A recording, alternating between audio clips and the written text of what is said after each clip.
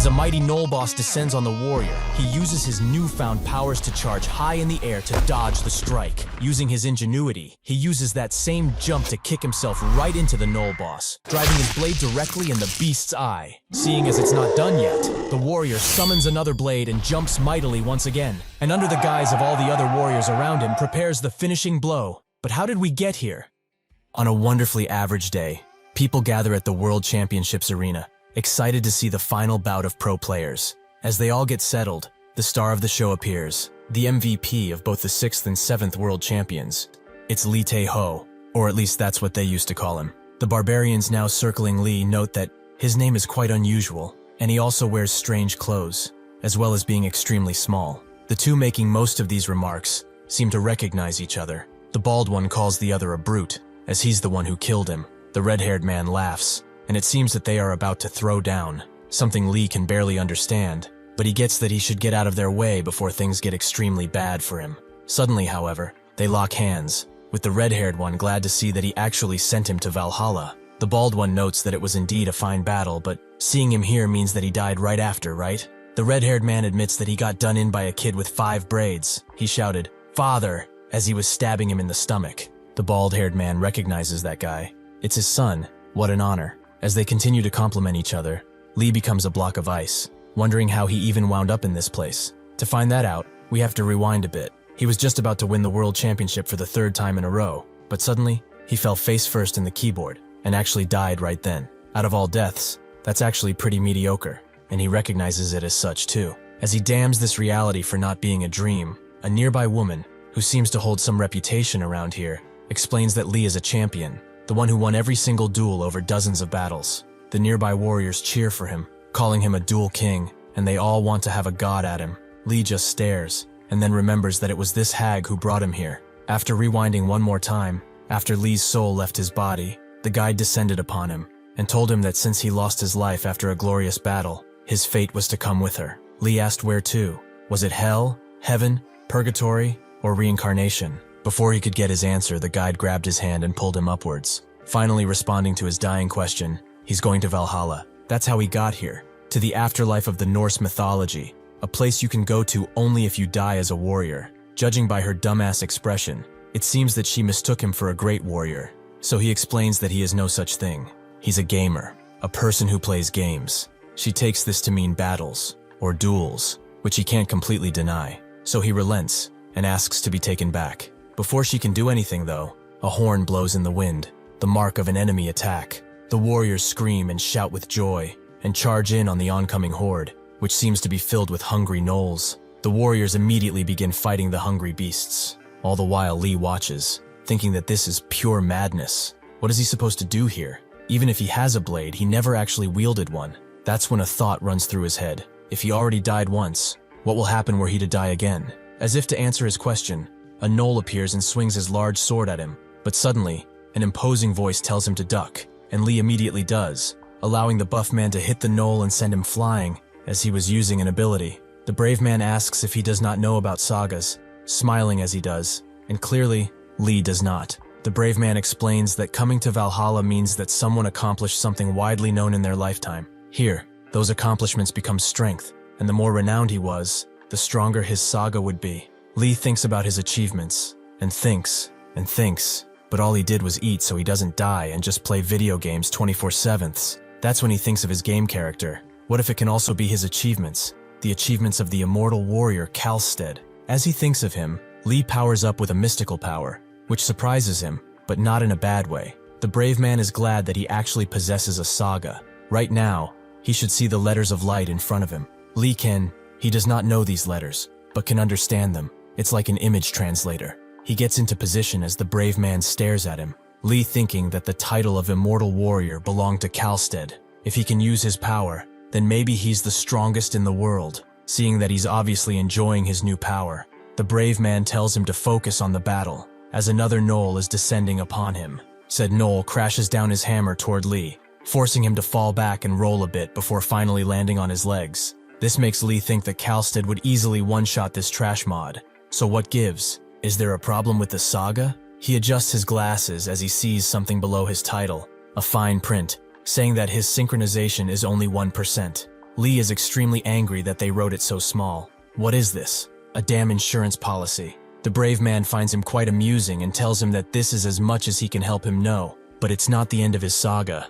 He should keep crafting his own story along with it, as that is the only way a warrior can grow. He also introduces himself as Bjorn as he leaves. If he survives, they will surely meet again. Lee heard him, but didn't respond, because the situation he is now in takes precedence. He only has 1% of Kalstad power, but even if 1%, it's more than enough. He rushes towards his blade and manages to grab it, believing in the power of Kalstad, the man who faced hundreds of soldiers alone. As the Null prepares another powerful strike, Lee imagines it, his own legend and Kalstad's. Just as the Null is about to hit him, he sidesteps behind him, thinking of the cheers of the audience, and about Kalstad, who was sweeping every enemy. His eyes light up with confidence and determination, and he manages to use his saga, the charge of a true warrior. After unleashing the ability, he can barely stop himself, falling on his ass in the middle of the battle. But it seems the Null he was attacking was actually dealt with. Lee understands now. Recalling an old achievement adds a new saga. The ability he just unleashed was just a speed buff, but it's enough for him to survive, at least for now. After the battle, everyone retreats to the dinner hall. The two enemies, now friends, seem to have survived, along with Lee, who is quite annoyed that the only thing they have to eat and drink are meat and alcohol, which he's only partaking in because he's hungry, not because of the taste, even if he is technically dead. Bjorn suddenly sits down opposite to him with a thud, and seeing his displeased face, tells him that if he wishes for better meals, he will have to raise his warrior class. This is the lowest banquet, where the lowest class warriors and newcomers gather, which is why the meal is mediocre to say the least. Lee asks if he's a low-class warrior, making Bjorn laugh, as he only came down to see him for a bit. Lee thanks him for telling him about the sagas. If it wasn't for him, he certainly would have died. That's when that question pops up in his mind again, and he says it out loud. What happens if they die here? Bjorn explains that those who die here are transferred into the Warriors of Steel. They do not feel pain or hunger, and can just fight forever. A wonderful way to experience true battle. Lee thinks it's not at all wonderful. That's basically a steel coffin, forcing him to keep going even though he's dead. Whatever happens, he knows that he can't die. Absolutely not die. Bjorn distracts him from the doom and gloom by telling him that his affiliation will be determined soon, which Lee asks about, as it's the first time he heard of it. Bjorn tells him that it's just about to begin, pointing at a woman who enters the hall. She has seen all of their feats today, and now she will tell them which legion they will belong to forevermore. Lee thinks that this must be a Valkyrie, and Bjorn introduces her as the daughter of Odin, Regenlife, born of the noblest blood. She orders everyone to look into their cups. They will see the names of those whom they will trust and follow from now on. Bjorn further explains that they all belong to the Legion of the Gods of Asgard. Long name, sure, but he will gain even greater power from the god that chooses him. Lee only knows of Odin and Thor, and that's only because of a certain god of war. But if he can get power at least, he wants a powerful god, so he can survive better. After the event, which was basically the hat sorting, Lee seems to be taking a nice stroll on a river with a red-haired woman, thinking that this was supposed to be a legion of the gods. So why is he the only one here? The woman thinks that he's been like this the entire time, and tells him not to worry. Their legion has strong points too, like nobody nagging him from above, and nobody to bicker with from below. It's like paradise, right? Lee thought she was joking, but is he really the only one in Idun's legion? As soon as they got their answers in their cups, everyone cheered, as some went to Thor, some to Tyr, and so on. All reputable names, but Lee didn't recognize his. He looked up at Bjorn, who had a defeated and solemn look, and even told him to be strong. After that, they all went to get sorted, with Valkyries calling out each legion. Lee looks around for Idun, as he hadn't heard anybody call it, but that's when he heard a whisper about it,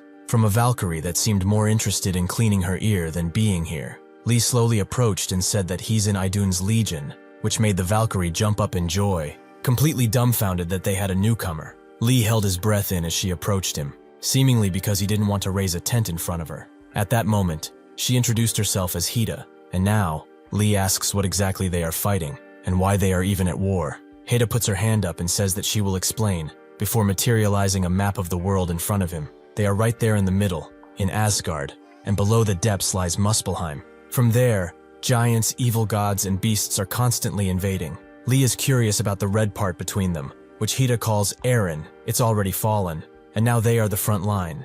They are at war with enemies that basically want to destroy the entire world. Lee then thinks of something once again, thanks to a certain god of war. Is this event called Ragnarok? Hedda is surprised he knows, and confirms as such. They are a part of Ragnarok, the battle for the fate of the world. More grandly, they are saving the world, but honestly, they are just fighting to survive. Lee guesses from this that it's possible to travel between different worlds. Does that mean that perhaps he can return to the world he originally came from? Eventually, after rowing through a damp cave, they arrive at the temple of Idun. Since they are her only warriors, Hedda suggests they go pay their respects. Lee is taken aback by the masonry of this place, and asks if they are really going to see a goddess here. Hedda explains that not directly, more at a distance, as the goddess resides in a higher plane than them. To contact her, Hedda gives Lee a golden apple, telling him to drop it on the ground. Lee does as he is told, and suddenly a bright light envelops him, warm and comforting, as Idun appears, the goddess of life and youth, who beckons Lee to come closer.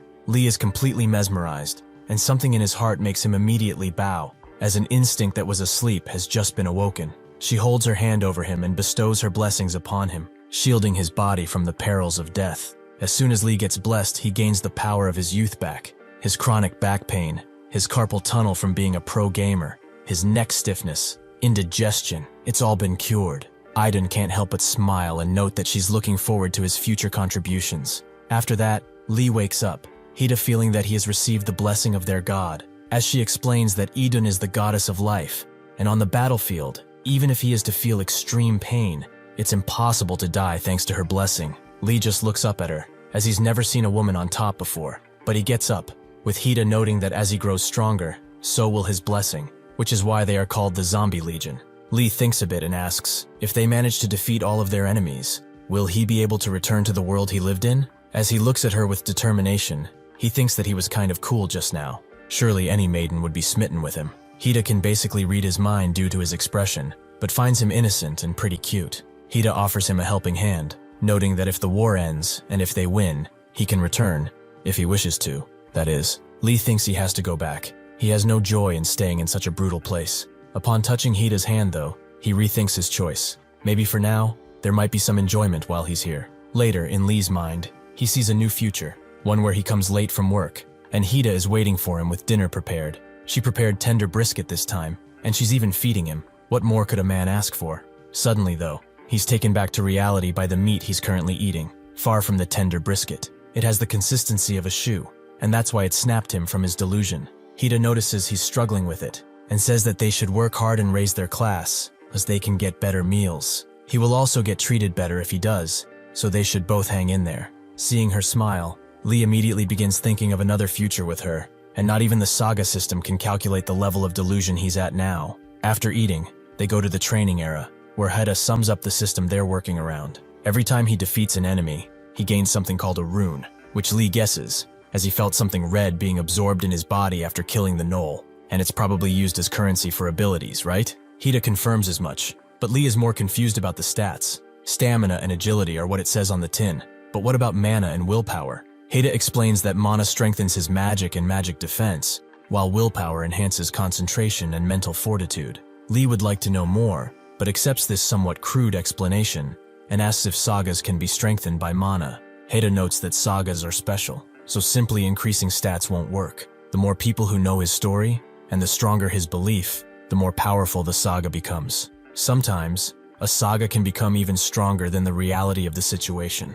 Like how a story about capturing a sizable snake becomes a legend about slaying a legendary dragon. The sagas of low-class warriors are usually simple, mostly involving getting stronger. That in and of itself is amazing too, but alas, still falls short of being a true saga. They are realizations of legends, so their effects can really range in uniqueness. Some can create weapons, transform, or even summon armies. He should remember one thing though. The power to invoke a saga and develop it is entirely up to him. Lee knows what she's talking about. His story, Kalsted's, the Dragon Knight's legend. Suddenly a bell tolls, signaling that it's time to battle. Hedda hopes that he got most of it, as it's time for him to fight again, which Lee didn't expect. He hoped at least that he would get more respite. A portal begins appearing in front of them, with Hedda explaining that when he passes through, he will find himself in the deployment area, where everyone gathered before heading to the battlefield. Before Lee enters though, he gets dressed in his appropriate attire, with Hedda making sure he looks alright,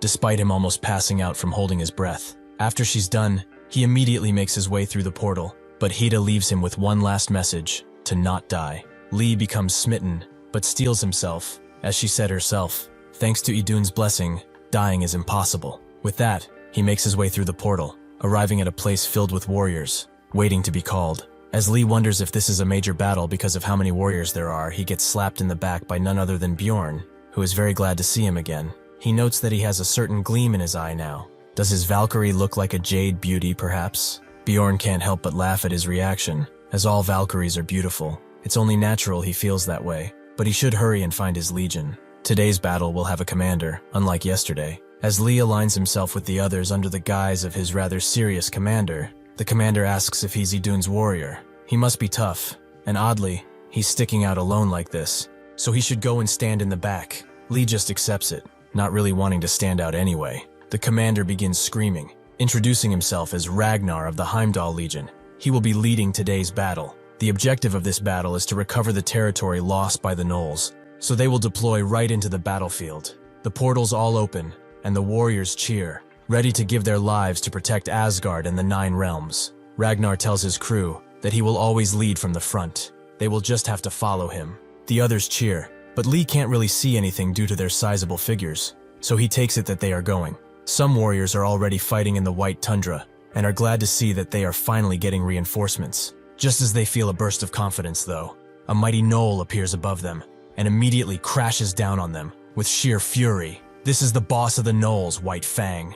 The warriors are stunned, to the point where they all stop moving, thinking that he's 6, maybe 7 times bigger than normal gnolls. Suddenly, though, Ragnar and his team appear behind the boss, screaming and shouting about glory, something which White Fang doesn't seem to like. The only thing they can do now is stare as he unleashes his hammer, sending them flying in all directions, except Lee, who came last. White Fang roars at him, almost making his heart skip a beat. But Lee is more focused on the person who placed the portal here, as he wants to have a very friendly chat with them. Never mind that, though. As the legendary fight between White Fang and Lee begins, he calms himself down, thinking of the beast in front of him as an in-game boss, even if he is as real as anything. For now, though, he will just focus on that gigantic warhammer, which must weigh like 40,000 pounds. He knows that there is no way for him to block a strike from it, not with such a small shield. He decides to throw it away and use all the runes for agility, so that he can move swiftly. With this, as White Fang swings his warhammer at him,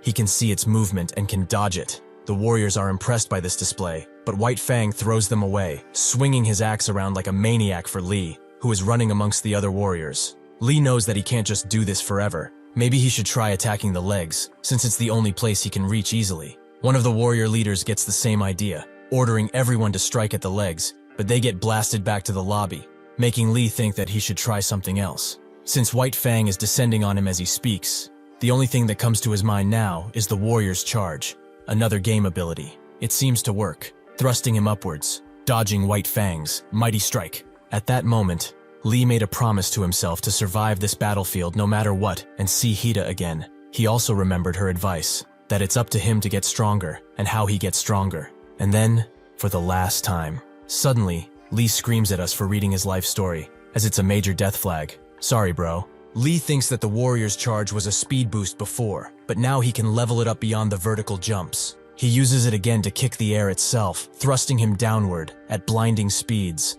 White Fang unable to react in time, allowing Lee to actually lodge his blade into his eye. Due to the high speeds, he couldn't stop himself though, so he crashed down like Yamcha, but still lives, probably thanks to Idun's blessing. He gets up and looks at White Fang. He knows that this is his only chance to finish the bastard, and right now, what he needs more than anything is a weapon. As he thinks off that, the warrior's blade appears in his waiting hand, and he charges in, proving himself as a true warrior. One of the major Valkyries, Razgrid, seems to notice Lee taking care of the boss and moves a piece on a board. She reports to Odin using his raven, but Odin notes that she's reporting to his raven, Hugin, and not him. She sighs, and Odin asks if someone caught her eye yet. She remains silent, prompting him to say that it's normal. These guys are low-ranked warriors in the first place. Nothing special about them, not like they were expecting anything. Razgrid was just thinking though, as she did find someone interesting, someone who acted as the others watched. The warriors cheer for Lee, giving glory to him and their goods. Lee gets up, feeling the thundering of the warriors, shouts in his very soul. It feels similar to the cheers he got when he proved himself in his world. This blade is also familiar to him. It used to be a super rare weapon, but later became just a common weapon. So this is his current level, huh? His determination is speaking through him. He wants to keep hearing those cheers and get even stronger, become the strongest in all the realms. Bjorn snaps him out of his epic moment and congratulates him on his achievement. It also seems like he leveled up using his saga, as summoning a sword from thin air, something else. Lee notes that this is pretty new to him too. It seems he can create and dismiss it at will too, which is useful, if anything. Bjorn notes that it's time they get moving. Lee thinks that they will be heading back now, but Bjorn says otherwise. Their mission is to take back the fortress, so until then, they are going to stay posted here and sleep here too. Just as he said, they make camp, using tents to shield themselves from the cold. Lee retreats into his own tent, tired from all the fighting that he did today. Now that he thinks about it, how much stronger did he get there? He opens up his saga and sees that he upped his synchronization, while also getting a new saga slot. It appears that he can use 2 sagas now, which is probably extremely useful. His thoughts got interrupted though, as one of the warriors opens his tent and notes that he has a visitor while smirking, which confuses Lee, as he's too cheery. As he gets out of the tent, the other warriors look at him with smiles on their faces, some even cheering him on. This confuses Lee even further. Why are they all staring at him? As soon as he gets to the local fireplace though, he understands that Hida has come to visit him in this cold place. When Hida gets to Lee's tent, she immediately apologizes, as 5 minutes earlier she announced her reason for visiting. She forgot to mention that she can show everyone her accomplishments in life, which Lee is surprised she can do it. Hida does it for him as an example, but upon looking at all his achievements, which are too many to count, she's shocked. That is why she's apologizing now. She did not know she was in the presence of such greatness. She was arrogant, and even called him a beginner. She deserves punishment. Lee tells her to calm down, but finds her quite cute even when flustered, although he would like to explain what is actually happening. He does so, telling her it's all in a game. He did those things, true, but in a virtual world, made up of 1s and 0s, maybe 6 or 7s too. Hida kinda gets it, but not really, not having seen a computer in her entire life. But still, he did do those things all by himself, and she thinks that's impressive on its own. Lee's eyes light up at her kind words. In the past, people told him that esports wasn't a real sport and that he was just wasting his time. But now, he's getting actual recognition. In the afterlife, no less. Hida changes the subject, still on the topic of sagas, as there is no limit to how many sagas he can have. From what she can see at his current level though, once he creates another saga, he won't be able to do so for a while, so he should think carefully before creating something random. Lee opens up his sagas, thinking about what exactly he should get next. If he were to summarize his current sagas, they are all things related to Karlstad, but only buffs, so he could really use an attack skill. However, he remembers one thing, the dragon's eyes that see through all, the all-seeing dragon eye. He materializes them in this world, making an expression that even Hida is creeped out by. But she guesses that he decided right. Lee confirms that this saga is an ability to see things like he would in the game, basically see every detail about everyone. Unfortunately for him, or fortunately, the heavens have blessed his ability with more than just seeing stats. He can see through clothes too, and what he sees makes his head explode in a pink haze, shocking Hida. After bandaging him up, she asks if he's fine, as his head seems to have exploded. Lee confirms he's all right, but he almost died though. He saw too much for a mortal man like he is. Hida notes that it's about time for her to head out, but now that she understands how amazing he truly is, he's going to get ridiculously strong. She hugs him, seeing him as the lucky charm of their legion, but the physical contact, along with what he saw earlier, makes Lee explode once again, both inside and outside. Shortly after Hida leaves, a green-haired man approaches Lee's tent and asks if he's available. Lee, who has now protected himself from further contact with the opposite sex in a moment of clarity, asks what's going on. The green-haired man introduces himself as Rolf, someone from Uller's Legion. A warrior from the Ciri division is joining the Ragnarok division, and since everyone is gathering at their division base, he's here to fetch him. Lee decides to analyze him, seeing that he has the Wolf Hunter nickname, but he also sees something he really didn't want to see, his solid snake. He turns the X-ray vision off, vowing to keep it off unless he desperately needs it. They both go outside, the sky green with beauty, and Rolf notes that he's quite jealous of him. To have a Valkyrie visit him, he's also beyond impressed, as that seems really cool. Lee guesses that it's like a celebrity stopping by to see him. It seems that being from Idun's Legion isn't that bad. Lee also asks Rolf what the blessing of Uller's Legion is. He explains that it's invisibility and tracking. Only one unlocks at the start, and the other, later down the line. He chose invisibility, for instance, something which Lee thinks is very cool. Rolf goes further, noting that tracking is quite literally the ability to follow the tracks of a target. Even the tiniest trace would be good enough to start tracking. After they arrive in the middle, Rolf tells the captain that he brought Lee, who is shocked to see that the captain is a woman. This is his first time seeing a woman here that's not a Valkyrie, so he sheepishly introduces himself. She knows of him. He's the one who took down that sizable knoll. It's nice to meet him. Lee suddenly feels an overwhelming aura from her, an aura bigger than any of the warriors he has met before. She tells him that the head commander will be here soon, so he should wait with them. Lee immediately gets into line and agrees, especially since she has the human hunter tag. Eventually, Razgrid arrives, which Lee thinks looks pretty amazing. He already knows who he is, but why does she have the Ice Princess nickname? She introduces herself and notes that she's the chief commander of this battlefield. As they know, Ragnarok has fallen in battle, almost immediately, so the Ragnarok division has been merged with Ciri's division.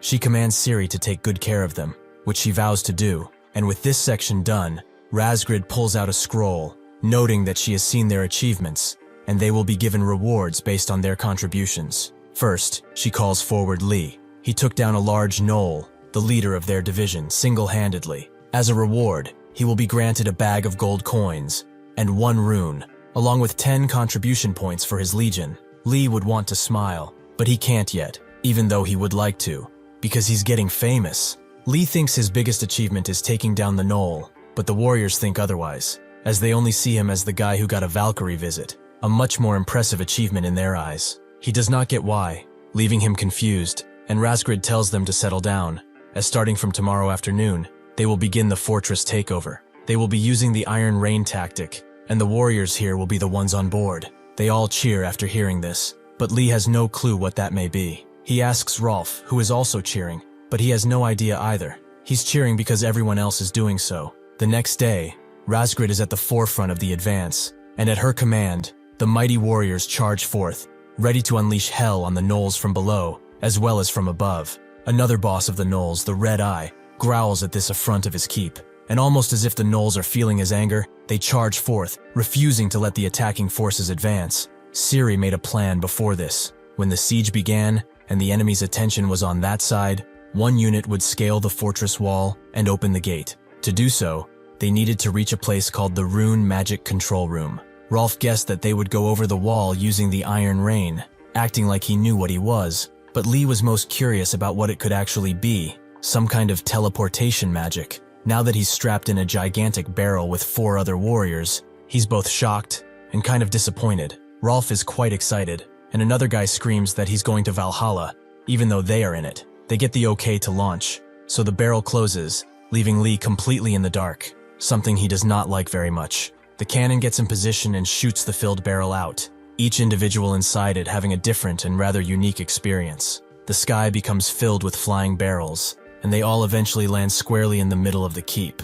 Judging from the faces of those who came outside of them, it wasn't a pleasant experience in the slightest. Lee was more surprised than ever that he didn't die. Ciri, who seems to be the only one not bothered by the experience, tells them to prepare for battle, as the enemy is coming. Sure enough, out of the ground, hordes of giant bugs pop out, to the point where the entire team is encircled. Rolf explains that giant bugs move in groups of 5, and if they take down their leader, the others will scatter without purpose. The problem is, they all look the same, so they have to rely on luck. Instead of doing that though, Lee uses his saga and can see which one is the actual leader. He tells everyone as such, and suddenly, Ciri rushes towards him, pushing herself into him and telling him to point. Lee, naturally flustered, asks what she means, and she explains that she wants him to point at the leaders while the others keep attacking. Lee locks in for a second and begins pointing them out one by one, Ciri easily shooting them down with his help. Due to having no leaders, the ones that were attacking have no purpose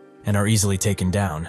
After the last leader falls, the bugs just kind of look at each other and leave, not having any reason to stay here. The party's not over yet, however, as a gnoll signals the charge of his brothers, who are nearing them as they speak. Ciri tells Rolf to assemble a separate unit and go towards the control room, as they will be cleaning up here. He should also take Lee, as he is a reliable warrior of Idun. Hearing this, Lee gives her a determined look, and the separate unit is formed. Rolf grabs Lee's shoulder and tells him to stay close, as they activate their stealth movement, allowing them to move away from the ferocious battle near them. They reach a wall, but Rolf knows that there is a hidden door around here, so he feels around the wall before opening the passage. This is connected to the control room basically, an emergency passage. As they make their way through the unlit passage, Lee seems to be having some trouble with the spider webs around here. This signals that it's not been used for a long time. At least that's what he thinks. But the inhabitants are watching their every move with great anticipation. Rolf tells everyone to watch their steps, as they do not know what might be lurking here,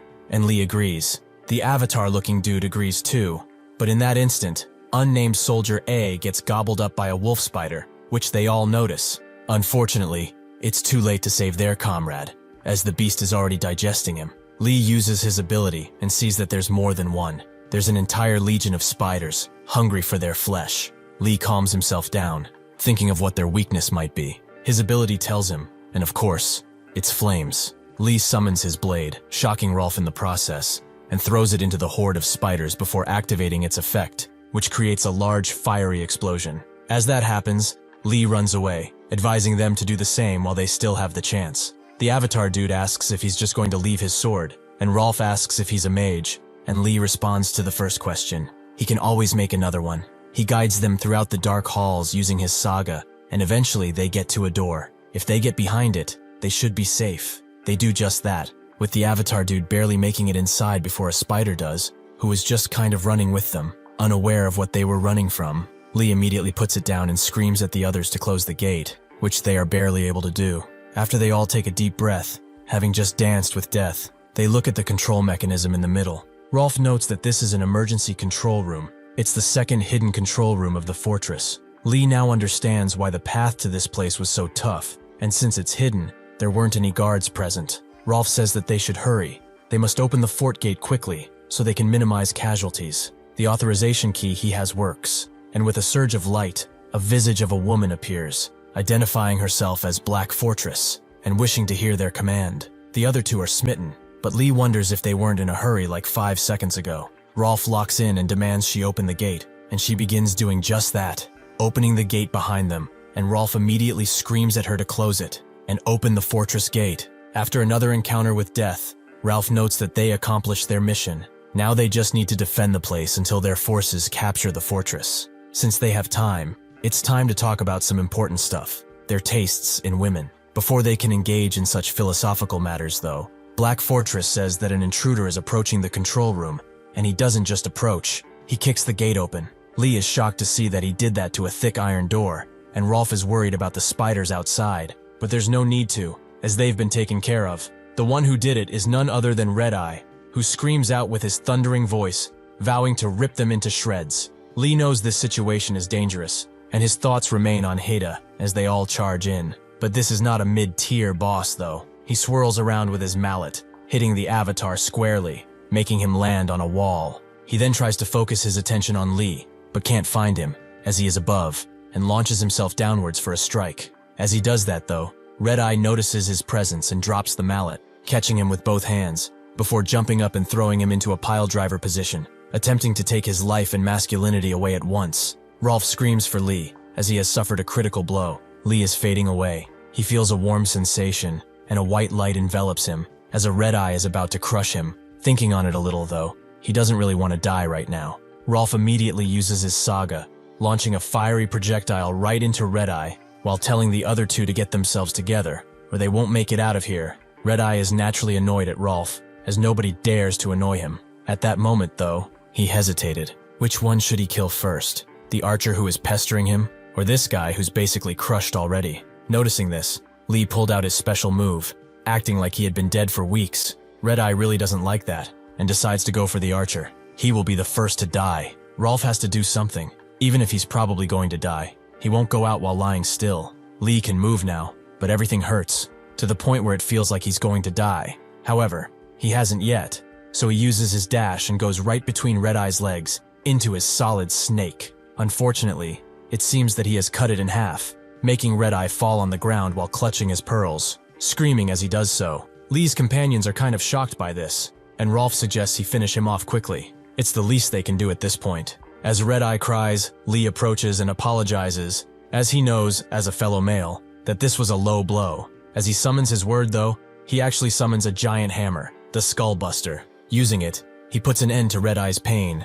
Lee focuses on his synchronization though, as it's gone up to 7%. As he does that though, The others jump on him. The last blow of the gnolls was dealt as Frostman was killed by one of Thor's warriors, Brachi, who is cheered at for his achievement. However, Thor knows that Razgrid is not interested in him, but in that other fellow, Lee. That night they celebrate, as they have all earned a little respite. Lee backs away from the entire ordeal, clearing his mind as he sits alone, but he gets interrupted by Rolf, who asks if his body is fine. Lee still feels like an absolute dog water, but Rolf notes that he's lucky to live. When he got a pile drive into the ground, he thought it was over for him. Suddenly, someone else wishes to join them. It's Ciri, who notes that their contributions were substantial and very important, and so she would like to drink with them. Rolf feels that this is an honor, as he always wanted to drink with her. But then, everyone jumps in too, so Ciri cheers with them all, despite Rolf's anger and Lee not caring at all. As the event proceeds, Rolf explains what happened and what Lee did, and while doing so, he sees Ciri laughing. It seems like she can change expressions too. That's certainly a surprise. A while later, the festivities continue. Warriors slapping their bellies into one another, and DJs ripping it up till daylight. Lee, who is not someone who likes to stay up late, asks when this torment will end. One drunk man wants to show Lee something, and fearing what that might be, they jump him, as they don't want their star warrior to be traumatized. Razgrid arrives, calling out Lee's name, making everyone look in her direction. She announces that he has a visitor, who is Hida, making everyone cheer for them, as Lee tells them they should go inside quickly. The warriors still cheer, wishing they had that type of youth again, but never mind that. They should keep the festivities going. Razgrid says otherwise, as they have a special mission tomorrow, so they will all get some sleep. The next day arrives, and Lee comes out with a yawn, the others immediately questioning him on what he did with Heda. But Lee has to keep it a secret, not because they actually did something, but because of the new pendant he has now. Ciri tells them to listen up. From now on, they have a special mission to carry out. Their target is located east of the Black Fortress. It's the Dwarf Mine. When the gnolls seized the fortress, the dwarves sealed the mine and holed up inside, but there's been no word of them since. Their mission is to go there directly and check the situation for themselves. Lee knows dwarves and guesses they look atypical, but Rolf notes that's kind of racist. Dwarves do go ballistic for beer though, so he might actually get a drink after a while of not having one, even though he drank yesterday as well. He also explains that the dwarfs are the manliest of the races. Even their women have beards, and Lee doesn't know how to feel about that, but Ciri tells them to shut it, as she hasn't finished yet. It's quite a way to the dwarf mine, so to minimize the time they travel in as much as possible, they will, unfortunately, be using the Black Lightning. Everyone is shocked to hear about it, even Rolf, but once again, he has no clue as to what it might be. He's just reacting, as per usual. The other night, Hida told Lee to keep everything she was about to tell him a secret, as she has something to give him. Lee's heart almost gave out as she saw her put her hair back, but then she gave him the golden apple necklace. Wearing it will increase his recovery speed by a sizable margin, and she also gave him fragments from the golden apple, which have amazing healing effects, all the way to Eve beauty treatments. Lastly, she kissed him on the forehead to renew his blessing, something which he remembers dearly now, as he's trying to dig himself out of the snow. The Black Lightning seems to be using actual coffins, and Lee manages to get out of his, surprised to be alive. He was not expecting anything normal, but he never thought they would just launch them in coffins, and apparently, neither did anyone else. He seems to be mostly fine thanks to the necklace, but a few moments later, they all get out and ready at the gates of the mine, which has its doors wide open, where they are perhaps duped. Ciri notes that they should go inside, and they do just that, someone noting that it's extremely dark in here, but that's because the dwarves do not like sunlight. There's even a rumor that they would turn to stone if they went out. As the warriors spread rumors to each other, Ciri makes their presence known, explaining that Razgrid sent them as aid. Lee uses his saga to see that there are tons of dwarves here, but something is wrong, as their eyes are red and filled with rage. Ciri immediately gives out the order to form shield walls, and the warriors do just that, right before they are barraged with tons of arrows. They seem to be having some difficulties actually keeping the walls together, but they do manage to get through it all, and Ciri asks Lee if he can identify the enemies through the gaps. Lee does as he is told, and sees that it's actually dwarf zombies, shocking Rolf, but Lee knows that only means one thing. All of the dwarfs are long gone. Rolf asks if he's sure, and Lee is, because even with different names, they are all still zombies. They get prepared to shoot again, signaling Ciri to give out the shield order again, but one of the warriors notes that they can't, not with the shields in this condition. They are barely able to be used as firewood as is. As they are about to get battered by arrows, someone runs in, seemingly a dwarf, and throws a flashbang right in front of them, before telling them to close their eyes. With this large, blinding explosion, the The zombies are all temporarily blinded, and the squad can make their way to the alive dwarf, who guides them through a hatch. Rolf goes first but gets stuck, so the dwarf just pushes him down. After everyone is safe, they find themselves in the real underground of the place, which is stunningly beautiful with different types of ores spread along the walls. They all huddle together, and the dwarf explains that it's the work of a vampire. It suddenly appeared yesterday at the crack of dawn, and did all of this in just a day. If one is bitten and killed by it, they become a ghoul through its curse. And if a ghoul bites a healthy person, that person becomes a ghoul too. The 20 dwarves they see here, including him, are all that is left. Ciri asks if it has any distinctive features, and so the dwarf explains that it was bigger than a human and had gray skin. It was bald with pitch-black eyes, and its nails kept extending, preferring to use physical attacks rather than magic. Ciri speaks to the dwarf, calling him Isaac, noting that if he seeks revenge, it's better to postpone it, as they should regroup and come back at a later date, when they are better prepared. He refuses, along with the other dwarfs. They all agree this should be done now. It's something more important than revenge. As recently, in this very mine, an unt was discovered. The warriors are shocked. They all now understand the gravity of the situation, but not really. Lee is getting really tired of them reacting, and then asking what that object is. Are their brains working in reverse, or what? It seems that some of the warriors know what it actually is, bragging about how shocked they were when they heard about it, and that this really is important. Rolf tells them to spill the tea already. What could be so important? UNT is often called the metal of the gods. It's the hardest material in the world, and it amplifies the power of runes as well. Even Mjolnir is made from it. Since they cannot let such an ore get into enemy hands, they must deal with it at once. Isaac stops them at another underground keep, noting that on the top floor is the sacred anvil, and that's where the UNT is, so he guesses the vampires are there as well. UNT can only be refined by starlight and moonlight, prompting Lee to ask how they obtain that, given that they are underground. Isaac explains that the top of that tower is connected to the surface, and the ceiling can be opened. Lee thinks of this as vital information. Since it's around noon now, the vampire should be weakened by sunlight. They open the gates and make a harsh but frontal assault on the undead dwarves, who seem to be enjoying themselves a bit. Never mind that though, they begin fighting each other, in a battle of unstoppable forces and impenetrable walls. Ciri puts the vanguards in the front, and then the wharf warriors come into play, using their mighty skills to eradicate their undead brothers. With this strategy, they push forward again and again, with Isaac using his tools to make sure they all get to the top safely, even if these were once his comrades. Eventually, they get there, and as they open the door, they see the unt right on the anvil, but no vampire. Lee points to the ceiling, and there he is, with the archers getting ready to hit him. Lee compares it to a knoll. It's obviously much smaller, but something ominous is emanating from it. He uses his saga and finds out he's a strigoi. The archers point their arrows at him, but at that moment they all get torn up, and the strigoi stops at Lee. He wonders how they all got here, because honestly, he doesn't like people encroaching on his treasure.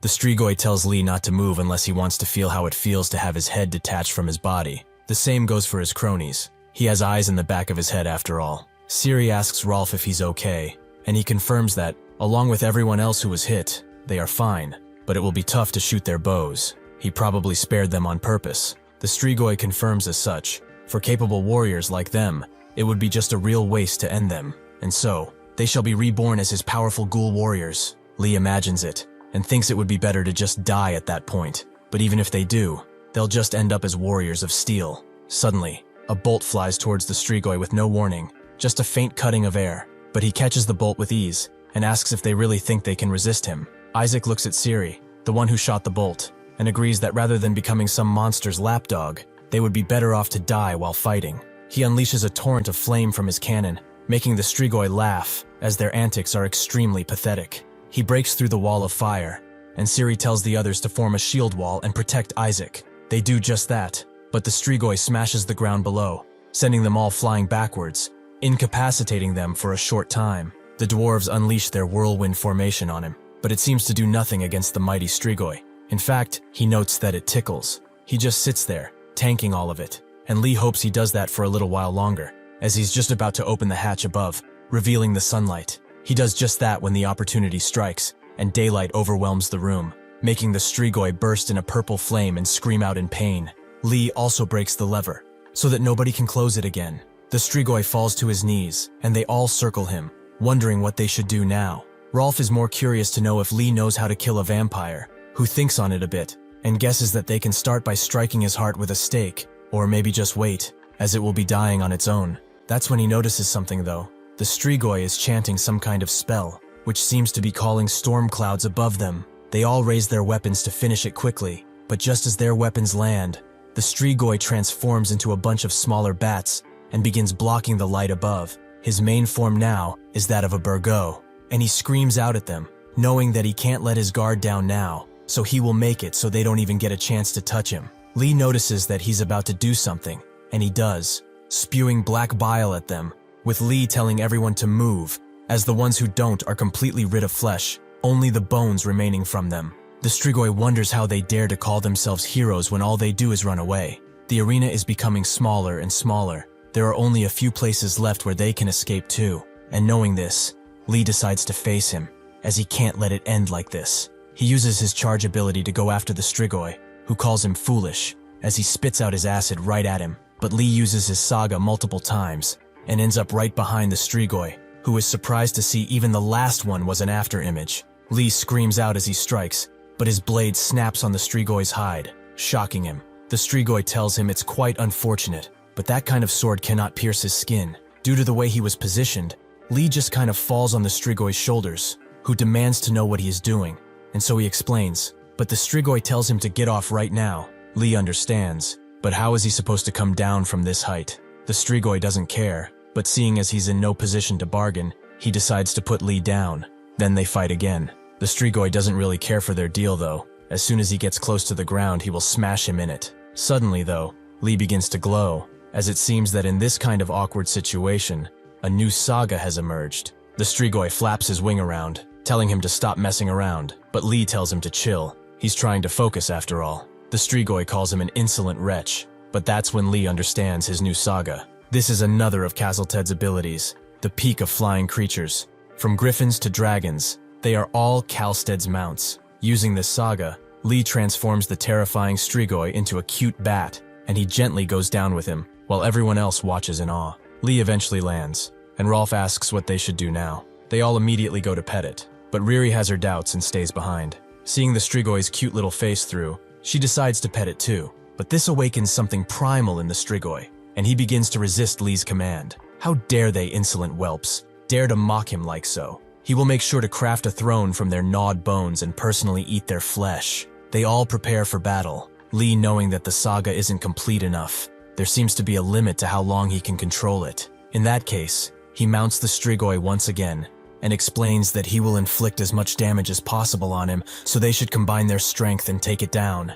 The others agree, and Lee charges with the Strigoi right into the sky, where he takes the full brunt of the sun, before Lee redirects him directly downwards before jumping off himself, the Strigoi landing directly on his face. Lee isn't done yet, as he summons his mighty Skullbuster, crushing it down on the Strigoi. Somehow though, it still lives, so Isaac tells him to get out of the way and throws his entire backpack at the Strigoi, causing a gigantic fiery explosion that sends Lee flying on his face. They throw everything they can into the fire, with Lee wondering who carries that much explosive in a backpack, and Rolf asks if the thing is dead now. Lee looks at his name, which is fading away, and guesses that it is so. After the deal is done, they all gather at the chest on the anvil, and Isaac shows them what they fought for, the Unt, which is incredibly small. Everyone feels kind of disappointed as they fought so much over such a small thing, but Isaac says they don't know what they are talking about. This ore is enough to craft a ring. He says this, despite saying that this would be enough to craft a Mjolnir at first,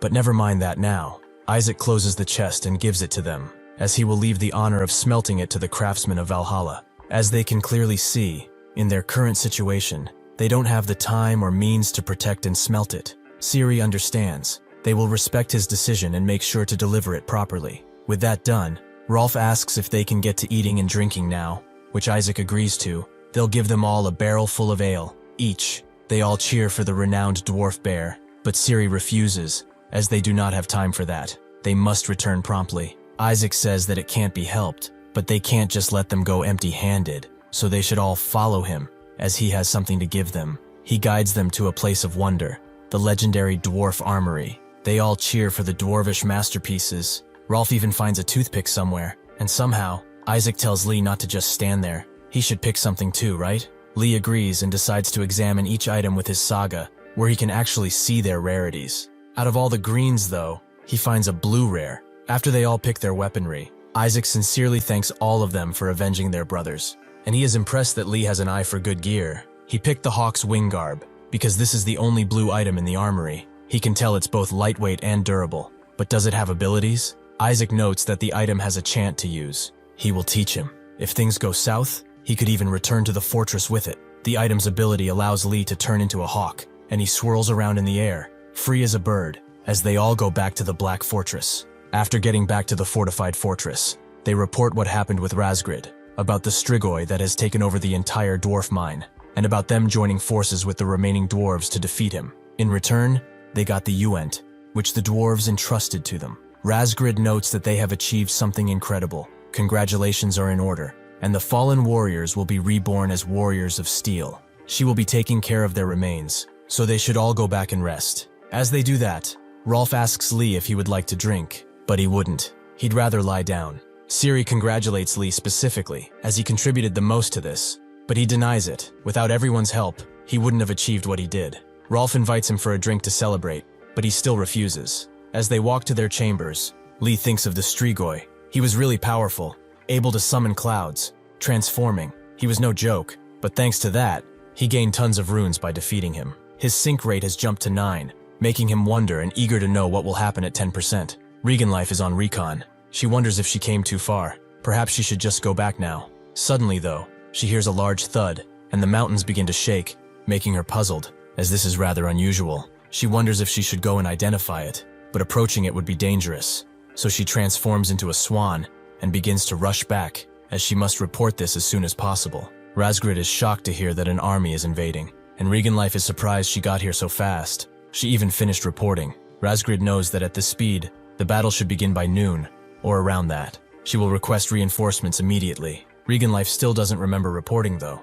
Was she flustered? Ciri reports to her men after she is briefed, telling them to rest early, as they will have a long day tomorrow, and alcohol is strictly prohibited, making Rolf and his drinking friend cringe. She can't see Lee though. Where did he go? Lee appears to have discovered an uninhabited section of the keep. He wants to make good use of this item, so he found a spot to practice until tomorrow's battle. The next morning, Ingrid, the Valkyrie of the Njord Legion, arrives, noting that she brought 500 low-class warriors, and asks if the enemy numbers have been identified. Regenlife notes that they are at least 6,000, and Razgrid notes that all rounded up, they make about 2,500. Unfortunately, they have no choice but to hold them as is, and Regenlife notes that in case of an emergency, she will activate the defensive magic she has. With that, they all get to work for Asgard and the 9 realms. The next day, they all get ready to face the enemy, with Breki from Thor's Legion being at the forefront of the assault. Ciri commands the Ula region, giving them orders to shoot for Asgard. Lee knows that he needs a long-range weapon, so he manifests a crossbow and charges in for Idun, but also for Hedda. The enemy is composed of multiple beasts, mostly gnolls, but also wyverns and mammoths. They immediately get assaulted by a flurry of flying arrows, making them pull their shields up and move forward, putting a bunch of grappling hooks on the walls, allowing them to easily climb them. However, the Asgard soldiers are prepared and pour scalding hot water on them. Others throw gigantic boulders, but this is not the only way the beasts can enter. One of the large mammoths charges into the wall, crashing through it, allowing the beasts to get in with ease. The fight continues. The warriors are all fighting with their lives on the line, but that's when the wyvern riders arrive, and using their wyverns, they spew fire on the warriors, adding even more chaos to the situation. Seeing this, Regenlife uses her shielding power, blocking the wyverns, but she screams out that this shield won't hold out for long, so they must eliminate all the wyverns in the sky. Lee knows that this is his opportunity, so he runs towards the edge of the keep.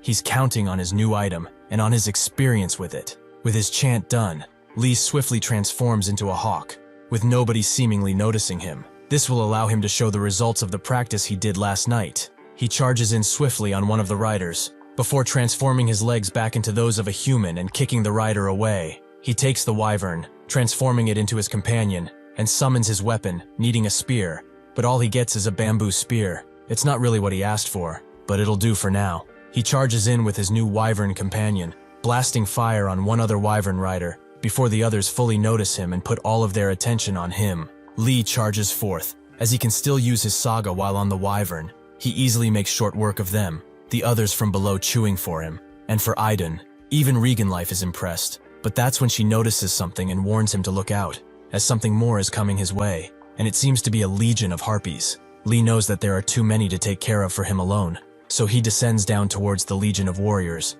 and calls out for Ciri, who immediately jumps up and takes his hand before prompting herself on the Wyvern. Together, they move forward toward the harpies, and Ciri uses her saga, throwing a bunch of bolts at the harpies, who are now just sitting targets under her spell. The Valkyries are impressed with Lee's quick way of thinking. He's made great contributions to yet another battle. Unfortunately, though, it's not over yet, as something dark falls from the sky, shaking the ground to the point that it throws people up.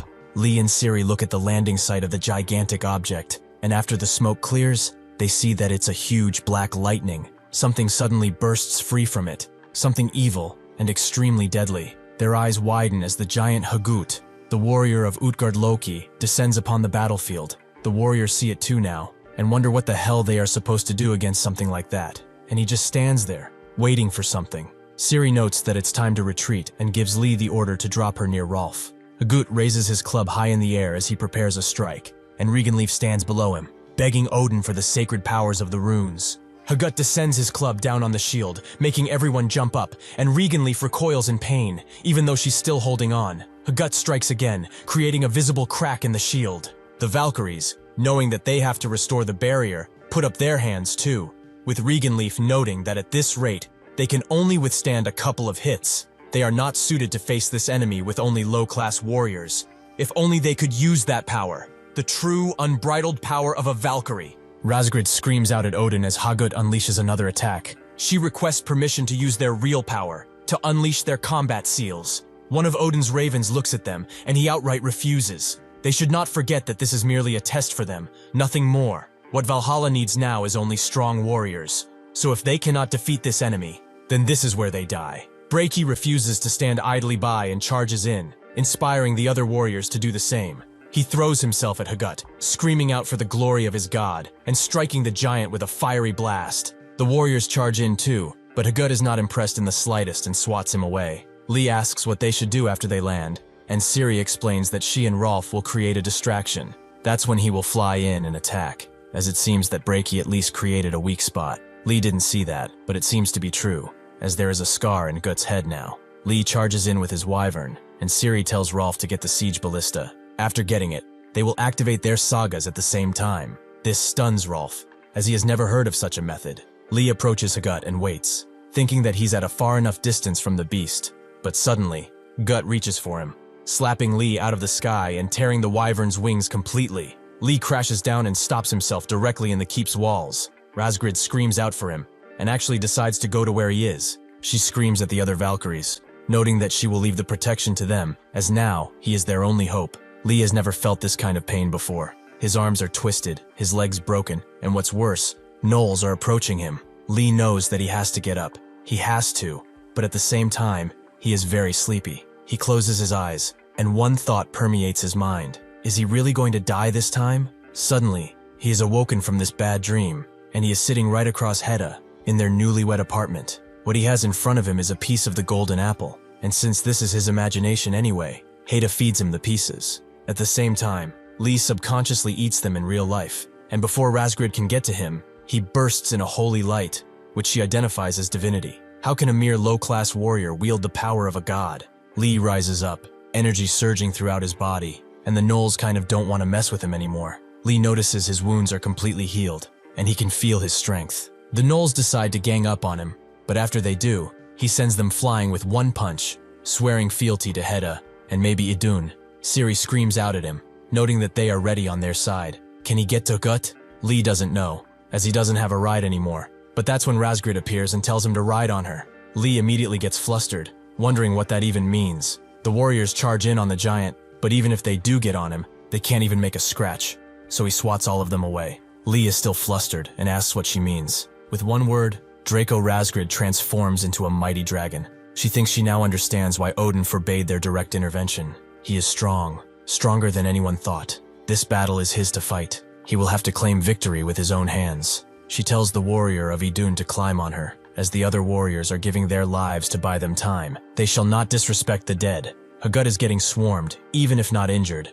This is becoming increasingly annoying. Lee sheepishly climbs Razgrid, and they ascend into the sky, with Lee barely able to hold on due to the high amount of speed. Ciri and Rolf look up at this, and Ciri decides that now is the opportunity they were looking for. They aim the ballista and activate both of their sagas at once. Breaky is not out of the fight yet either. He screams out his god's name and activates his own saga. He is called the Son of God. Ciri's and Rolf's sagas activate at the same time too, and Lee descends on Hagut. Breaky aims his mighty axe at Hagut's ankle, and just as Ciri shoots the bolt, he smashes it into Hagut, making him injured from 2 fronts. At the same time, Lee charges forth, summoning his spear. He knows that this is the only strike he will be afforded, so he bets everything on it. He uses the full power of his saga, drilling right into Hagut's head with a force so big that it almost creates a tornado of his own. After they are finished though, they can rest, as Hagut, the mighty warrior of Loki, has been defeated.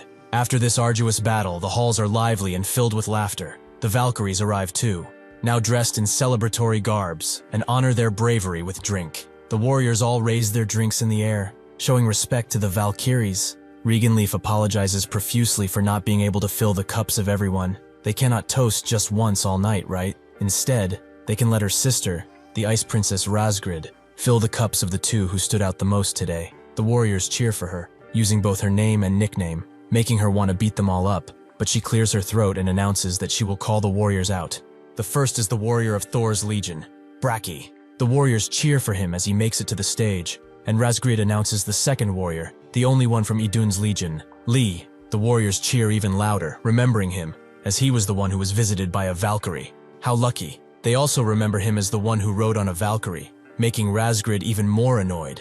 Ingrid makes the second announcement. Because of their sizable announcements, these 2 will be promoted to inferior-ranked warriors. Lee heard of this name once before. Isn't that the same rank as Bjorn? The warriors cheer for their new champions, and Reganleaf holds a toast. They will drink and celebrate the victory of today together. Braki cheers with Lee, and he feels kind of giddy. He didn't expect it when he first came here, but this cheery, loud atmosphere feels really good. He chugs down his drink in an instant, and the warriors cheer for him as he dances drunkenly. In the shadows of the hall, a mysterious man talks with a familiar shadow. He managed to use divinity at the lowest rank, which is very impressive in its own right, but even his kids could do that much. The mysterious person says nothing, making the man sigh. Since she asked so nicely, she will help out just this once. With that, he leaves the hall, nobody seemingly noticing him. 1 whole week later, on a bright and sunny day, in Lee's inferior-ranked warrior lodging, which has chickens, apparently, he is taking a very deserved snooze.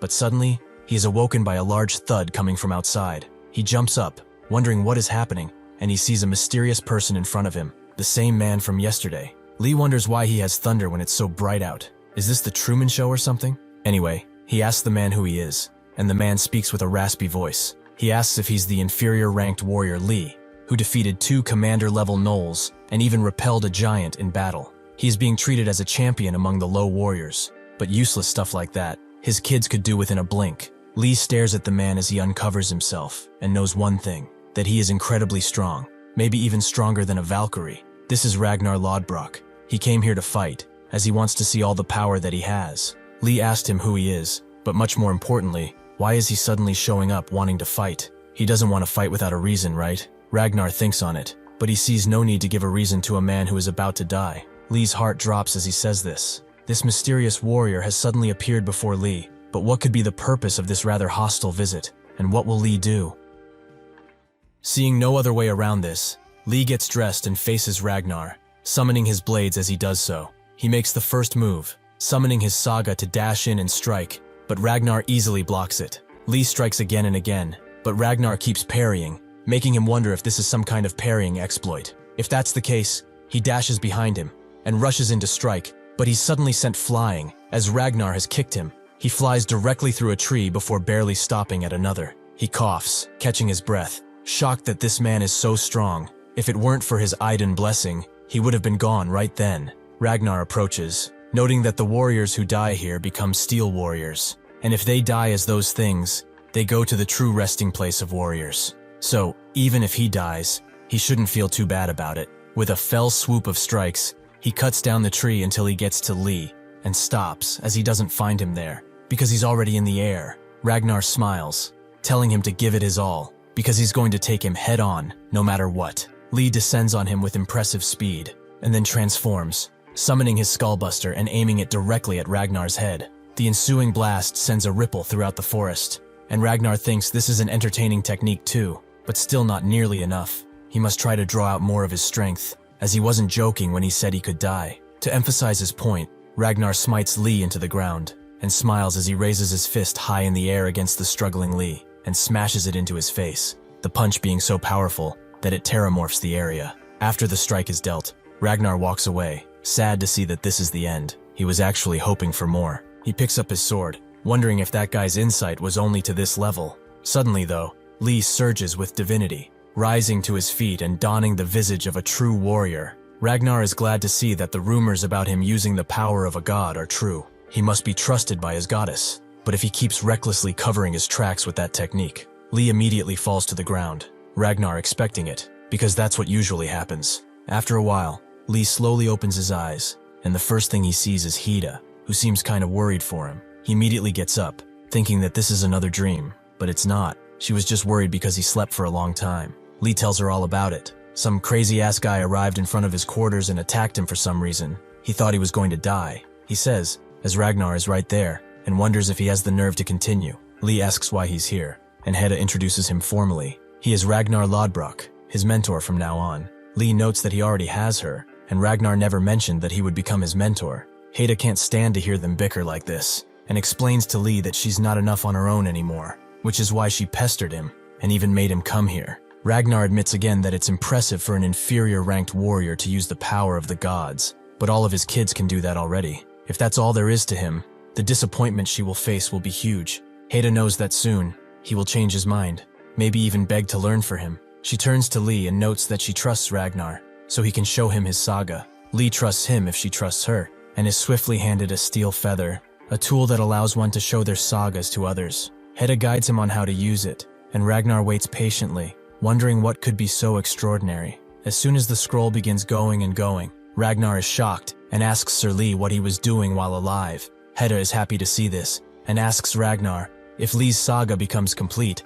how far would he go? Ragnar looks at her with a serious face, but sees that she's determined, so he takes a deep breath and notes that he can at least go to Sigurd. Lee asks what that is, so Hedda explains that it's a mighty warrior, worthy of being called the strongest in Valhalla. Hedda is curious about the maximum now, but Ragnar doesn't say. He slumps over Lee and notes that he just has to teach him right. Hedda smiles, but advises him not to go too wild like today, although Ragnar thinks she's just holding on to Lee like a chest full of gold. Hedda and Ragnar both walk out, with Ragnar noting that his saga was unbelievable. He didn't believe that was even possible, so he's glad to teach him, as things will get entertaining. Hedda still hasn't had her question answered though. How far does he think Lee can go? Ragnar looks at her. She's proud, but then looks away, not answering, his eyes betraying a tinge of fear at what Lee might become. The next day, Ciri meets with Rolf and the others, glad to see that he finally become an inferior-ranked warrior. It's nice to see him like this. Rolf notes that it's thanks to her,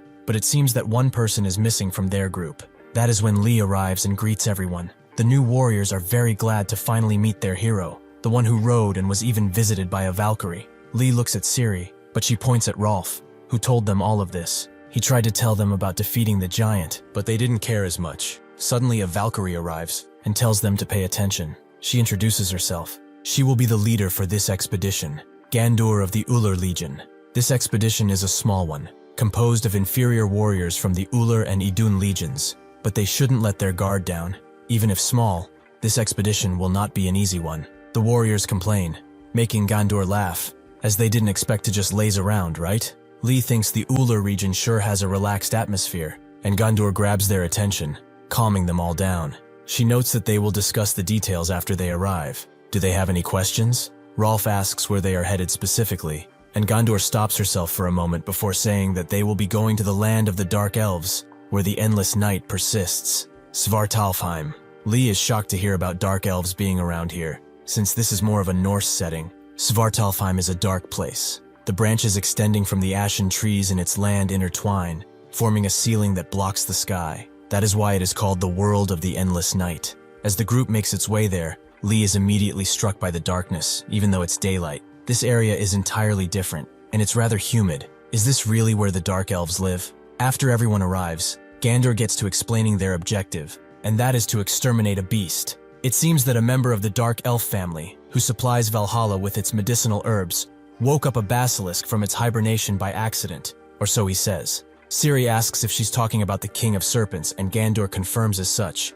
For this mission, they will be specifically deploying the White Silence. Everyone cheers, glad to finally get to ride it, but Lee is just tired, wondering what it will be this time. He decides to ask Ciri, and she's actually happy now, noting that it's something truly amazing, and he will definitely love it. Soon enough, a bunch of dire wolves with white fur appear, and the warriors admire them, even Lee thinking that they look cool. They immediately get to riding them, Lee finding it incredible that they are super fast but still quiet. It's like riding on clouds. Gandor sees Lee riding quite well, and notes that she's impressed. It's all thanks to his saga, though. Gandor goes further, licking her lips as she notes that he's quite a desirable talent. Lee just blushes and laughs. Gandor turns her eye on Ciri, and notes that she needs to attend to some matters regarding the Dark Elf Council. She will be leading her troops and visit the family in question. Ciri agrees, and so they split off. The main group swiftly arrived at the Malo family ancestral village. As they arrive at the entrance, a guide, one Talaris, greets them,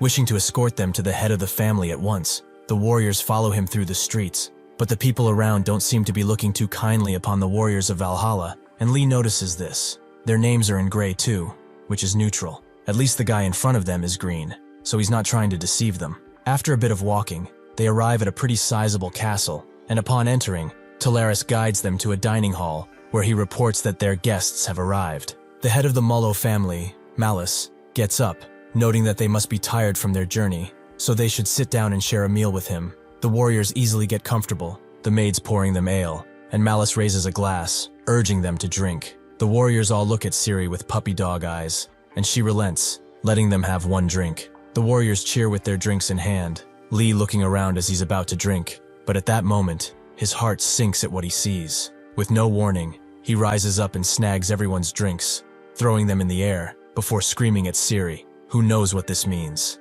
She gives the order to escape, with Malice giving the order to seal the main gate at the same time. The warriors rush out of the dining hall with Lee at their front, and he sees that there are more enemies above them. There sure are.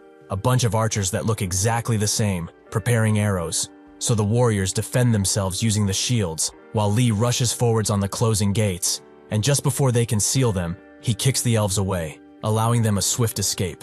Malice is left in the silence of the situation, and he begins sweating as his mind tries to reason what just happened. How? They gave no signs. Just how did he know he was a follower of Loki? As the warriors bash the door of the castle away, Ciri takes a whistle in her hand and blows on it, making the dire wolves jump up and assist them. Behind them, though, the archers are already set and unleash a flurry of arrows at them, but Lee stands in the front, pulling up his sleeves to reveal some tattoos. These were apparently painted by Heda. They are rune engravings, as by putting them on his body, he can use magic. What she did, though, is a temporary engraving. He can remove it at any point in time. A true engraving wouldn't be able to be so easily erased, and it would be a problem if he wanted a stronger one later. There aren't many places for runes on one's body after all. Lee saw the rune on his back and agreed, and now he uses that same runic magic to blast the arrows away with a thumb. The archers completely awestruck. Malice tells them to stop gawking and chase after the warriors. Unfortunately, they are already past that measly wall, and Malice falls on his knees. He damns it all. How is he supposed to explain something like this? How? After the warriors get far enough away, they stop and assess their wounds. Some have gotten hit by the arrows, and one of them takes his out and licks it. It seems that the arrow is coated with a rather potent poison. If they were ordinary men, they would have died the moment they were hit. One of the warriors asks if they can stop a bit to tend to their wounds, but Ciri tells them to do so while moving. Stopping right now will be too risky. They can afford to relax only when they meet back up with Gandur. Back at the mansion, Malice shakes as he stares at his lord, who notes that he has failed him. Malice apologizes profusely, and he sincerely asks him to borrow the basilisk, as he will find a way to deal with them. The god tells him that he can't do it, but he shouldn't fret, as he has made preparations for this exact situation, and it should be on the move by now. The warriors continue their journey, and Rolf asks if he learned the family head was a bad guy through his saga, and he confirms as such. He also thanks Ciri for trusting him right away, but she thinks it's only natural. They are comrades after all. Suddenly, she sees something that makes her eyes narrow. She screams out the ambush, but one of the warriors gets impaled by a shadowy fiend that has come out of a portal. Lee, just from seeing him, knows that he's an incredibly strong foe. This is Marcus, the Regenerator. The warriors charge in, smashing Marcus directly in the head, but he easily tanks it and slashes the warriors open. The other warriors are shocked. He took down 3 of them with one swing, but what's more, his wounds seem to be healing completely. Ciri knows about the Regenerator and commands the others to mount their wolves and get away from him. They try to do just that, but Marcus refuses to just let them go and unleashes a bunch of fiendish snakes out of his hands, which begin to attack the dire wolves. Ciri tries to get out of the way, but Marcus begins moving onto her. Seeing this, Ciri unleashes a flurry of attacks, but Marcus once again tanks them and charges in, Ciri pulling out her knives, barely having enough time to block his strike. Even then, he uses his leg to kick her away. Seeing this, Rolf immediately activates his saga and sends an arrow that makes Marcus burst into flame, before rushing through and grabbing Ciri. Unfortunately for him though, that did nothing to Marcus, who is now ready to rip him apart, but he doesn't have time, as Lee charges from behind, forcing him to block his strike. From now on, he will be his opponent. As they hold their blades against each other, Marcus smiles and unleashes his snakes once again, who try to apprehend Lee, but he easily cuts them up and prepares to strike again. Since this bastard doesn't want to dodge attacks, he hits Marcus directly with divinity. Rolf notes that it was a clean cut, but that Regenerator will just keep regenerating. Marcus thinks the same. He smiles at Lee for his futile attempts, but he just looks back at him with his glistening eyes. Ragnar told him more about his divinity. It's a power that isn't just limited to recovery. It can suppress the blessings and powers of beings too. And as he experienced, fighting while constantly putting out divinity is a foolish tactic. He has to use it with his head and activate it only at the moment of the attack. Suddenly, Marcus feels something he hasn't felt in a long while. A new injury, actually bleeding. Now this weak-looking warrior in front of him has just become a major danger to him, so he needs to get serious. They charge at each other, trading blow after blow, with Lee seemingly pushing him back with his divinity. Rolf cheers for Lee, telling him to finish that bastard off, but Ciri knows that, even if he has the advantage, as long as the opponent stays in defense mode, Lee will get tired first. She refuses to stand idly by and charges in. Lee is getting tired. He barely dodges out of a pretty close strike and pushes himself away, steeling himself before he charges in once again, thinking that he must finish this entire thing with one singular strike. Unfortunately though, Marcus has another trick up his sleeve, as he impales Lee with his tail, allowing him to move in and try to cut the stationary target down. At the same time though, Ciri tackles him, surprising Marcus. Even if she cannot injure him, she can at least push him. Lee knows that this is his only chance, so he moves in and impales Marcus right in the gut. But he's not done yet, as he activates Skullbuster right inside of him, making Marcus explode and die instantly. The god feels this and wonders what just happened. It seems that his trump card, Marcus, has died. He tells Malice to halt the evacuation for now, as they have no choice but to use the nuclear option at this point. The Basilisk. The warriors all gather around Lee. He seems to be sleeping despite his injury, making Rolf wonder if they should just wait. Ciri has a bad feeling about this place, so they must leave quickly, while they still can. Suddenly though, they hear a large roar looming throughout the forest, and they all know it's the Basilisk. But from which direction? Ciri gives the order to scatter. Their top priority is to regroup with Gandor, but they don't need to reunite. The warriors say their goodbyes, hoping to meet again in Valhalla, which Rolf sees as pretty damn ominous. Ciri tells them to get going, for Asgard and the 9 realms. Rolf asks what they should do about Lee, but she will take him, so he should go too. Rolf just tells her to be careful, clearly worried as he makes his way away from the forest. After he does that, Ciri looks at the sleeping Lee and begins to slowly activate her saga, the Wolf Witch. She transforms into a dire wolf of her own, grabbing Lee and running away with him. At the same time, the Basilisk walks around the forest, detecting many new morsels to feast on. Lee hears his name being called out as he rests, again and again, until he finally wakes up, expecting to see Haida, but he actually sees Ciri, and right above him too. He gets flustered, but she tells him to keep quiet, as they are surrounded by the enemy at every turn. If they start moving, the blessing of stealth she cast on both of them will weaken. They will start chasing them at that point, and a battle is unavoidable at that point. Lee knows that because of him, she is in danger too.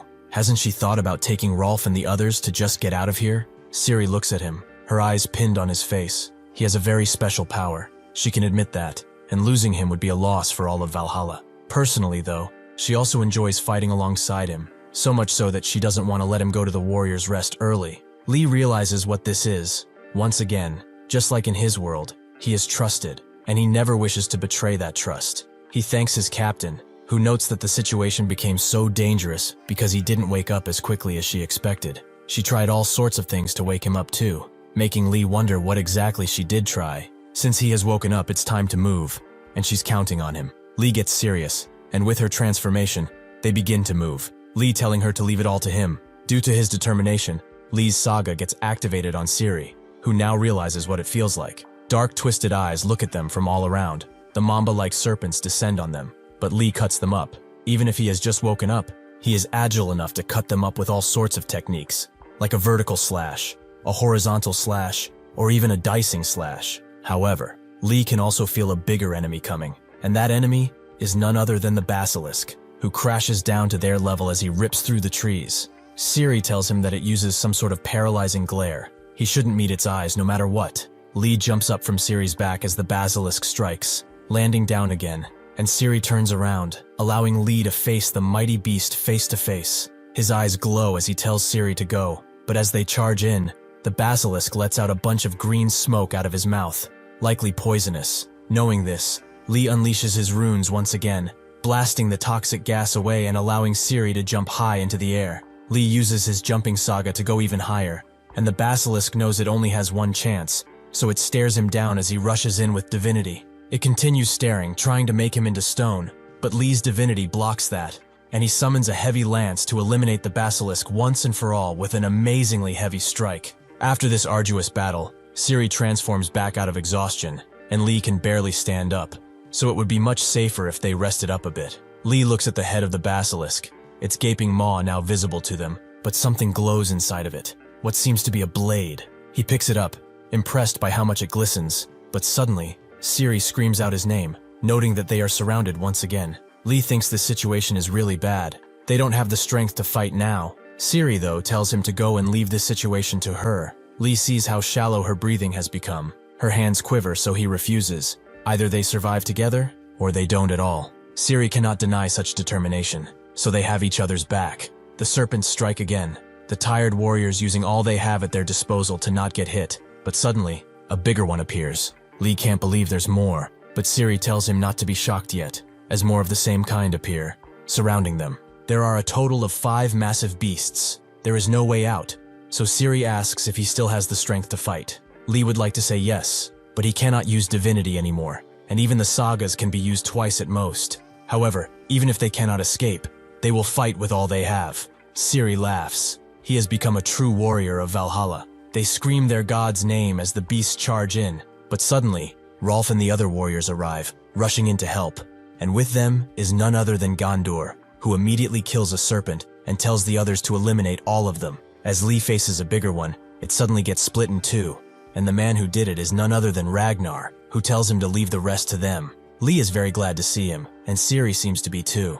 Lee is shocked that she actually has a feminine side too. Using all of their combined powers, it takes a short amount of time to defeat the serpents.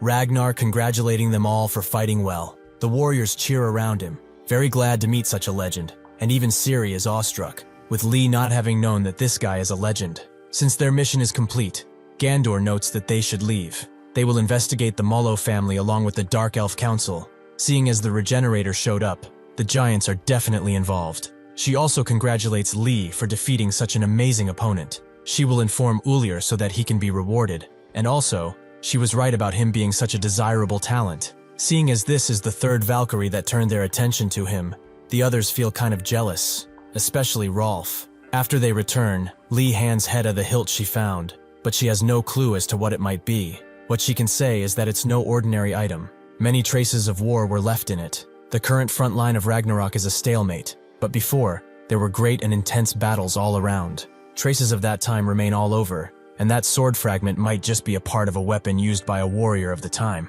Lee knew it had some kind of significance, so it's best to just keep it for now. Hedda also mentions that they should go to Idun, as they need to report on this expedition. They go to the port, taking a rather small boat compared to the other ones, and rowing until they arrive at the temple. As they walk, Hedda notes that Idun has also prepared a special gift for him, making Lee excited. Hedda is looking forward to it too, and Lee notes that he will show it to her when he gets back. With that, he drops the golden apple, and Idun appears, Lee now seeing the full picture of her beauty. He bows down, and she notes that she heard about his great merits. Without him, they wouldn't have dealt with the giant as easily as they did. Lee notes that it's thanks to her blessing, but she's just glad he returned. Also, she heard he rode a comrade in battle, a beautiful female warrior no less. Lee is surprised that rumors of that reached heaven too, but she was just teasing. Having completed his expedition, she has prepared 2 rewards for him, and he may choose one. The Heavenly Horse Garment, which allows the user to transform into a flying horse, or Unir, is basically a pocket dimension where he can store stuff in. Lee is impressed. Both are amazing items, so he thinks long and hard, making Idun giggle, and explains that he shouldn't worry. If he achieves something great again, she will give him the other item. Lee thinks that this is right. He should think positively about it. He decides on an item, which is the pouch, which Hedda didn't expect. She thought he would prefer the wing garment. Lee explains that he would need a teammate for that, and in online games, getting more inventory is always best. Hedda has no clue about what he's talking about, but she's glad he's happy. Starting today, he will have new lessons with Ragnar. She hopes he's excited. Lee kind of is. That guy seems to be a legend after all. Ragnar is waiting around in Lee's homestead, noting that today is a disgustingly nice day. After getting back to his place, Lee sits with Ragnar in the training area, who looks at him and asks how far he went with Hedda. Lee becomes flustered, asking what he means by such a question, but Ragnar meant as in how far he progressed with his lessons. He really has a head filled with dirty thoughts, doesn't he? Lee knows he walked into that one, and Ragnar, satisfied with his victory, gets up. Hedda told him to teach him about divinity, but they will be postponing the more advanced stuff and going back to the basics. Stuff like increasing the duration of his power and all that. He's not going to just spoon-feed that information to him though. He will have to figure things out for himself. Lee understands and tells him to bring it on, shocking Lee, as he thought that at least he would get some pointers. As they trade blow after blow, Ragnar demands that he show every saga he has, as they are a warrior's foundation. Just because he gains some godly power does not mean that he can abandon them. Lee begins doing just that, charging in with speed against Ragnar. After a while, he puts Lee on the ground, and looking at his face, he seems to be wondering what he has felt while fighting him. He can think of 2 goals he should achieve right away. First, an offensive saga, as even for an inferior warrior, he has tons of themes, but most are support types. They are useful in all situations, but he lacks a finishing move, so to speak. Lee thinks on it. It's kind of like an ultimate skill, isn't it? Ragnar continues on his second goal, to review his saga once more, as they are all basically incomplete. He thinks that his saga is a certain kind of ability, and that he can only use it in that certain way. This is a common trap that inferior warriors walk right into. He should remember that the sagas are basically stories. It goes from mouth to mouth, and changes every time. His saga may contain hidden uses that even he wouldn't think of. He feels that with this explanation, they've done enough for today, but he should think carefully about what he said though, and about training his divinity. He should try to maintain it while eating, sleeping, or doing whatever. As Ragnar leaves, Lee falls on his back. As that's a lot of homework, this will be pretty hard. The next day, as Hedda is cooking up some dinner for Lee, he trains outside with Ragnar, who sees that he has a confident expression. Does that mean he has something to show him? Lee does. He summons his warrior's blade, Rune Fang, which is the blade he usually summons. Ragnar understands. But what's next? Lee pulls out the broken hilt he found and uses his ability again, creating a shining, heavenly Rune Fang. If he summons a weapon while holding this broken sword hilt, he can bring on an upgraded version of the exact same weapon. Ragnar notes that he must be thinking of using that as his finishing move. Ragnar guesses that since he's from another world, his way of thinking is different on a fundamental level. Suddenly, Hedda screams for him, noting that a support request from Razgrid has come in.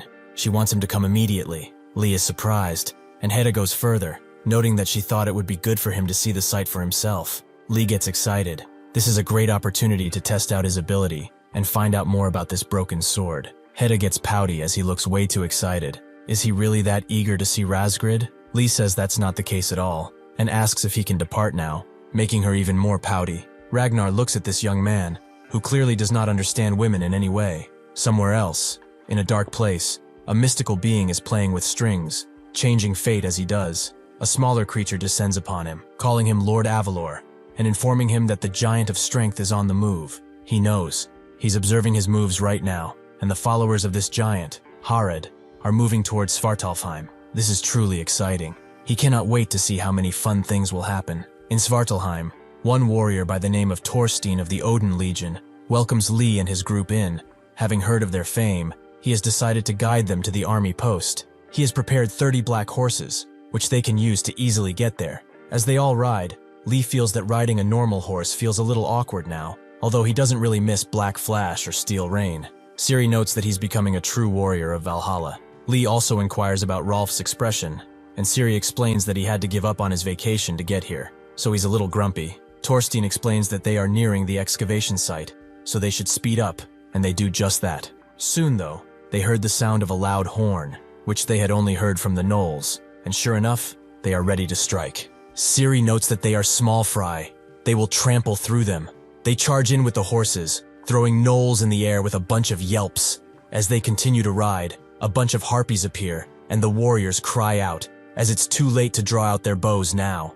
Seeing that everyone is struggling, and the situation has turned into pure chaos, Lee takes out his hilted blade, and with divine light, he blinds all the harpies to the ground as he unleashes a flaming attack. This surprises everyone, including Ciri, and they all begin staring at him with glee. Getting embarrassed, Lee calls out Idun's name, as is customary for a victory. They continue to ride, Thorstein noting that they are almost there. As they do get there, Lee sees something incredible, a trace of the Great War. As they descend into the fighting area, Ciri unleashes her saga, taking out gnolls one after another, opening the area just enough for the warriors to charge in.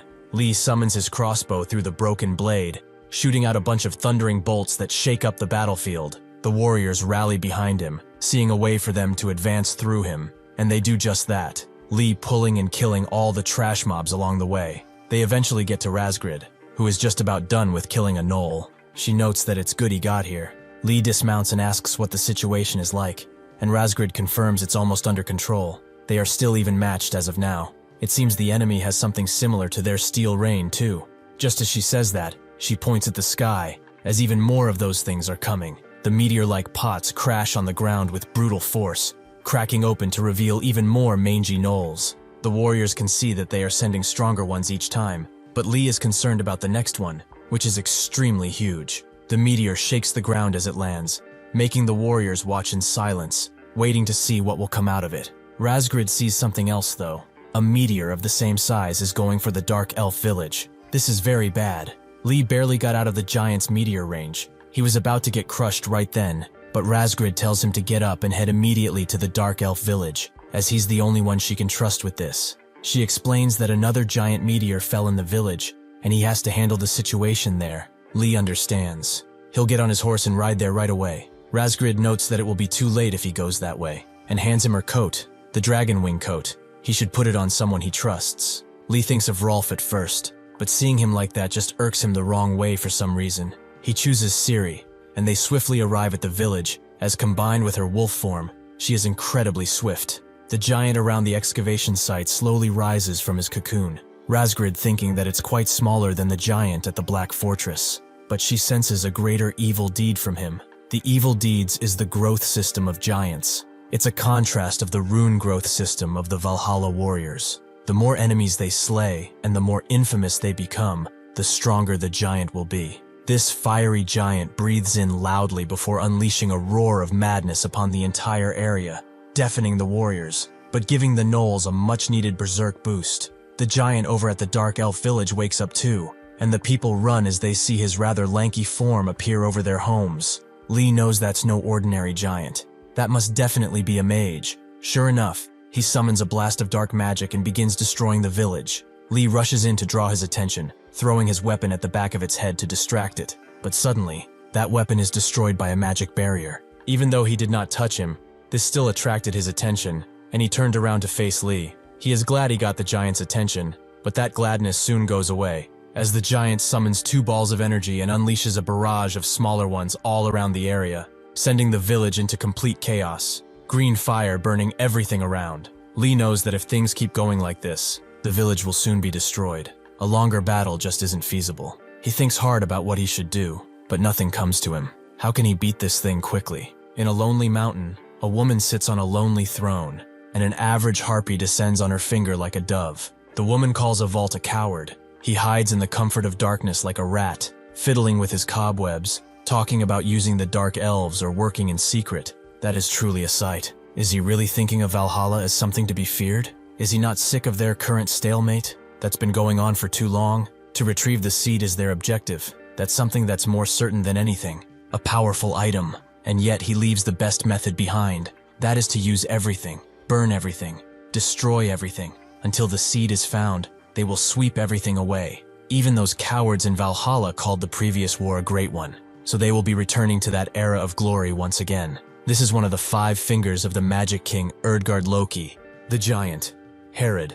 Lee has had enough of the giant spamming attacks. He can throw stuff too. And he does, summoning a bunch of spears towards the giant, but its shields block each strike. Still, Lee doesn't relent. He strikes again and again while also dodging. Ciri is becoming doubtful though. Is this even doing anything? Lee notes that this is just a game theory, but he believes that his shield will absorb a certain amount of damage, then disappear. While he recasts the shield, they will be able to finish the thing off. Razgrid faces the fiery giant, and they both think the same thing, that the person in front of them is a dangerous opponent. They get into position and charge at each other, their ensuing strike creating an atomic explosion that permeates throughout the battlefield. Lee continues his same tactic, but it doesn't seem to be doing much, and he's out of time too, as the village won't survive much longer. Just as he's about to give up this plan, a bunch of elves with sirens on their heads arrive and tell everyone to retreat, as the Dark Elf Fire Brigade has arrived. Using their combined powers, they summon a giant rain cloud that covers the entire area, and it drenches the flames, along with the giant too. This seems to anger him and actually removes his shield. Lee thanks the Fire Brigade for their help, and before it restores its shield, Lee launches another spear at the giant and tells Ciri to follow it at full speed. He has no choice but to use that now, the powerful strike that Ragnar previously talked about. His synchronization jumps up to 18% as he prepares the strike. It's a technique that symbolized Karlsted's entire voyage, the Draconis Ballista. Using his entire concentration, Lee unleashes it, the strike going through the giant in an instant, and it screams out in pain. This strike doesn't kill it, but it reveals the giant's weak point, and Lee knows that this is his only chance, so he tells Ciri to go even faster, seeing as they only have one shot at this. So he asks Ciri to support him with his saga, and she does just that. Combined with his charge saga, Lee charges right through the giant's mana crystal, which explodes in a misty hue of purple, but suddenly, the hue becomes a portal of some kind. It distorts both Lee and Ciri as it drags the both of them inside. The giant is defeated, and the village people watch in awe as the portal closes, wondering where the warriors went. Lee and Ciri wound up in some kind of other dimension. Lee wonders what this place is. Some kind of hub? Ciri explains that the explosion of the giant's mana core seems to have thrown them into an invisible rift of some kind. Judging by how things look, this appears to be a remnant of the Great War. Lee is quite interested in this place if that is the case, because definitely, he will be able to find more relic fragments in here. Suddenly, Ciri's stomach starts to grumble, and Lee pulls out an entire dinner out of his Unir bag. Ciri finding it incredible that Idun gave something like this to him. She sighs with a smile on her face, noting that it seems difficult. Lee asks what she means, so she explains that Gandur wishes to bring him into their legion, but since Idun cherishes him that much, it will not be easy at all. Lee laughs, knowing that Hida should be brought up in this conversation as well. After finishing their meal, Lee thinks they should go, but Ciri asks where, as they don't really have a guide. Lee pulls out the shattered blade in response, noting that he has an idea. The blade grows in a certain direction, and since Lee can't really fly, Ciri has the honor of carrying him again, although she doesn't seem to be too happy about that. As they glide, Ciri notes that it's rare to ask about one's past in Valhalla, but his sagas are truly amazing, making her wonder what kind of world he even lived in.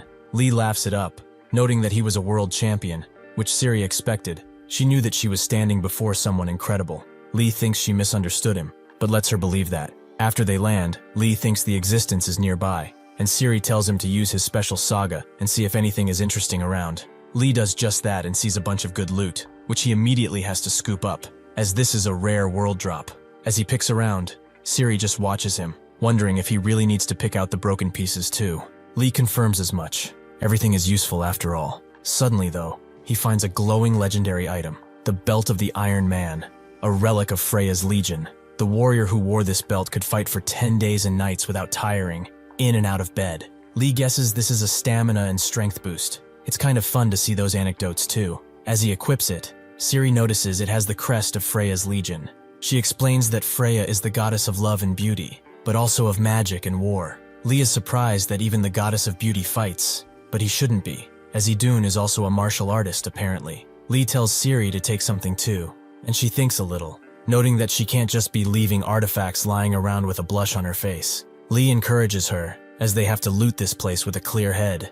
After they do enough looting, Lee looks like an average MMO character. He equipped some of the stuff he found because he wants to save pouch space. Suddenly, though, his broken weapon begins to shake, and it guides them in a direction once again, which is pretty close. It's pointing at a nearby dagger, which doesn't seem to be another piece of the blade. Just what could this be? Siri thinks that maybe it's a weapon of the same origin. People from a world that is now gone, with whom they once fought alongside. Those fragments might just be artifacts from that fallen world. Lee guesses that this is why Heda didn't recognize them either, but Siri doesn't fully know either. It's just a possibility. Still, they should take it with them, just to be sure. After some more walking, they find another place, much too similar to the excavation site they were in earlier. Siri notices that magic is gathering in the center of this basin, making Lee wonder if that is their exit. They approach the glowing basin and find glowing rock, which seems familiar to Siri, but she asks Lee if he can see anything about it. He uses his saga, and finds out it's called a hellhound garm. Before Siri can explain what that is, the bones around them begin to restructure themselves, coming together right in front of their eyes to reveal a mighty beast, long dead, but its will persists. What's more, even more bones dig themselves out, revealing themselves to be gnolls of the past, an entire army's worth. Lee and Siri get ready to battle, clearly outnumbered, but suddenly, a bunch of warriors appear behind them, their vestiges still fighting, even though their part of the war is long over. Seeing this, Siri charges in to fight, but Lee snatches her back up, as they have a boss to defeat after all. Siri is confused at first, wondering what exactly he wants, but seeing him with that radiating smile of his, she can guess. Sure enough, she is made to carry him around once again, as Lee just wants to fly straight to the boss like this. It would be easier than fighting through after all. As they do that though, the hellhound seems to see them, and lets out a terrifying roar, which seems to strike the two, forcing Siri out of her transformation, and making them both fall at once. After a bit, Lee gets up, his head hurting, and that's when he realizes that he's on top of Siri. He immediately gets up and apologizes profusely, as he did not mean to do it on purpose, but she says that she's fine. More importantly, they'd better get out of this position, as the gnolls seem quite happy to see them. They begin fighting their way out of the hole they just found themselves in, and eventually, they make it past the gnolls, going directly for the hellhound, who screams at them, forming a ball of energy in its mouth that it shoots out directly at the two. Because they dodge, though, the blast clears out all the gnolls behind them that were actually following, which Lee is very glad to see. Siri dashes past the hellhound, going around its side and unleashes her shooting saga, which is supposed to never miss, but the arrows are actually passing right through.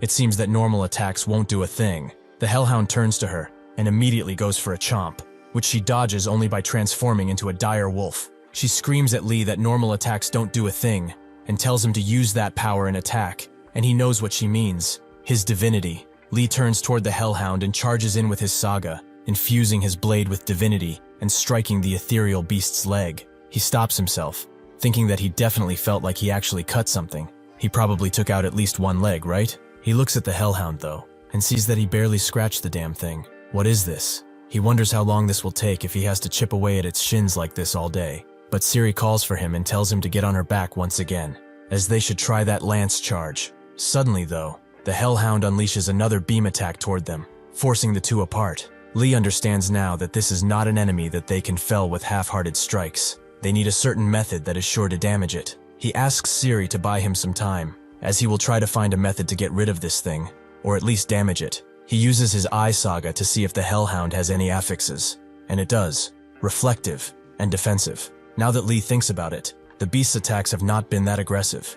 It hasn't even moved out from its original spot. Now he has no doubt, this thing is actually guarding something. The hellhound charges at Siri, who jumps up high in the air, and thinks that since normal attacks don't do a thing, perhaps the power of a curse will, which she can use while in wolf witch form. Sure enough, her bite seems to go through, damaging the ethereal beast. Knowing this, Siri holds onto the thing, making it fly around again and again, trying to throw her off, and Lee thinks that this is what he needed. Siri can't hold on much longer though. She needs Lee's support, but upon looking at him, she sees him running in the complete opposite direction. Lee's running gets interrupted by a bunch of gnolls, but since he doesn't have time for them, he unleashes his divinity on them, sending the dogs flying. He has finally understood how to defeat this beast. The answer lies in the crystal they found when they first got into the place. He grabs it with both hands and begins pulling it out.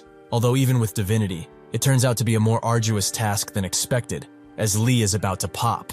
The Hellhound notices someone disturbing its crystal and begins to completely ignore Ciri as it charges towards Lee. Just as he's about to chomp on Lee, he pulls the thing out, his face red from the effort. Sure enough, just as he suspected, the Hellhound begins to fade away, creating a dark portal in its place, probably their escape out of here. The ethereal warriors notice that the Hellhound has been defeated, and so they begin pressing the advantage against the gnolls, rushing in to defeat them once and for all. Lee and Ciri stand above the just-opened portal, Lee thinking that this is probably their way out of here, and Ciri invites him on her. Noting that they will get out in one go, they jump in, not knowing exactly where they will end up, but hoping that it's somewhere far away from this place. The ethereal warriors continue their mission, striking down the last of the gnolls with great pride in their hearts. They cheer for Valhalla as they complete their mission, something they have been trying to achieve for centuries. One of them doesn't notice the warriors who took down Garmr, the Hellhound, but they all notice the portal that is still open, and they jump in, as finally, after such a long battle, they get to join their fellow warriors in Valhalla. The fight at the extraction site continues with both the giant and Razgrid refusing to give up, so they clash again and again, but there is no clear winner just yet. As they are just about to strike each other again, a portal opens right in front of them, and Lee falls out on Ciri once again, confusing Razgrid. But the giant is more interested in what Lee has, as that is the seed that his king seeks. He charges in to grab him, and seeing this, Razgrid charges in, telling the others to protect Lee at all costs. Just as she's about to go in again though, another portal opens in front of them, and the ethereal warriors intervene, holding the giant's hand from crushing those below them. The warriors scream out, all of them joining the fight. Their leader sees Razgrid, and has a request for a Valkyrie such as herself, to allow them one more battle, and grant them the honor of protecting the 9 realms. Razgrid feels proud to grant them this permission, and these ethereal warriors become flesh again, immediately using their bodies to strike against the enemy in a heated battle. To not let the giant bother them, Razgrid charges onto the giant, while Rolf looks after Lee and Ciri. He asks how they returned so fast. It's only been a short while since they left the village. Lee thinks that time must have flown differently in that dimension, and Ciri agrees. But whatever, now it's time for them to join the fight. Suddenly though, Lee grabs her back again, as they should be handling the boss fight, right? With that, they are flying in the sky again, but Lee knows that Ciri is exhausted. Her breath is ragged, and she can barely fly straight. He tells her to hold on just a bit longer, as their goal isn't to deal damage, but to draw aggro. Razgrid and the giant seem to be evenly matched. If they can distract that bastard, they can definitely turn the battle in their favor. As Razgrid fights him, Lee continues to poke the giant again and again, who just gets annoyed, as they really aren't doing anything to him.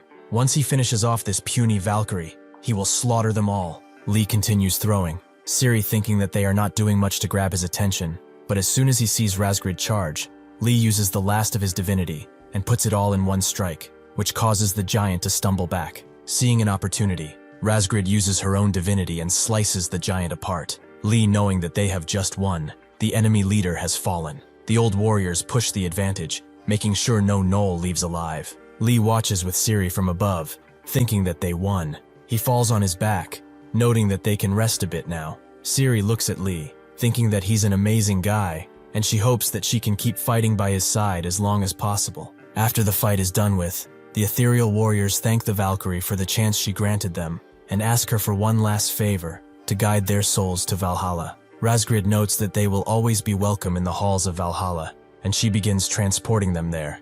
Before they go, the warrior leader thanks Lee. They shall return to Odin, and proudly tell him of his exploits, and of today's battle. With that, they get beamed away to Valhalla, everyone honoring these champions, who have fought eternity for the 9 realms. Razgrid stands next to the portal to Valhalla and apologizes for going early, as she must guide these warriors, but she will return and prepare rewards worthy of their achievements. Especially for Lee and Ciri, the two of them have done amazing deeds. Lee thanks Razgrid and gives her coat back, noting that it was quite useful. She looks at the coat, and at Ciri, noting that she must have had a hard time. Was Lee's riding too rough? She holds her back, noting that she had a duty to carry. Lastly, she tells them that Regenlife and Gondor will be here soon, and to leave the rest to those two. Before she leaves though, Razgrid grabs Lee's head and kisses it, giving him Odin's blessing, but he got too excited, as the same thing is happening to Ciri too. This is how they give out blessings here, it seems. So it means that when Heda did it, it was nothing special. In the same lonely mountain as before, the same harpy as before trembles with fear as Harold smashes the ground before her. She's angry, not at the fact that the attack failed, as spreading the spark was their true goal from the beginning, but he did not think there was actually a seed there. Now, Valhalla will certainly know what they are after.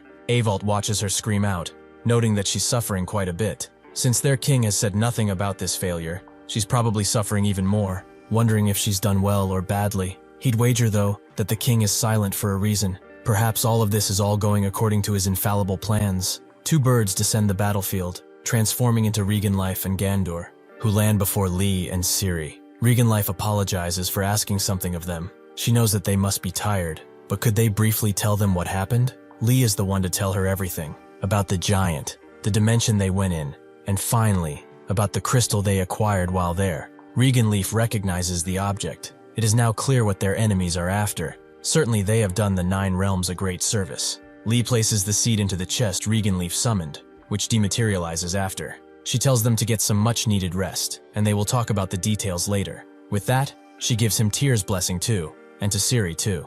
This seems to be natural behavior around here, so there's no need to be shy about it, right? He looks at Gandur, wondering if she won't give him a blessing too, and she sighs, noting that humans truly have no limit to their greed. Lee did this because it's better to always stack buffs, and since this is normal, there's no need to be nervous, right? Gandur has a sly grin as she grabs his face, though, and kisses Lee on the cheek, causing him to immediately become flustered. She has granted her blessing, but Lee got really spooked for a second there. Is this kind of joke Gandur likes to make? After they leave, Heda makes her presence known, a gloomy visage accompanying her. Lee greets her with a blush and a smile on his face, and Ciri notices their very different reactions, finding it quite funny. The warriors get prepared to go back with the Black Flash, and as Lee gets in the casket, Heda finds it quite interesting that he got blessings from Razgrid, Regenlife, and Gandur. How quaint. Lee is already uncomfortable because of this coffin he's in. Having Heda over him, acting as if he cheated on her, isn't making things better. Ciri laughs as she hears this,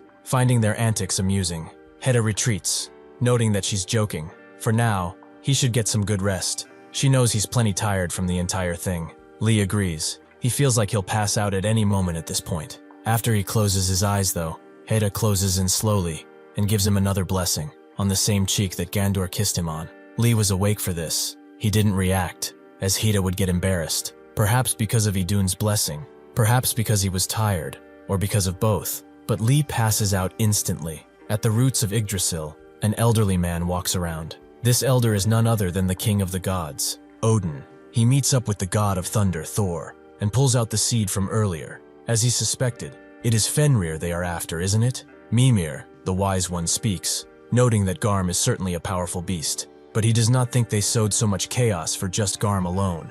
Odin agrees. Indeed, the reward is too small for the number of casualties they had. Thor thinks on it a bit, but then speaks, asking what connection is there between gathering the Garm fragments and Fenrir's return. Mimir looks at him with a knowing look in his eye. To awaken the world wolf from its eternal sleep and break its chains, the only thing that can do that is Garm's howl. As such, Garm is the key to awakening Fenrir. However, if one day the wolf does awaken from its deep sleep, Odin, the very king of the gods, will become its first meal. In the land of the giants, Jotunheim, in a mighty keep, a sly figure moves in the shadows before appearing before the king. The preparations are complete. The 5 fingers are on the move. This is the magic king, Utgard Loki. He tells Loki, the traitor, that the war will resume soon. Mimir continues his speech. Both Utgard Loki and Loki, all they need is the howl of Garmr. A complete beast is not necessary at all. Once they have enough fragments, the giants will have achieved their goal. Odin agrees, and among them, there are even people who can use sagas. Thor knows that he means Loki, that sly bastard. Just mentioning him gets his blood pumping. Odin hands Thor the fragment and demands that he destroy it. Thor is surprised by this and asks if he is sure. Odin accepts that this is the surest way of preventing the resurrection of Garmr, and they need neither it nor Fenrir. Now that the enemy has fully revealed their intentions, they have no choice but to get involved too. Lee goes back to Idun, who is happy to see that he returned safely, but Lee notes that it was thanks to her blessing. She praises him, noting that he did well. It seems that he has accomplished a great feat once again. She clearly heard the warriors of Valhalla chanting his name too, and as promised, she will give him his reward. Lee smiles, thinking that it's going to be the heavenly horse's wing garment, but in actuality, Idun gives him another choice. She laughs, knowing that he expected something else, but he must choose again. The first one is the heavenly horse garment. She already explained what it does, and the next, she has to drag it out, as it's quite heavy. It is the beast's saddle, a magical saddle that can be put on any beast or monster's back. Lee thinks that this is pretty good. He could also have someone ride on him after he transforms into the Hawkwing garb. Lee continues to think, making Idun laugh, and eventually, he chooses. Hedda and Ragnar are waiting for him outside, greeting him as he comes back. Lee has chosen the beast saddle, as there will definitely be another chance for the heavenly horse garment someday. Ragnar notes that the item sure is nice, but he has gotten stronger, hasn't he? They should be speeding up his divinity training as is, so it's not a bad thing.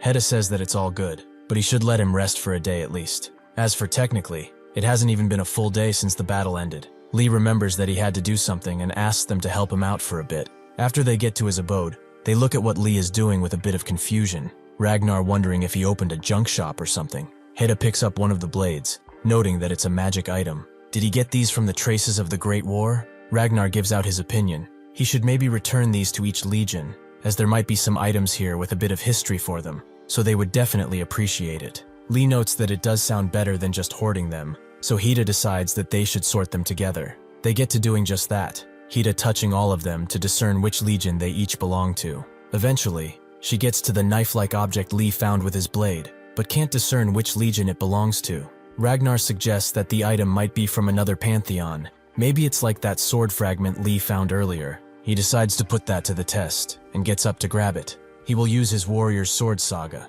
just like with the fragmented sword, to see if it will do anything. As he pours his energy into the blade, something seems to happen, as blue light permeates throughout the house. But just as suddenly as it happened, it stops. Lee laughs sheepishly, not wanting to embarrass himself, but without warning, beams of light pour out of his eyes. And on the wall, the other two can see what he is seeing, kind of like a projector. A young man is on a pilgrimage for himself. He eventually reaches an island on his small boat, something that he was looking for. He casts his small boat aside, walking towards an empty castle. This apparently belonged to the queen of the Shadowland. She was rumored to feast on human flesh and to bathe in the blood of maidens, but he wanted to judge Scathach with his own 2 eyes. She was there to greet him and became his mentor shortly after. He grew to love and respect her, and on the day that he left the Shadowland, she gave him a gift, a snow-white spear made from the bones of a legendary sea monster.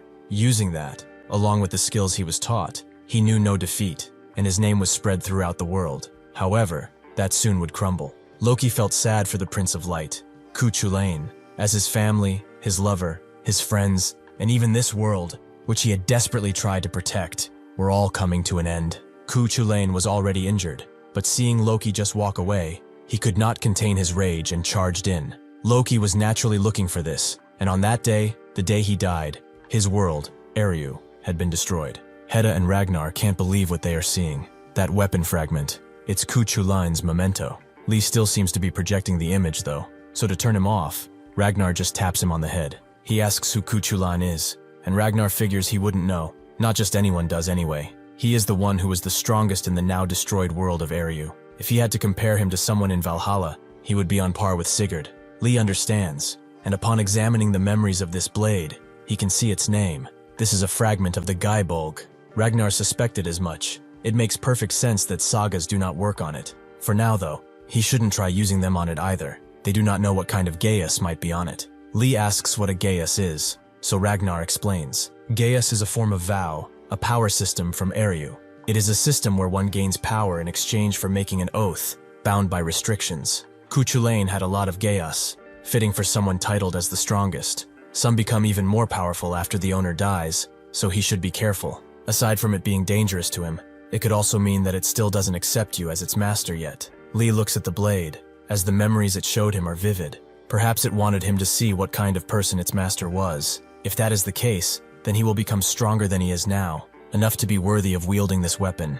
Ragnar smiles, as this is the right attitude to have. A bit later, Lee notes that he has something to ask Hedda. Is there any way he could acquire a mount? It would be noticeable if he had something that he could rely on for traveling, and not hitch rides on the backs of others. He's fine with something that doesn't fly, like those dark elf horses or the dire wolves from before. He also thinks that he won't tell a soul about what he thought of when he picked the beast saddle. It was Ciri. Hedda apologizes, but in the Idun Legion, they don't have designated summons like in the Ullr Legion. Ragnar listens in on their conversation, and notes that if he wants just a regular horse, he can buy one from Vanaheim. However, he doesn't just want a means of transport, right? Instead, they should just go and catch one themselves. Lee asks what he means, and Ragnar explains it fully. He wants to go catch a wild griffin. He knows a palace on the border of Asgard and Olympus, where wild griffins are abundant. If they catch one, he will have a mount, and a good one too. However, it will take some time for the round trip, so he asks Heda if it will be okay.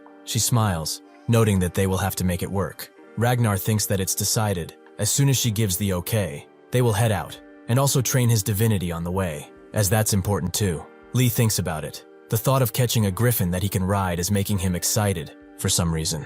A few days later they are in a carriage, with Heda at the reins, singing a little song as they pass through a forest. Inside, Ragnar oversees the divinity training of the two. Ciri joined as well. She happened to be on vacation at the time. She thinks that Ragnar is watching, so she has to push herself hard. At that moment, he sees that they had enough and tells them to take a break, making both of them immediately pant from exhaustion. Ragnar tells Heda to pull over for a second, as they will be resting for a bit, and then he'll take over. As they rest near a small pond, Ragnar gets to cooking it up, cooking a bunch of ribs over the fire. After a bit, he decides they are done. Even though that piece of meat is still mooing, he takes a bite. Lee does too, noting that the taste is amazing. It just melts in your mouth. Ragnar seems proud of his cooking skills and asks Ciri about joining the Idun Legion so that he can keep training her all the time. Lee thinks that's a good idea. She blushes, noting that she's grateful, but she cannot leave her comrades from the Ullr Legion. After they are done eating, Ragnar suggests they get going, so they get back on the carriage and trek through the rather peaceful mountain. After a while more of riding, Ragnar finds a good spot and tells Heda to do it. She uses her powers to amplify the smell of the horses, as griffins really enjoy horse meat, so this scent will lure them out almost instantly. Sure enough, the forest rustles as the griffins descend, 3 of them. Ragnar decides to just watch and let his 2 pupils handle this. It's the most they can do. Ciri prepares the paralyzing poison arrows, and Lee pulls out his hawk wing garb. Seeing this, both Ciri and Heda perk up, both waiting for something, but Lee just walks forward. He begins running as he transforms, giving him enough momentum to soar in the air. The 2 look at him, then at each other, then act as if nothing happened, their pride refusing to admit it. Ragnar sees through them though, and wonders if he should have told Lee to fight while riding one of them, making Heda tell him to shut up. One of the griffins descends on Lee, thinking of him as a little morsel snack before the main meal, but Lee dodges, surprising the griffin. In its distraction, Ciri unleashes 3 poisoned arrows, incapacitating one of the griffins. Lee moves on to the next one, thinking that what he really wants isn't just some basic griffin, but something special. Inside the thicket that is this forest, a griffin is sleeping, but hearing the cries of other griffins, it gets up, still a bit dizzy. This is Rolo, the alpha male of this region. He wonders why the griffins are taking so long. When are they going to bring him his horse meat? That's when he thinks that they are most likely eating it by themselves, so he thunders upwards, taking a whiff of the air to discern where the smell is coming from. Then he surges towards it, pushing the nearby trees. The group is done with the griffins. They are all taking some naps, with Ragnar noting that what they need to do now is wait. Lee has taken it upon himself to ride one of the griffins, and notes that he'll look for the alpha male from this position. After a bit, the birds of the forest begin to fly away in panic, something which Lee observes, and Ragnar guesses that the alpha is getting close, so he should get ready too. Lee understands and equips the hunter's snare, which upon tightening around a beast's neck, its strength and resistance will drop. Rolo dashes forward, Lee noting that he's twice the size of these females. Rolo is a bit angered. Not only is this little worm smiling, but also riding one of his mates. He surged forward again with incredible speed, but Lee seemingly disappeared from the griffin's back as he attacked, making Rolo wonder where he had gone. Lee used the hawk garb to transform, which surprises Rolo, as he has never seen something like this. It matters not to him though, as hawk meat is not that bad either. As Rolo rushes toward him, Lee transforms back into a human, snare in hand, and puts it around Rolo's neck before swiftly landing on him. Feeling this, Rolo bucks around in the air, with Lee barely holding on, as this beast is extremely strong. Rolo tries again and again to throw him off, flying in all sorts of directions, but Lee does not relent and keeps holding on. Rolo's breath becomes ragged. He does not get why this is so hard, but he won't lose to a puny human like this either, as he is the king of the forest. A king! Lee notices that Rolo lost a lot of strength, so he picks up his warrior blade, surprising the others, with Heda wondering if he's going to hurt the beast. Lee explains that thanks to the recent battles, the sync rate with his Immortal Warrior saga has increased, up to 20% actually, so now his Warrior Sword saga has upgraded to Warrior's Armament. With that upgrade, a new saga appeared, the warlord's hammer that never slips from the grip. Using this item, he strikes the snare, giving it an amazing armament boost. Rolo cannot muster any more strength because of this. He wonders what this human did, and tries to get a grip of himself, but Lee smiles, knowing that he already won. To finalize this battle of attrition, Lee uses the Dragon Rider saga, and Rolo begins to not be himself anymore. Slowly but surely he thinks of Lee as his master, and after a bit, Rolo becomes Lee's pet. He's pretty happy to have gotten him, noting that he even has a name, but now he needs to go down and saddle him up. After that, some bridle and armor for him would be really nice. Hedda agrees, and notes that they should head out. Suddenly though, they hear something tearing into the sky, and 2 emergency signals pop off at once in the distance. Ragnar knows that if 2 went off at the same time, it means that the nearby squads are being attacked at once. Hedda notes that they should split in groups of 2, and transforms into a goose, telling Ciri to get on her back. Before leaving, she tells Lee to be careful, who understands, and Ragnar climbs on Rolo with him, being twice his size. Lee notices how stiff his body is. This feels kind of weird. He's never been the little spoon before, but whatever. What matters now is getting to the fight. After crossing a few mountain ridges, they are met with a completely desolate area, something which takes Lee by surprise. Ragnar points at where he should go, as it seems that their warriors have encountered 2 giants. Braki is giving one of them. The giant swings his mighty axe on the puny mortal, but he manages to block it. Seeing that they are cornered by giants, Ragnar jumps from up high and immediately activates his divinity. Lee is kind of surprised he jumped from such a high place but says nothing. The other giant barely has enough time to react before Ragnar cuts his head off, the warriors immediately recognizing him. Seeing Braki in danger, Lee rushes in with Rolo, who scratches the giant, giving Braki enough time to charge up and smash the giant's weapon away. He is not done yet, however, as he attacks the giant's legs, before jumping high in the air and screaming out his god's name as he splits the beast in 2. The warriors nearby cheer for him, shouting both his and Ragnar's names. Instead of shouting Lee's name, they shout his achievements, as he's the warrior who rode on a Valkyrie and even got visited by one. Lee doesn't really know how to feel about this. Why aren't they using his name too, just like the others? After landing, Braki goes to greet him, as it's been a while since they last met. The warriors gather around wondering which Legion Valkyrie this is. Perhaps from the Idun Legion? Lee apologizes for bursting their fantasies, but this is just a griffin, and a male at that. The warriors immediately become saddened, having been caught lacking. Braki ignores them, and notes that the battle is not over yet. Wasting time like this is not advised. Ragnar comes around and asks him to explain what is going on in detail. Braki does so, telling them that they have found what seems to be a soul fragment of Garm, making Lee and Ragnar lock in. Unfortunately, the giants have found it nearly at the same time. Ragnar asks if the giants have gotten the soul fragment, and Braki explains that, kind of. The fragment, in its entirety, is stuck in the head of a monster boar, so the giants have been chasing it around, not being able to fully subdue it yet. They left some troops behind, those 2 giants, to block them, and went after the boar. Ragnar guesses that the boar was corrupted by the soul fragment. If they hurry, they might still have a chance at getting it. He rides with Lee again, who isn't all too happy about this, and asks Braki what the others do. Should they fly ahead and stall for time until they get there? Braki tells him that he doesn't need to worry, and begins laying down a bunch of small bones from a sack. He summons the beast named Tang Yoster, which is the last time I'll be pronouncing that, and it appears as a pretty cute baby goat. Ragnar knows this is a low-ranking warrior summon. It's pretty impressive. Braki gives the order to grow, and the goat's eyes begin to glow. It gets up, before flexing, growing human hands, and appearing more as a human than a goat. He explains that this is one of the treasures of Thor's legion. They will ride him and follow after them. Ragnar agrees. They will be going first, but some should stay behind and tend to the wounded, while the rest follow them. The warriors scream out as they fly away, and Lee gives Rolo the order to follow the tracks. Behind them, the goat seems to be keeping up quite well. Surprisingly, Braki sees something up ahead and tells them to pay attention to it. Sure enough, the giants have taken the boar down, but Ragnar spots that they have yet to extract the fragment, so they had best hurry. The orc enemies notice them too, and they begin to prepare for battle, along with the giants. Ragnar spots 4 giants, along with 100 or so orcs. He will be handling the giants, while he and Braki take care of the rest. Lee agrees, and Ragnar gives out the final order of this battle to retrieve the fragment. On Ciri's and Hedda's side, they are just finishing up the last giant. The warriors are very glad for it. Ciri asks if they should go to Lee's side now, but Hedda is not too worried, as he has Ragnar with him after all. Suddenly though, a meteor begins descending on their battlefield, flying directly towards Lee's location, Heda immediately falls on her knees upon seeing it, her mind overtaken by fear, as something that powerful simply shouldn't be here.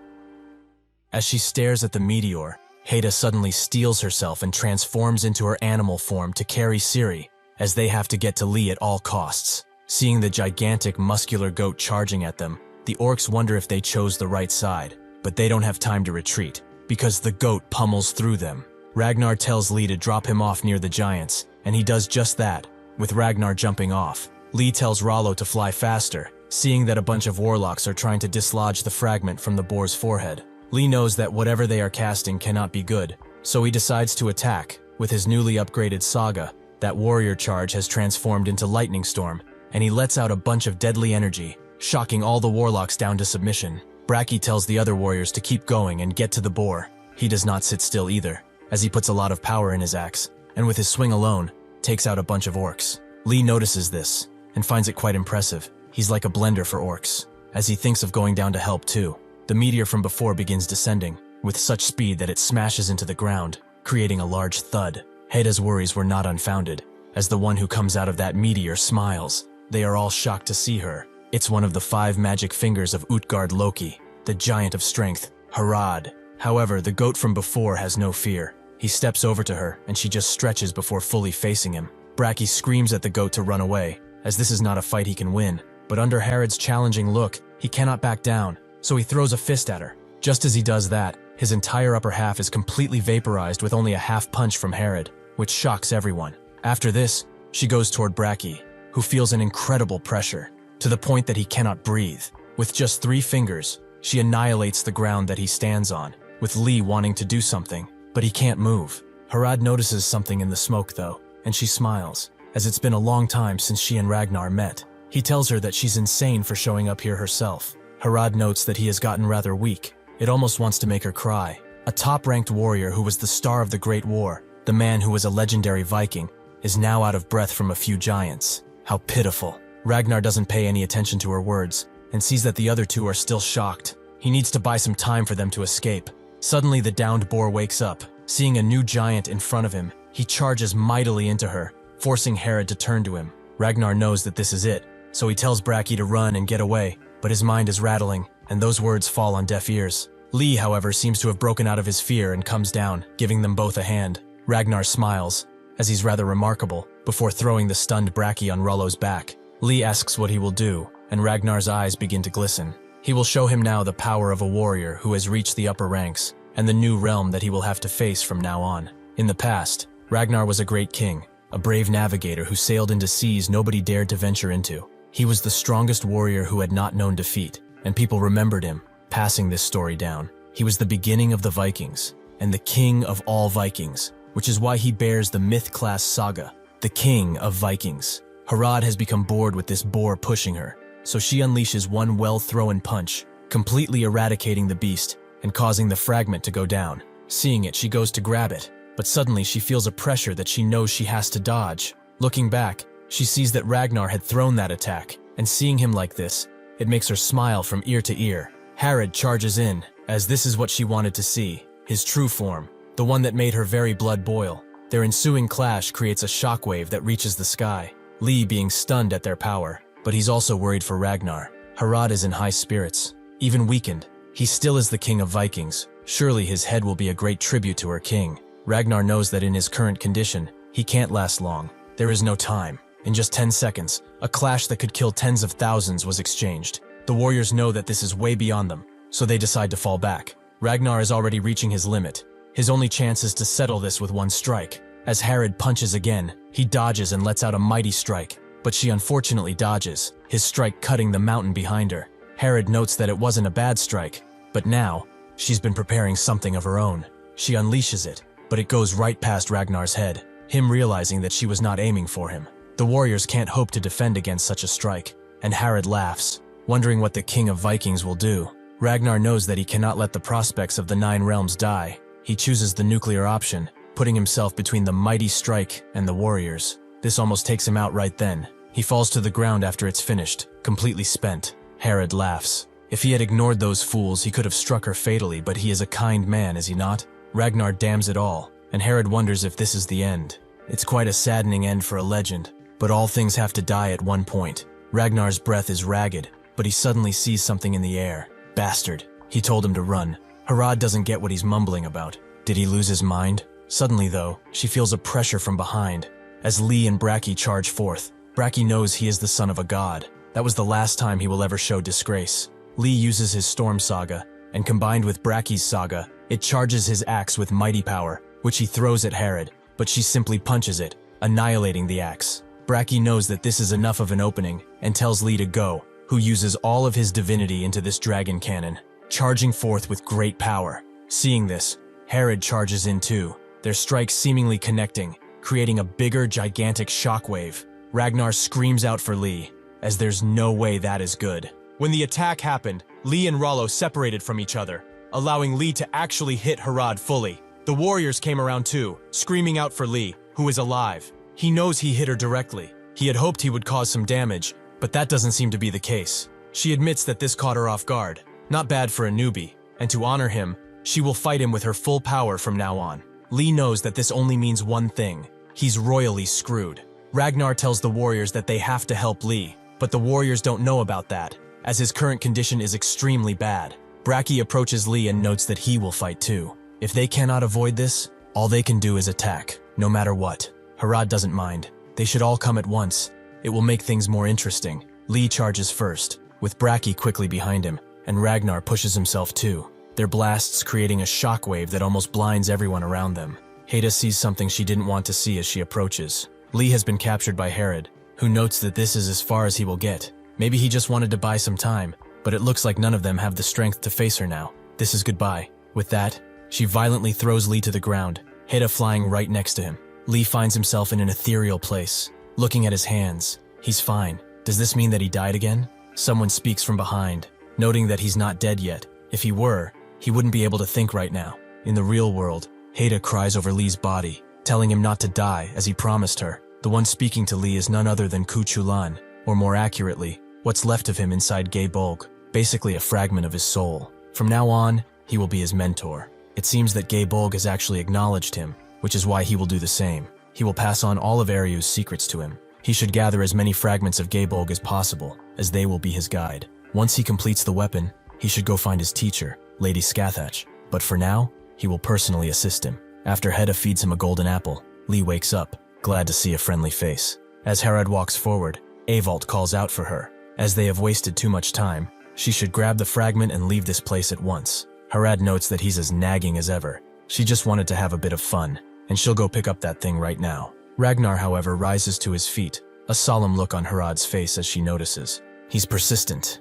She can give him that. Lee has begun to move, but Heda tells him not to, as he can't die. She does not want to lose someone precious to her. Lee cannot let Ragnar die, and he will not die either. He promised her he would be back, and he keeps his word. With that, he charges the fragment of Gay Bolg, and after activating divinity, Harad notices, smiling as she does. No matter how many times he attacks, nothing will change. This time, she will turn him into dust. Their attacks clash, creating a divine clash. Lee pushes as hard as he can into Harad's fist until he gets pushed away. Harad smiles until she notices that she's slowly crumbling away from the arm. Acting quickly, she cuts off the rest of her arm so it doesn't spread, and for the first time, fear can be visible on her face. She demands to know what Lee is, who just smiles in defiance. She demands to know how she received such a wound. Lee is impressed that even with a fatal blow, she's not out of the fight yet, and what's worse, he can't feel his right arm anymore. Avalt tells Harad to fall back again, his tone more serious, as they have already wasted too much time. She refuses, at least. She has to kill this guy, and remove him from the pool of future threats. It's even more important than dealing with the already broken Ragnar. Lee hears that she still intends to fight, but can he even attack anymore in his condition? Avalt knows she will not back down, so he will lend her his strength to end this as quickly as possible. From his essence, he crafts her an entirely new hand, shocking the others. She is glad to see that it's moving well too, but it's time they get to round 2. Lee can't believe it. That's a full reset. This boss is seriously busted. Ciri and Heda come too, wanting to join the fight, and he thanks them. Now Heda thinks this is truly fun. Lee tells everyone that, whether it works out or not, the only thing left is to attack. Heda creates a violent arena around them, as nobody will escape. Nobody will get in her way, until she burns all of them into ash. They both feel the heat of the arena, Lee much more, as he was already tired. Now he can't move his body. Firstly, Harad decides to deal with Lee, charging in like a maniac, but suddenly, thunder appears out of nowhere from above, and there is only one god that can appear out of thunder. It's Thor. He apologizes to Lee for being so late, but Lee just wonders how he even knows his name. Thor notes that firstly, he will get rid of this bothersome arena by blowing it to smithereens. Just as he said, he does just that, the arena being completely lifted, surprising everyone there. Thor tells them to stay back, as this fight might get just a little rough. He smashes his hammer into Herod's chin, sending her flying with it in the air. After that, he flies right next to her, grabs the hammer, and casts mighty thunder on her, sending Herod crashing into the ground. The warriors cheer for Thor, but Ragnar tells them that he's had enough cheering. If they get caught up in this, they will all die. Lee wonders if he will win, but Heda tells him to rest easy. Now that Lord Thor is here, Lee wonders how many strong enemies are out there. It seems that he will have to get much stronger from here on out. Hada can barely stand up from that strike. She damns it all. How did Thor even end up here so fast? Seeing him charge in again, Avalt uses the arm he made for Harad to unleash a smoke bomb, with her demanding to know what he is doing. Avalt brings her back to reality. She cannot defeat Thor as she is now. He's covering her escape with the veil of night. This is her only chance to get out. Harad's mind races. Her fists shake. Her pride simply cannot allow this. Thor watches as the cloud dissipates, and Herod tells Avalt to forget it. She is the giant of strength, the warrior of warriors, and she will not run from battle, not die with her back turned. She demands that her king watch over this battle and beckons Thor to come. He is impressed, so to honor her will, he charges his hammer with the full brunt of his powers, and as Harad charges in, he unleashes it, sending out a light that is actually threatening to blind the nearby warriors. It wasn't even a contest. Herod has completely lost. Thor looks solemnly at her and promises to remember her as the warrior that she was. With that, Harad, the giant of strength, has been defeated. Thor approaches the fragment and raises his hammer high in the air before smashing it to pieces. Ragnar understands, so Odin gave out the order to eradicate the fragments. Thor stands above the warriors, who shout his name and cheer. Thor lands next to the main group, who all greet him. He greets Ragnar and Heda, noting that it's been a while since they last met, and says that it's good to meet the warrior of Idun too. Lee asks how he knows about him, so Thor thinks about it. Back in the cave with Odin, when Mimir said that Odin would become a feast for Fenrir, he also said that the chance of that happening was 72970 out of 100,000. They were both shocked to hear this, and Odin pondered a bit on it. The number had finally gone down. Thor was just as surprised. The prophecy that he had heard hundreds and thousands of times had finally changed. Even though it was only a small fraction, it was all thanks to him, because he found the fragment of Gammer. For that, at least, he deserves his blessing. Lee thinks the worst is about to come, and Thor is going to kiss him on the forehead, but he just zaps him a bit with his hammer, and hopes to meet again soon. He would like to talk more with them, but many warriors are waiting for help, so they will have to continue this conversation later.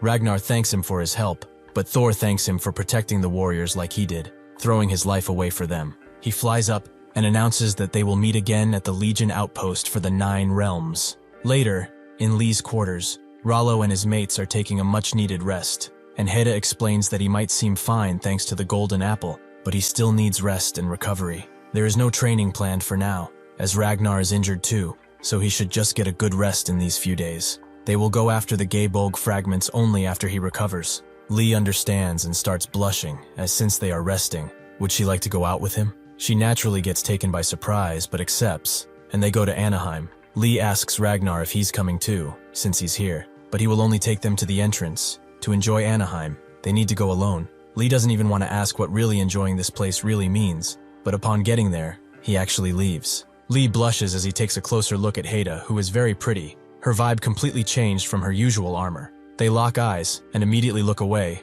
with Lee noting that the weather sure is nice, knowing that he's a dumbass for saying something like that. As they stand next to each other, someone calls out for them. It's Captain Siri. Oh, and Rolf's there too, I guess. They greet each other, with Rolf trying to reveal his own existence too, but that's when Bjorn and the other warriors see them, with the warriors again, recognizing Lee as the one who rode a Valkyrie, and is now even going on a date with one. Bjorn is impressed by Rolf. No wonder he thought it odd that he bailed on their last promise. He sees what's going on. Feeling Siri throw knives with her looks from behind, he tries to deny it, but Bjorn just leaves, wanting to enjoy Anaheim with his group, which includes Braki. Siri tells Rolf to go with them if he wants, but he refuses, feeling much better like this. Lee laughs with Heda and notes that they should go. With that, they go throughout the entire city, buying stuff, playing games, having a completely normal day. They even go on a ride, which Rolf really doesn't seem to enjoy. As day turns to noon, Ragnar watches them, a warm smile on his face. Suddenly, an elderly man notes that he's glad to see them enjoy themselves. It is a pretty nice sight. Ragnar is surprised. He didn't detect this old man at all, but he knows of only one person who can do that. Odin tells him to stay as he is. He doesn't need formalities right now, but it's been quite a long time since they last met. Ragnar asks if he's here to see Lee, and Odin confirms that he was curious about him. Yes, but he dropped by for a few reasons, like this sandwich. Sometimes, instead of relying on his ravens, he likes to see the world through his old eyes. Ragnar wonders how much he knows. If he says the wrong thing now, what's gonna happen? Odin smiles, detecting his doubts, and gets up, noting that the sandwich is delicious. He will have to get it some other time too. Ragnar asks if he's already leaving, but Odin did tell him that he came by for more than one reason. He has some business to take care of. The time when they need great warriors is upon them, as the scent of war is wafting in the air again. With that, he transforms into a raven and flies off. Ragnar becomes serious, as there is something he learned from his friends on Olympus. When gods meddle in the affairs of mortals, nothing good ever comes of it. Unfortunately, he will have to leave it to these younglings. Only fate knows how the future will change them. 2 days after returning from Anaheim, Lee's training continued, and Ciri also joined in this training. Ragnar noticed her talent and ended up taking her as his official disciple. He activates his saga,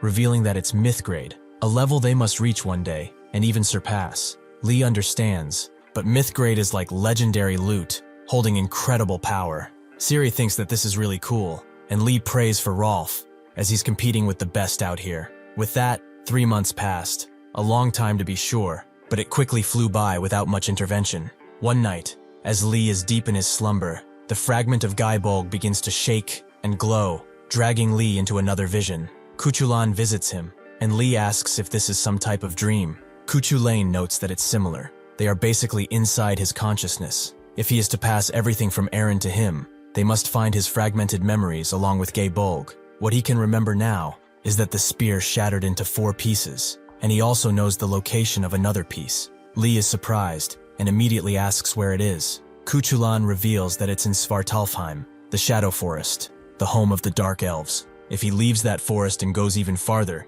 he will reach a completely gray wasteland, including the sky. That wasteland is where the temporary base of the Red Branch Knights, his order, is located. The order died a long time ago with Eren, but a few survivors remain, and those survivors established a temporary headquarters there. He inscribed a return spell on Gaibolg for emergencies. The fragment with that spell is likely returned to that base. Lee gets a nice feeling, like he found a secret quest line in a game. Cuchulainn asks him one more time to find the fragments of Gaibolg and his master, Scathach. He is now the heir of Eren, and as such, he will bestow on him the power of Eren, so it can be with him forever. Lee's worst fear comes to reality. A man kisses him on the forehead just like the Valkyries, and he wakes up screaming, fearing for his manhood. He calms himself though, as it seems that he got out in time. Heda notices that he's up early, and Ragnar notes that he looks like a ghost. Hasn't he slept? Lee doesn't want to tell them honestly, and chalks it up to a bad dream. Suddenly, a chibi Cuchulainn appears, and asks why he's acting like that. Seeing this, Lee begins to scream and points to the ghost inside his head. Can't they see it? Both are pretty confused, and Heda notes that he's pretty off today, Ragnar thinking he pushed him too hard in training lately. Cuchulainn, which I'll abbreviate to Chulainn from now on, explains that only he can see and hear him, so he really should explain things properly. After a bit of explaining, Heda is impressed, him being the heir of Eren. That's incredible. Ragnar notes that it's too soon to get excited. She should hold it until they gather more pieces of Gaibolg. Heda says that he thinks so too, which he admits, it really is really amazing, so they should focus on Gaibolg for now, and make sure he explains it to Ciri too. Lee agrees, and Chulainn is excited to see that they aren't thinking that his host is completely insane. With that, Lee makes the journey to Svartalfheim, to the Grey Wasteland, and Ciri accompanies him. He thanks her for coming with him again, but she says it's nothing. She had to find a way to repay the kindness of her master too, even just a little. They walked enough, so they should get serious now. With that, Ciri transforms with her Witch of the Wolf saga, and Lee is impressed to see that her saga has evolved, even a trace of divinity being in it too. Lee hops on, and they get to trekking the cold wasteland, guided by Gaibolg and Chulainn, who seem pretty excited to get the other fragment. Eventually, they find themselves between mountains, and the shard's vibration stops right in front of a keep built right into one of the mountains. Siri thinks they are near, and Chulan confirms as such. He will be their guide from now on, as there is a hidden door around here somewhere. He takes them through a damp cave, where they find a large ornate plate, but nothing behind it. Is this a dead end? Chulan tells Lee to press his forehead on a specific spot, with Lee reluctantly doing that, and sure enough, a hidden passage opens. Chulan rushes forward, but as they enter, a bunch of ominous shadows appear behind them. It seems that someone has noticed their entry and isn't too happy about it. Lee uses his temporary engraving to summon a light sphere, allowing them to walk through the dark and damp cave.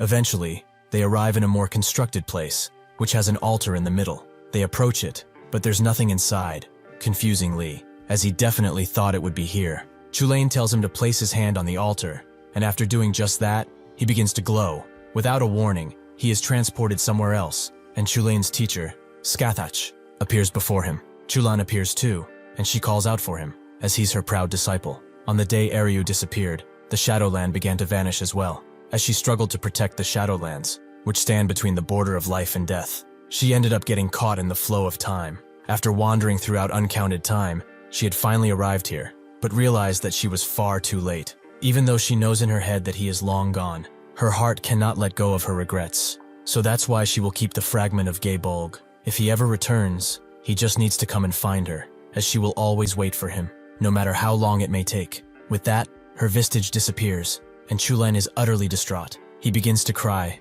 letting his feelings out, and Lee can't help but cry too, feeling what he is feeling. Siri asks if he's alright, and he excuses this as seeing a vision.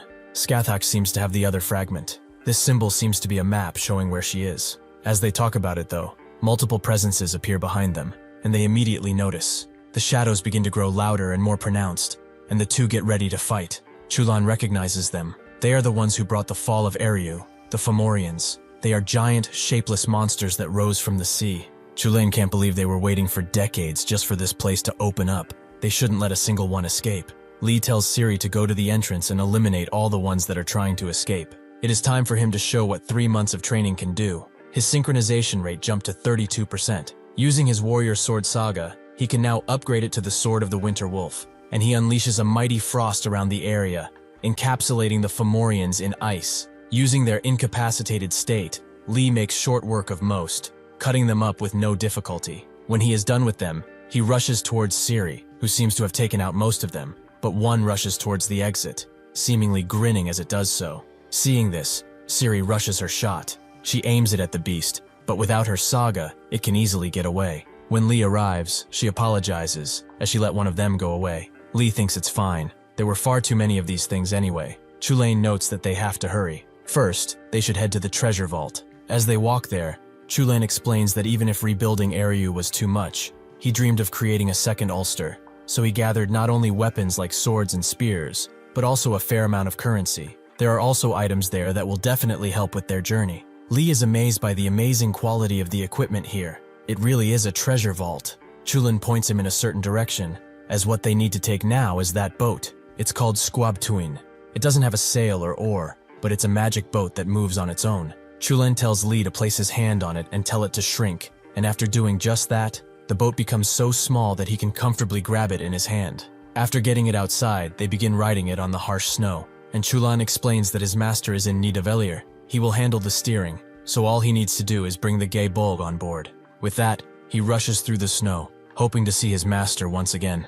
In another dark cave, the Fomorians bow down to their king, and the one who survived the encounter tells him all about what happened. Finally, they found out where Skathach was hiding. As expected of the Witch of Shadow, she hid well, but it's all over now. He calls out Adin Maha, as he has a new mission for it, to go to Nidavellir and eradicate all that moves there. As the group dashes through the snow, Chulan tells them to hurry, as his master is most definitely in danger. Lee thought she was incredibly powerful, having been his teacher, but Chulan says it is not fully true. Sure, there is some level of power, but she is more of a teacher than a warrior. She is someone who specializes in that stuff. In fact, when they first met, he put a sword to her neck and threatened to kill her if she didn't teach him. Lee is kind of surprised. So much for love and all that. He was a walking disaster. Chulan explains that he was young and foolish, and it's kind of uncomfortable that they are sharing thoughts. Siri notices Lee mumbling to himself and wonders if he is alright, as he's been doing it for a while now. Lee excuses himself, saying he's fine. She does not need to worry about it at all. As they arrive at the border, Ciri notices the white night, meaning Ragnar was telling the truth. He said the sky stays white even at night once they cross the border of Nidavellir. Chulan advises Lee to look ahead, as something is coming their way. Suddenly, something bursts from the ground, and Lee can't believe his eyes. Its scales are pure white. Is it a dragon? It seems that Adenmaha has arrived, and Chulan recognizes him as a sea dragon that can go anywhere where water can be found. If she has shown up, it means that the one behind all of this is her master, Bress, the tyrant. Lee is more entranced by how beautiful it is, but if it's a sea dragon, that still means it's a dragon, right? He expresses that he likes her, and Adenmaha gets ready to attack. Ciri transforms, smiling with Lee. She's kind of scared by this, as why are their grins so wicked? An army of Fomorians arrives at her side too, but it does not change what they are about to do. Lee activates his Thunderstorm Saga, jumping through the Fomorians with ease, and then up to Adenmaha, as she is their real target. She unleashes a powerful beam from her mouth in response, but Ciri and Lee split, and Lee jumps on the beast, using his rope to encircle her neck, before putting a saddle on her, and then throwing the rope to close her mouth. Now he is ready, as his riding saga has leveled up too, and Kalstead the Dragon Knight is especially known to ride dragons.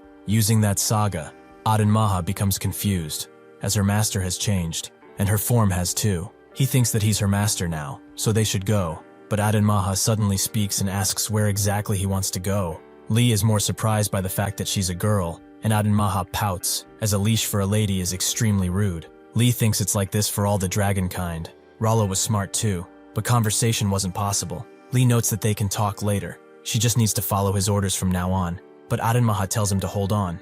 If they go like this, her Gaius will have a contradiction. Lee asks about that. She explains that her Gaius is to obey masters, but for some reason right now, she has two. If she receives conflicting orders from both, her Gaius will be in conflict. Lee kind of understands Bress, her former master, probably ordered her to attack him, but if he orders her to protect him, then a conflict occurs. She has no idea what backlash she will get, but judging by her reaction, it must be quite rough. He asks her to tell him how to break Bress's Gaius. He is a bad guy, isn't he? If she allows him to be her new master, he vows to treat her well, and not like a slave, not like Bress. Adenmaha relents and tells him to look at her scales above the saddle. There should be a slave seal there. If he doesn't know how to erase it though, it's all pointless. Lee uses his seeing saga and eventually finds a glowing scale. So all he needs to do is get rid of this, right? He uses his warrior saga on the beginner dagger and with little warning begins ripping the scale off, causing Adenmaha to scream in pain, as the scale seems to be bound by some ethereal chains. Lee, however, just cuts them off, surprising Chulain, as from what he knew, getting rid of a slave seal isn't easy. Using divinity, he begins to heal Adenmaha and tells her to hold on as he does so. He asks if this is what she meant, and she confirms as such, but he was a jerk for not being more gentle. Lee notes that this is great. Now they can fight together. She just needs to trust him. He uses his domination saga again, making Adenmaha feel weird, and almost immediately she begins attacking her allies, while Lee uses his crossbow to deal with the enemies from the sky. However, the beasts won't stop coming, and Lee asks if her master is coming too, which Adenmaha denies. He only turns up when he is 100% sure he can win. Lee sheepishly asks if she can't fly, and she asks how a sea dragon could ever fly, but Lee tells her to be more polite. She then asks how a sea dragon could fly, sir? Lee asks which Fomorian boss is more likely to show up now, and Adenmaha guesses it's Midak, who can control all sorts of beasts with his magics, and he can also transform into all kinds of monsters too. Sure enough, he is making his way there as they speak on a mighty boat. He thinks that Adenmaha must be doing fine. She probably finished them off already, but he hopes otherwise, as that would be no fun. He wants to taste the blood of the Shadow Witch himself after all. He's certain its taste will be quite aged. Adenmaha continues destroying her old allies with ease, using all of her powers to make sure that none escape. The flying ones continue to peck at her though, so Lee takes care of them. Seeing this though, the Fomorians switch up to ranged attacks, throwing rocks at Lee. Adenmaha is pretty tired and notes that she can't go on any longer. They have to run. Lee knows she is right.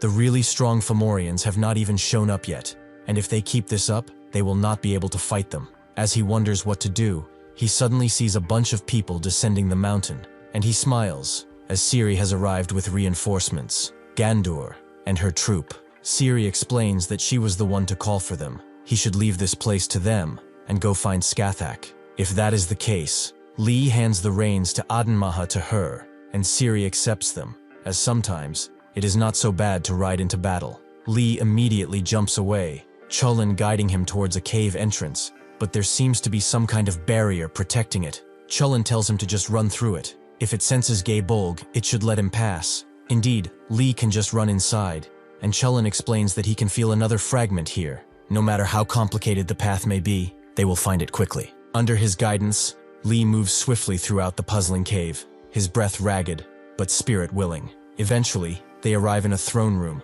where Skachak is sitting, seemingly resting. Lee notes that she looks a bit weak, and Chulin explains this off as her having just awoken from a long sleep. The drowsiness must still be with her. She suddenly opens her eyes and, seeing Lee, asks if he is the successor of Eryu. Lee is impressed by her beautiful voice and salutes her as a warrior of Idun. She tells him to come closer and take her hand. As Lee approaches, she explains that if they hold hands, she will gain information beyond anything words can convey. It has been more than 100 years since Eryu fell, and yet the Fomorians have not changed in the slightest. What's more, a powerful Fomorian is coming, Lee guessing it's the one Adanma mentioned. She apologizes for burdening him, just because he is Eryu's successor. However, he should understand that he is the only one she can rely on at this point. Chulin seemingly takes control of Lee's body, and he kisses her in his place, giving him the blessing of the Shadowland. She will also entrust Gay Bolg to him, even though it is not whole. It is still the strongest weapon in Shadowland, and Chulin will help him draw out its power. Lee grabs the second piece and connects it to the first, making it glow. Skachak explains that the power of life will turn the spear white, while the power of death settles deep within, unleashing a powerful curse. The true purpose of the Gay Bolg is to sever the enemy's lifeline, so he should never waste its power or show off with it. Lee understands and notes that he should go. As they ran outside, Chulin did not expect him, even as he was receiving the kiss of his master, to think of another woman. Lee blushes and asks if he can hear his thoughts, which Chulin can't, but he guessed he was thinking of that Valkyrie, was he not? Lee can't deny it. Hedda is the only one on his mind after all. After getting outside, he sees that the battle is still raging on, but Chulin sees something else in the sky, a ship, and on it is the master of beasts, Midak. Judging by what Adanmaha said, he is incredibly strong, so a head-on fight would be quite hard. However, who said that they have to fight like that? Chulin wonders if he's planning a sneak attack, which Lee confirms. They spotted him first after all, and he probably hasn't realized he's here, or that Gay Bolg is nearby. If he trusts in the weapon's power, then they have a shot. As long as he can fly close in without being noticed, he's golden. He locks onto Ciri, but she's not the one.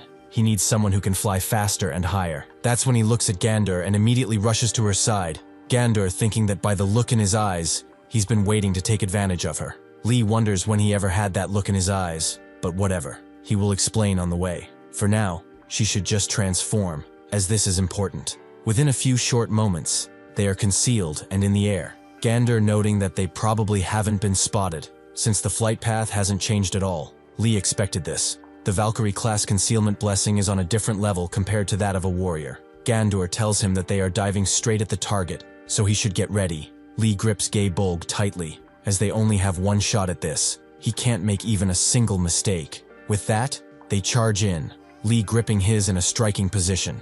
As Midak sits there, Lee jumps off behind him, landing swiftly before moving in to strike. This all happened in an instant. Midak realized what was happening, and he quickly spun his body around to face him. Gay Bolg's sure kill strike requires an incredible amount of power to match its impact. If the attack misses, Lee would be completely defenseless. Midak instinctively realized this. If he dodges this strike, he will win. Thus, he created an invisible barrier in front of the spear's path, even if for a moment he would block the advance of the spear. In the gap that he creates, he would twist his body away from the incoming spear. However, Lee remembered what Chulin told him, not to be afraid, and not to forget what he is holding in his hands, a weapon that can change fate. There was just one thing that Midak overlooked, the incredible might of Gay Bolg. Thus, he was fully struck, and his last words were in shock, as this shouldn't be possible. With that, he crumbles into stone fragments. Lee has won, but his body took the brunt of it too,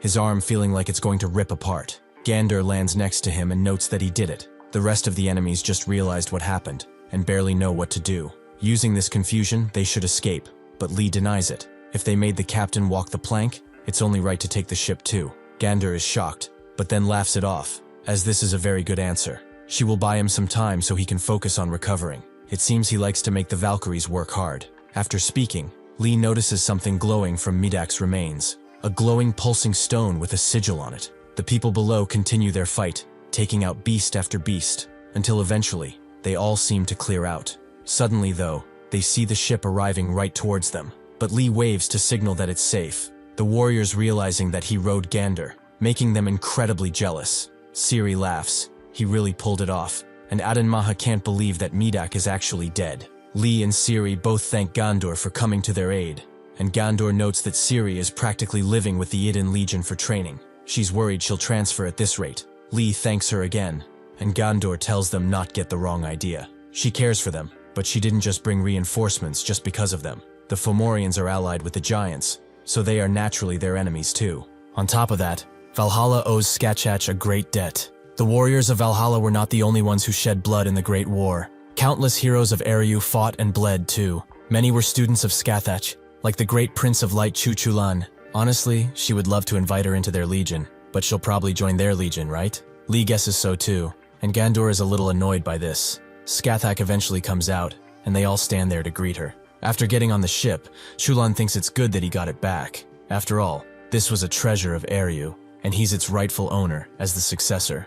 By the way, this is the first time he's seen the ship carrying a dragon. Suddenly, Ciri comes bearing news. They have both been promoted to intermediate warriors, which honestly, Lee doesn't seem to care so much about. In his homestead, Haida takes care of the griffins, giving them some much-enjoyed food. She wonders if Lee is all right. She hopes nothing major has happened in the days he was gone. Suddenly, someone speaks to her from above, which she recognizes as Skuld, the youngest of the 3 Norn sisters who govern fate. She asks what brings her here, and after landing, Skuld notes that they should walk for a bit. They do just that for a while, and Skuld notes that it's nice to share little conversations like this. Haida enjoyed it too, and with that, Skuld hugged her, hoping to see her soon once again. Haida asks if there really is nothing she has to say, and Skuld denies it. She just wanted to see her. With that she leaves, her face betraying that she did in fact have something to say, but couldn't. It's not good news anyway. Once again, the threat of fate has reached the Legion of Idun, and what happened on that day will almost certainly happen again.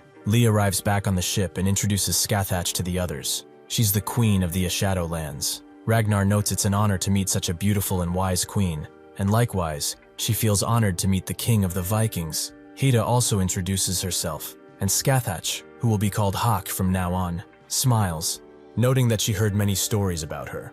Haida stares at Lee and wonders what kind of stories that would be, and he changes the subject, introducing Adenmaha too, a sea serpent from Eriu. She looks at them and puts her head down, Ragnar entranced by how cute she is. Haida remembers their guests and tells Adenmaha to wait for a bit, as she will find a palace for her to rest, and tells Hak to go inside. She stares pouting at Lee as she leaves, and Chulain explains that her gaze is like a wife seeing her husband bring in friends without announcing it first. As the others talk inside, Lei explains to Haida what had transpired. She did not expect Bress to be involved. The flying longship, Hach, and Adenmaha are definitely a big help to them, but Bress is notorious for being relentless and petty, so she is worried about what he will do about this. Lee also forgot about these, which seem to be magical tools from Eriu. More specifically, they are summoning stones. With them, he can summon anyone he has a contact with, so Rolo or Adenmaha. Haida notes it makes sense, but how does he know that information? Lee explains that Chulan explained it to him, but Haida then notes he doesn't have to resort to riding Ciri or the Valkyries anymore, right? Lee thinks so, but Chulain disagrees. Even this time, he rode on Gandur immediately upon seeing her, and he was thrilled, saying he'd gotten another trophy. Lee denies such accusations. And why is he speaking when he's the only one who can hear him anyway? Haida understands. He rode on a Valkyrie again, right? He's rising as the legend of the warrior who rides on Valkyries. Lee asks how she figured that out, and Chulan explains that his powers have increased after he found that piece of gay bolg. He's been waiting for a moment like this. Haida notes that she's just teasing. She's actually just glad to see him home safe. That day inside Asgard, a person who didn't expect to be here again, he finds himself missing his father and brother, which is surprising. This is the god of fire and lies, Loki. To go to the human world, Midgard, one has to pass through Asgard, the realm of the gods, and Niflheim, the underworld. Naturally, just like when he forced open the gates of Eriu, he could also force open a path here, but he doesn't want to cause a commotion just yet. He hides his presence from Heimdall, the the guard, and begins walking the Rainbow Road. The land of the humans really is vast. Even the gods cannot know everything about it. Unfortunately for them, the seeds of calamity he scattered all across will bloom, each one worthy of being called a disaster. Naturally, all this, in accordance with the will of their king. Inside an empire, the king is informed that it's been a week since the ships left and haven't returned. There weren't any major storms, and they couldn't figure out why it happened, causing the country to fear. The king's advisor, UBE, notes that they need to go out to sea and find the cause. They should also check if all sailing routes are blocked. The king, Sven, notes that it's practical, but they have lost too many ships already. He doesn't like it, but he will have to go speak to the prophet. As he walks, he thinks that it's been a while since his last visit. The thing has been at the palace long before he was born, and doesn't seem to age, and it creeps him out too. After descending a bit and opening a huge door, the prophet notes that he's been expecting him. He needn't waste his breath. He already knows why he is here. To hold a grant ritual, to offer tribute to the gods, and pray for salvation. He will have to gather 9 kinds of animals, 9 of each, before lighting a great fire, slitting their throats and offering their blood. If all this is because of the god's anger, their wrath will appease, and if it's a disaster, then the god will resolve it. As Sven mumbles, he swears that he saw this thing's neck grow longer. Lee gets informed that the warrior of Valhalla will soon be dispatched to Midgard. Lee notes that this is the land of the living, right? Ragnar confirms as such, and that is why the legions are excited, the Ullr's region in particular. Lee guesses it's because they can see their families and friends, and Ragnar can't deny it's a part of it. But most warriors here died without regret, so to them, this is an opportunity for something else. That's when Lee realizes they can create new sagas.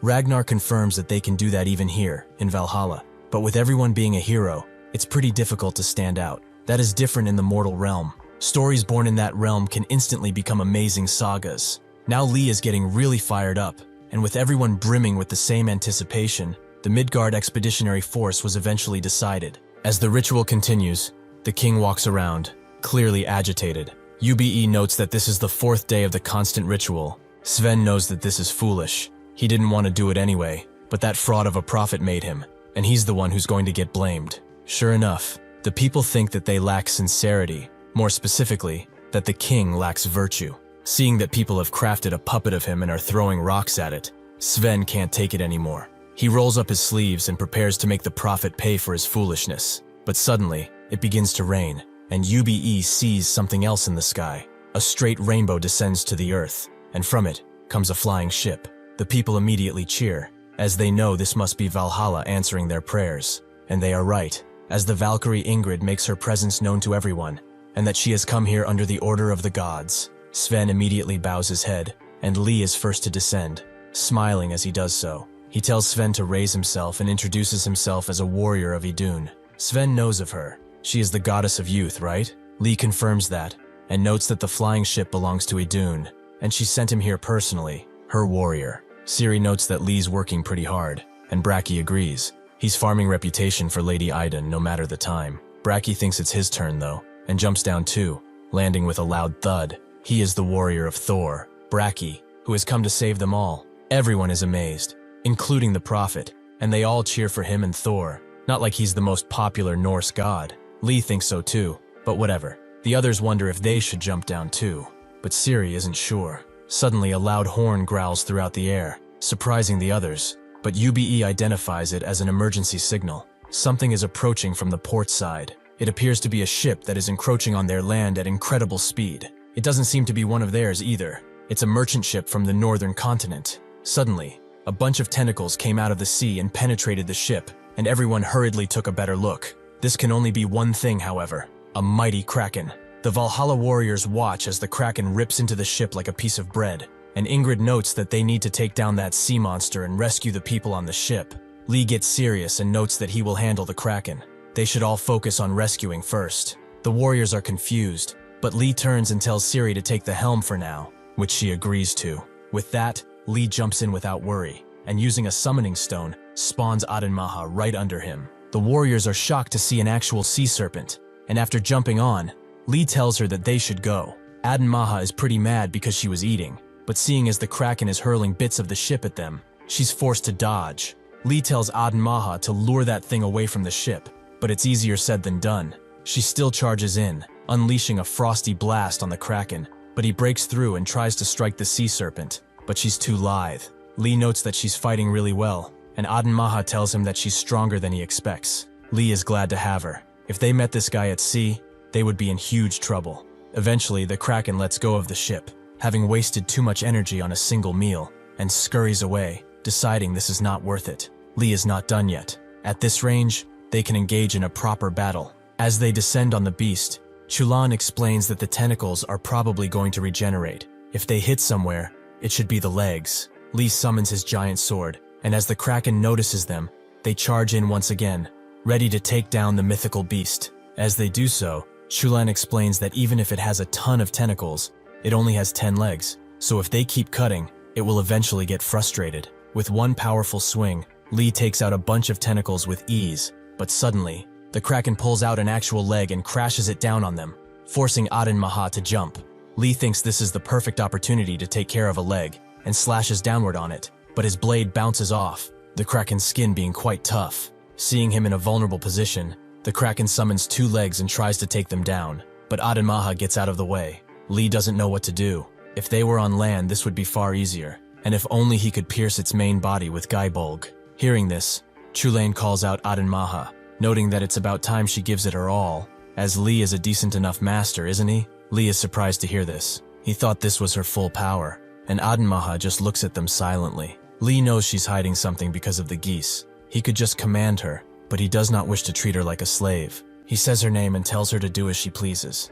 Aden Maha hates this kind of setup. If he just ordered her, she could at least resent him. However, compared to her old master, he is definitely a better one. As another Kraken leg descends on them, Aden Maha dodges and explains that she can use her full power only for a short while, and it uses a ton of mana, so after using it, he will have to take care of her. Lee understands, and the flying ship arrives too, Siri confirming that the rescue is complete, and they will help him too. Lee thanks them, but advises they wait a bit. Lee tells Aden Maha to go, to show the people her full power. Aden Maha does just that, summoning a bunch of divinity that creates a blinding light, getting even to the people on land. Lee is taken aback by what he sees, although he should have expected it. Aden Maha turned into a beautiful maiden, and using her power of the sea, split the sea around the Kraken, turning his advantage upside down. The warriors above are shocked, and the Kraken seems to scream out at them, but Aden Maha tells them to go, as she can't hold on like this for long. Lee calls out Braki and Siri, telling them to attack, and they do just that.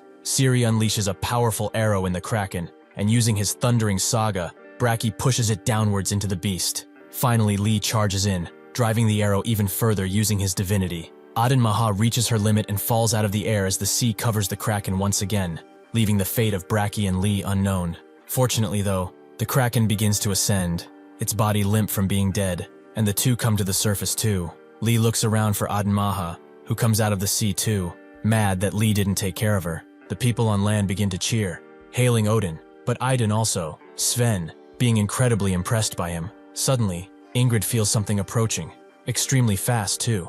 It appears that the Kraken was not the hunter, but actually the prey. Sure enough, a bunch of shark-looking monsters are rushing towards them, their visage clearly corrupted. As Braki and Lee take a walk on the Kraken, Braki wonders if they should roast or boil it, but Siri tells them not to relax just yet, as something is heading in their way. The sharks take no time in jumping out of the water right onto the warriors, and they are revealed to be some sort of transformed orca. Lee barely has time to get out of the way with his wings, but Braki remains on the Kraken, and he is faced with a hammerhead shark. He couldn't care less about what it is. He's going to be dinner just like this thing below them. The hammerhead shark screams out, and they begin trading blows. A bunch of more normal-looking sharks jump so high into the air that they somehow get to the flying ship, and Siri screams out at the warriors to protect the people. Ingrid doesn't just stand by, but helps with the assault. Some of the sharks manage to land, but the low-ranked warriors charge forth, vowing to protect the people on deck. Braki has had enough of this oversized meal, and uses his mighty power to strike the beast mightily before using his hammer to crash down on the Kraken,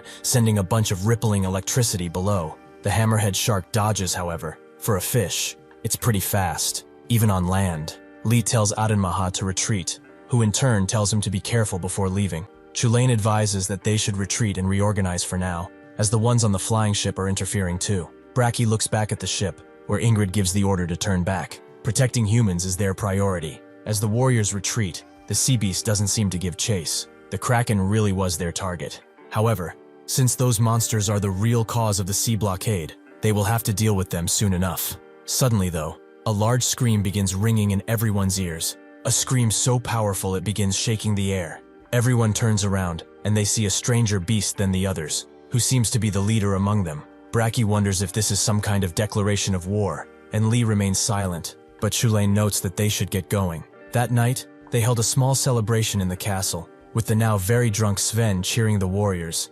especially Lee, as everyone saw his feats. Lee notes he's a warrior of Idun once again, and Sven confirms as such, noting that he even rode on a Valkyrie in battle. Lee lets them think what they want, even though Adenmaha isn't even close to a Valkyrie. Because of this, however, he gains a new saga, the warrior who rode on a Valkyrie. Ciri notes it's not entirely absurd.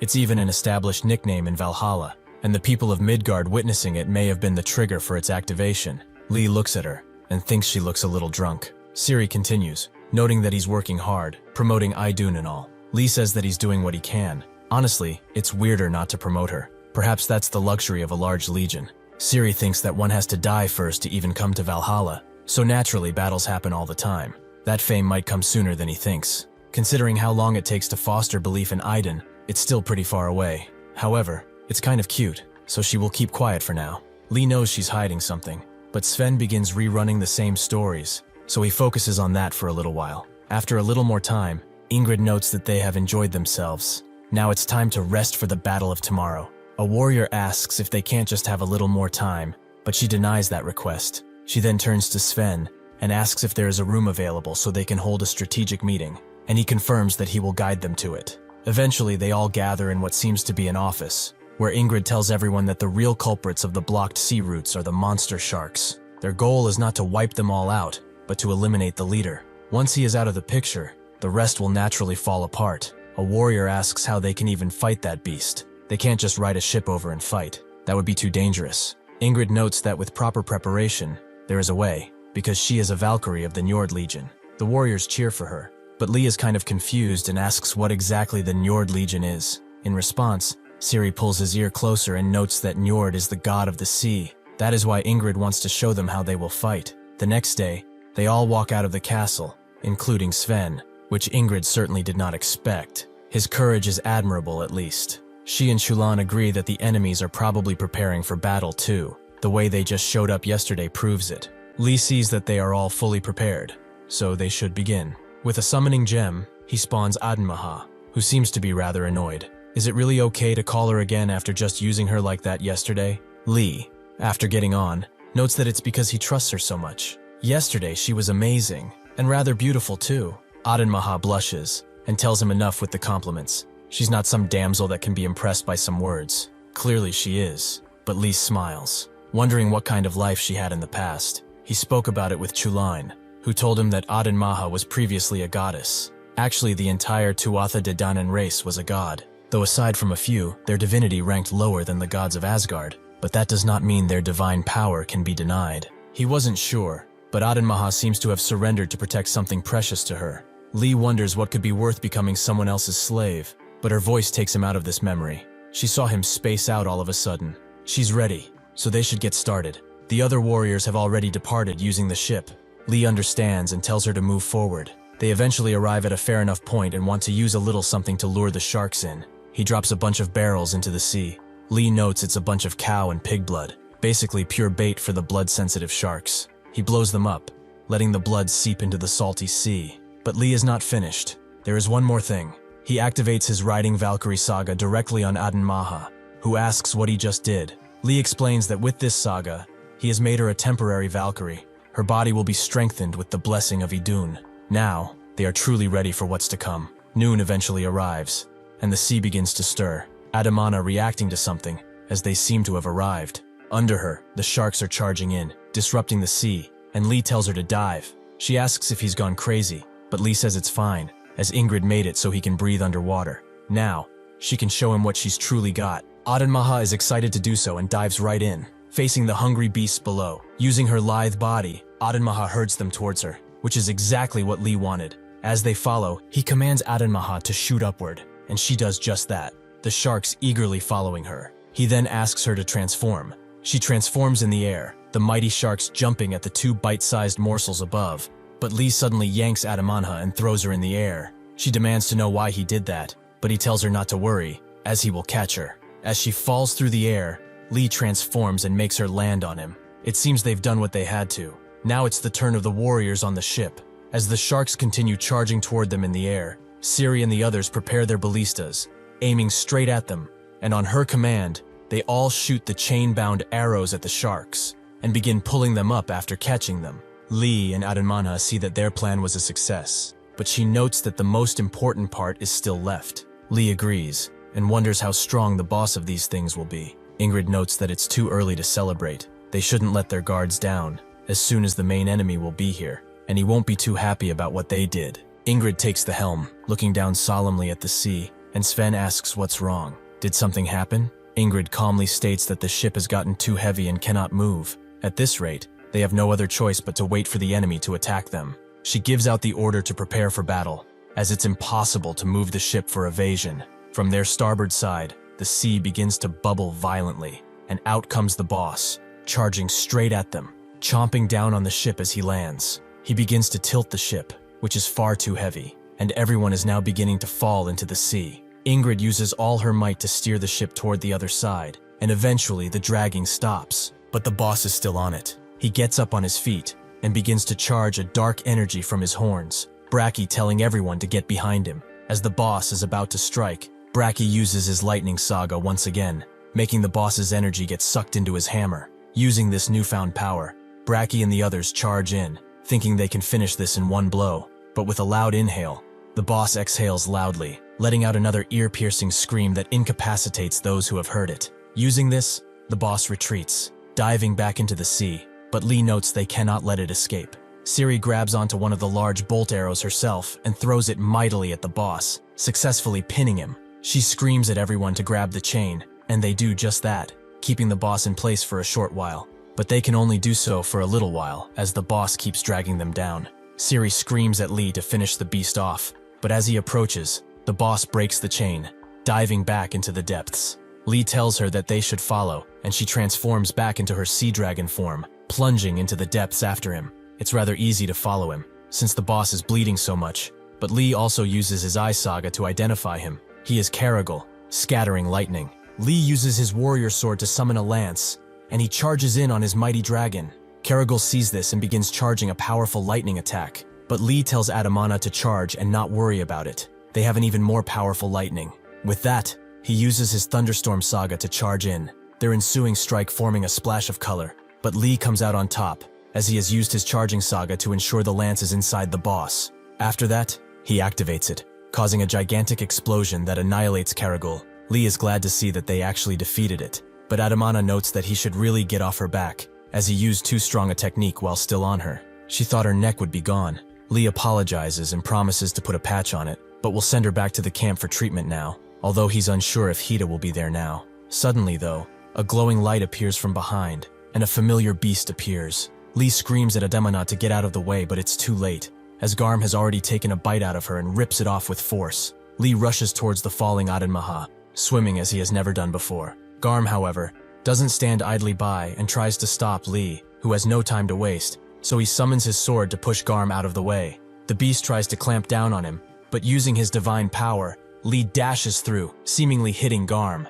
but it was all an illusion. Now, in this vulnerable position, Lee racks his mind on what to do next, but a sudden voice begins to circle Garm and puts him in a whirlwind. Lee knows only one person who can do such a thing. It's Adamanha who cries, as this hurts so much that she wants to pass out, but she cannot. Lee understands now that she's only able to withstand that because of Idun's blessing. This saga really is a relief. Now that Garm is incapacitated, though, it's time he finished this. Using his Storm Saga, combined with his remaining divine power, Lee charges in with a spinning attack, which completely hits Garm. But Lee is not done, as he unleashes a full buster. Garm is defeated, and his fragment lies on the sea ground, Lee immediately picking it up, as this is the reward for their long, hard-fought battle. Later that night, the keep is bustling with life as people look at the capture, which is immediately used to give food out to everyone, warrior and citizen alike. Ciri notes that this is a grand banquet indeed, and Sven notes the severed sea route has fortunately been restored. They've opened the food storage they locked away to conserve supplies, so people can enjoy themselves fully. Lee comes around too, and Sven warmly greets him. Ciri wonders if he's planning to charm the king once again like yesterday. Stories don't always spread from the top down though. Lee thinks so too, but today, he has prepared a trump card. He hands them over a coin, more specifically, a gold coin from Valhalla. Both Sven and UBE are mesmerized, but Lee clears his throat and notes that he is offering it in exchange for them building a temple for Idun. After this, Ciri and Lee go drinking alone, Ciri noting that Hedda is brilliant. She didn't expect her to give him a coin to exchange for a temple. Just how much gold did he bring anyway? Maybe she's planning to raise an army of 1,000,000 for Idun, but he really is a one-man army now though. Idun sure picked the right guy. Lee gulps his mead and looks in the sky, hoping that Adenmaha is alright, and missing Hedda, as he hasn't seen her for a while now. Ciri notes that he's pretty deep in thought. What was he thinking about? Lee doesn't say, but asks if she doesn't have someone she misses too. Someone she wants to see. Maybe Rolf. Ciri agrees. He's someone she truly cares about. Like a little brother. He just looks eerily similar to her real little brother, so yeah. Lee thinks it's officially over. He's been brother-zoned. Rolf is doomed. After going back to his chambers, Lee lies in bed, clearly a little drunk. He really wants to see Hedda. She used to visit him at night when he was out of expeditions, but it would be too much to ask of her to come to this palace. She said it was hard on her too, so he wouldn't like to bother her. With that, he slowly falls asleep, his mind drifting off. But suddenly, a dark, shadowy figure appears in his room, standing above him with unknown intentions. The person who is above Lee notes that this is a visitation, and with a sudden push, Lee finds himself in a familiar place, similar to his dream world. Idun confirms it is. Since she cannot go to Midgard directly, she had to use a method the gods of Olympus favor. Lee greets her, and she notes that she heard of the battle in the mortal realm, which was not easy. Adenmaha returned in a pretty injured state, and Hedda was rather worried. Lee forgot about that and asks if Adenmaha is okay. Idun confirms that Hedda treated her well, even if she did cry a lot. There won't be any scars though. Anyway, now they must talk about something important. She received Ingrid's report, and all the gods were shocked that a fragment of Garm was found in Midgard. Lee asks if there aren't traces of the Great War around here, and Idun confirms that there are, but they are rare and unique, so they thought they would not get discovered. Ingrid will probably announce it tomorrow, but the expedition will be extended. He will be sent across the continent to search for the soul fragments. This time, he will be moving while carrying one of the fragments, so he should be careful and prepared. Lee understands, and Idun notes that since they have a little time left, they should relax for a bit. She was quite surprised when she heard so many humans shouting her name all of a sudden, and some of them had quite a strong faith. What did he do? Lee explains that he made them build a temple, and it should be built soon. The ones with the strong faith are probably King Sven, UBE, and that prophet. Now that the power structure is united, it is only a matter of time before their legion is filled with warriors. Idun laughs and notes that she chose the right warrior. Perhaps it is time to select Hedda's successor too. He should also look forward to his return from the expedition, as she will have a good reward waiting for him. Lee thanks her, and notes that he still has a few tricks up his sleeve for spreading the faith. Idun is surprised, but smiles and blesses him. Katurn is the greatest port city of the Kalix Sea. It has long attracted enemies tempted by its wealth and property, and has suffered a lot of attacks. That is why, aside from the sea, the entire landward side is basically a massive wall. People are bashing said wall, demanding to be let in, to be spared. The guards are having doubts, clearly knowing that these are refugees. A woman shows her child, telling them to at least take the little ones. Just as he's about to falter, their captain tells them not be shaken. If this sight pains them that much, then they should not look down. The gates will not be opened under any circumstances. This is Captain of the Guard, Blotan. The things the refugees were running from appear, flesh-consuming zombies. These are all victims of the most horrific plague yet, Hela's curse. If they were to open the gates, the refugees would just flood in without control, and in the chaos, the dead would arrive before everyone makes it inside. If one is bitten and killed by the dead, they will bear the same curse. There might already be infected among the refugees. There are tens of thousands of innocent people he must protect behind this wall. Under any circumstances, he cannot open the gates. One of the refugees notes that they should go by sea, as the dead will not follow them, and Blotan thinks it's a wise choice. With that, he gives out the command to prepare for battle, and not let the dead even get close to their walls. They prepare their ballistas, and everyone gets ready to strike the undead down. But suddenly, from the parting clouds, something appears, and with a holy light, the geese that landed on their wall transform into Ingrid. She asks for Blotan's name, and he gives it. She orders him to open the gates and accept the refugees, which Blotan wouldn't like to do, but she tells him that what he fears will not come to pass. The refugees scream for Valhalla as they are saved, and Ingrid tells them to look over there, as the one leading the charge is none other than the warrior of Idun.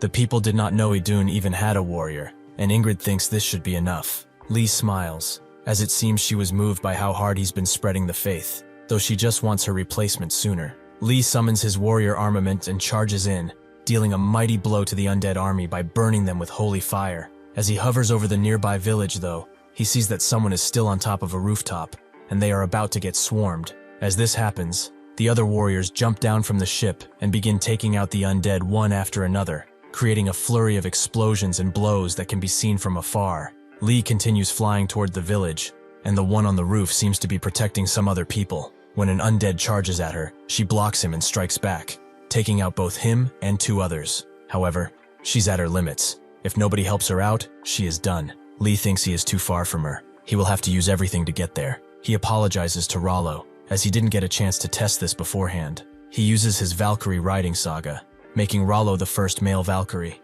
Rolo sheds a tear at Lee taking away his last bit of masculinity, and rushes in, this time, much faster. The girl from before is barely holding her shield up. She can no longer fight, but what else can she do? The zombies encircle them and begin to lunge at the girl, who accepts that this might be her end. Suddenly, though, she sees a searing flame overtake all of the zombies around them before it envelops them. Through these flames, she sees her savior and wonders if he's a god or something, to have come from the sky. Lee turns to her and asks if they are all right. Blushing, the girls say that they are fine, and Lee tells them to get on the griffing, as it will take them to the wall. They all climb Rolo, but the girl asks about him. Lee explains he's a warrior of Idun, but that's not what the girl meant. He's not coming with them? Lee explains that he'll be just fine and hopes the blessing of Idun will be with them. Because of this, the girl becomes enamored with him, and as Rolo ascends into the skies, she explains that they will wait for him at the wall. After waving them goodbye, he turns to the undead, wanting to blast them back all the way until he gets to the gates.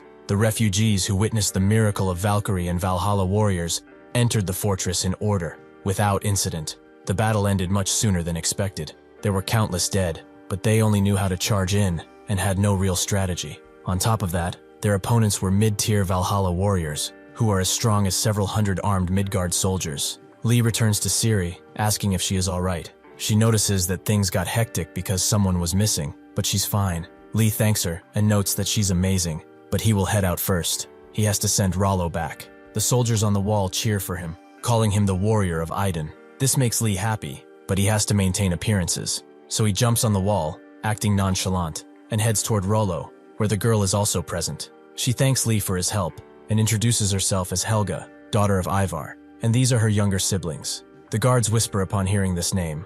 Ivar is a king, so that means this is Princess Helga. Lee looks at her using his saga and confirms that she is, in fact, royalty and not just a rich family. But that Kataran kingdom, it has a complicated relationship with this palace, right? King Ivar aims for military power, so there is constant nearby friction, which is what Captain Ciri told him after all. Royalty is royalty though, which means that the faith of Idun has a chance to become an official state religion.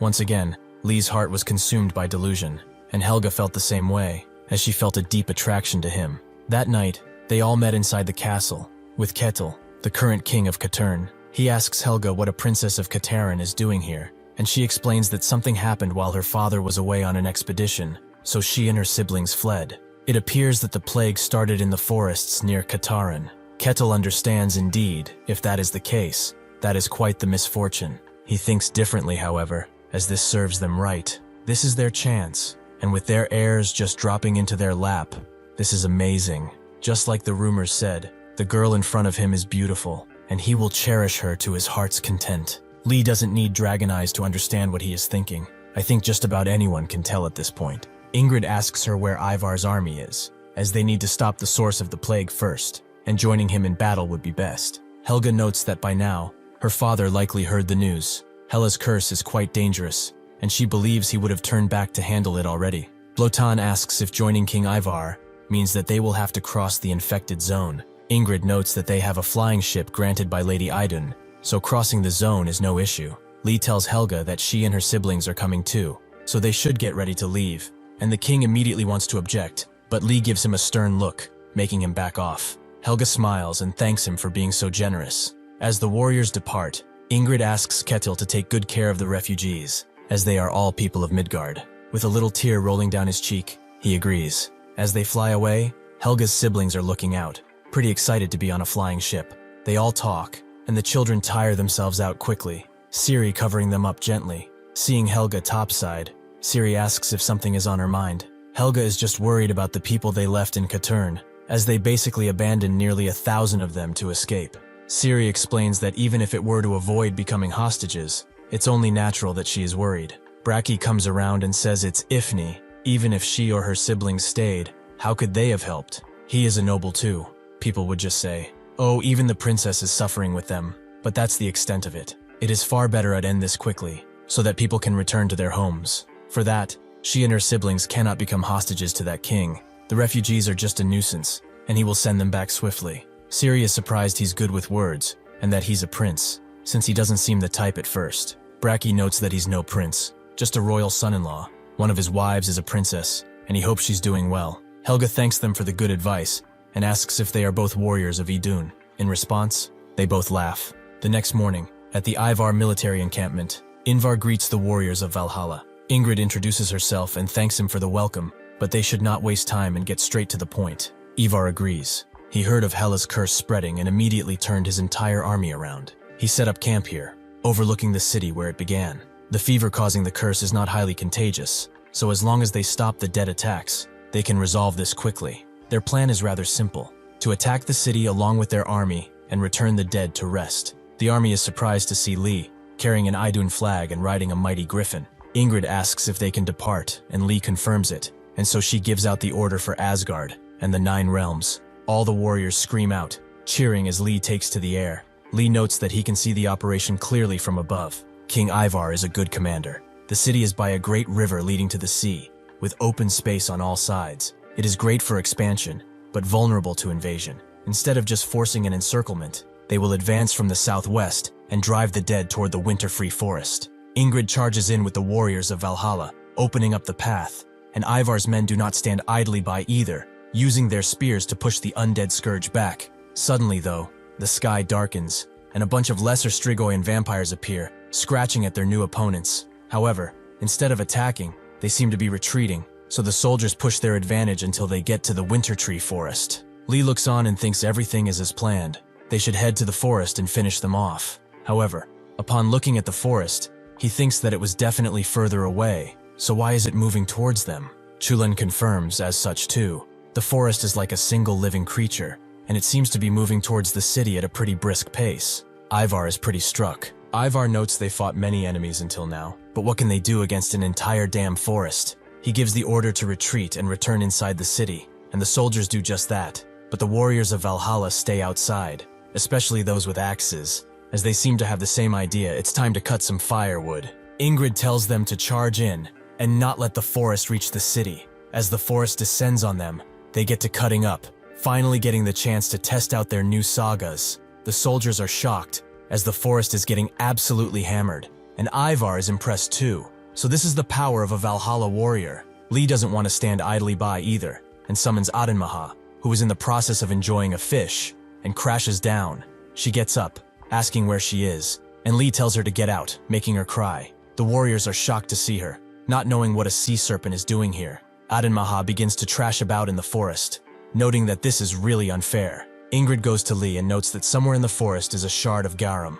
They have to find and retrieve it. Using his dragon sight, Lee sees something in the distance, the energy of the soul fragment. As he charges in, he tells Adenmaha to climb onto his back, as he needs her help. She does just that, transforming before climbing on Rolo. She asks if their purpose is to stop the forest, because if it is, they can flood it using that river and stop its advance. Lee asks if the river water will work instead of the sea, but Adenmaha notes that the river is connected to the sea. So activating her powers, she makes a gigantic tide of water crash onto the forest, completely covering it. Lee is amazed by Adenmaha's power, but she's just tired and wants to rest. Lee apologizes, but could she help out a little more since she is here? She cries out, noting that he is mean, and continues thrashing the forest below. Much deeper in the forest, they find the red tree, which must be the core of the moving forest. Sure enough, it tries to attack Lee, using its roots to slow his approach. Lee thinks that it's too dangerous to be in the air, so they must go down to the ground, but Ciri has anticipated this and tells him to climb onto her back, Seeing her, Lee desummons Rolo and jumps onto her. Ciri jumps mightily in the air at the tree, and Lee summons his blade, cutting the tree up from the trunk. As they do that, the soul of the beast begins to appear, but Ingrid approaches and grabs the crystal just as it appears. Lee tries to warn her, but it seems to be too late, as the beast opens its jaws wide to bite the morsel in front of it, and Lee can't do anything about it. Somewhere above the castle, a hooded man looks on at the battlefield, his purpose for being there unknown. Before Garam can chomp down on Ingrid, she unleashes her divine power to seal the fragment, letting out an extremely bright light that makes Garam fade away. Lee is amazed at her power, and she congratulates Lee, as it seems that this is over. With the advance of the forest stopping, the soldiers cheer for the warriors, and Ivar notes that it was an insane battle. Are these truly the warriors of Valhalla he has always admired? They all seem happy, cheering and the like, and the hooded man thinks that now is the time, when they are drunk on their victory. Now is the time to do it. He gives the order to go and take all of them out. Suddenly, without even the slightest warning, a bunch of fists rush toward Ingrid, pummeling her into the ground with a gigantic force. Lee screams out for her, but as the dust clears, he sees that she's completely beaten, and the one who did it is standing right above her. Lee rushes in, summoning his blade as he does, but the man just looks at him, unleashing his very serpent-like tail to slow down Lee, eventually pinning him down with its sheer power. Ciri and the others rush in, trying to take down the mysterious man, but he's focused on Ingrid, surprised she's still breathing. He received orders to target their Valkyrie first, and the rest will then turn into rabble. That seems to be the case, seeing as how they are charging at him.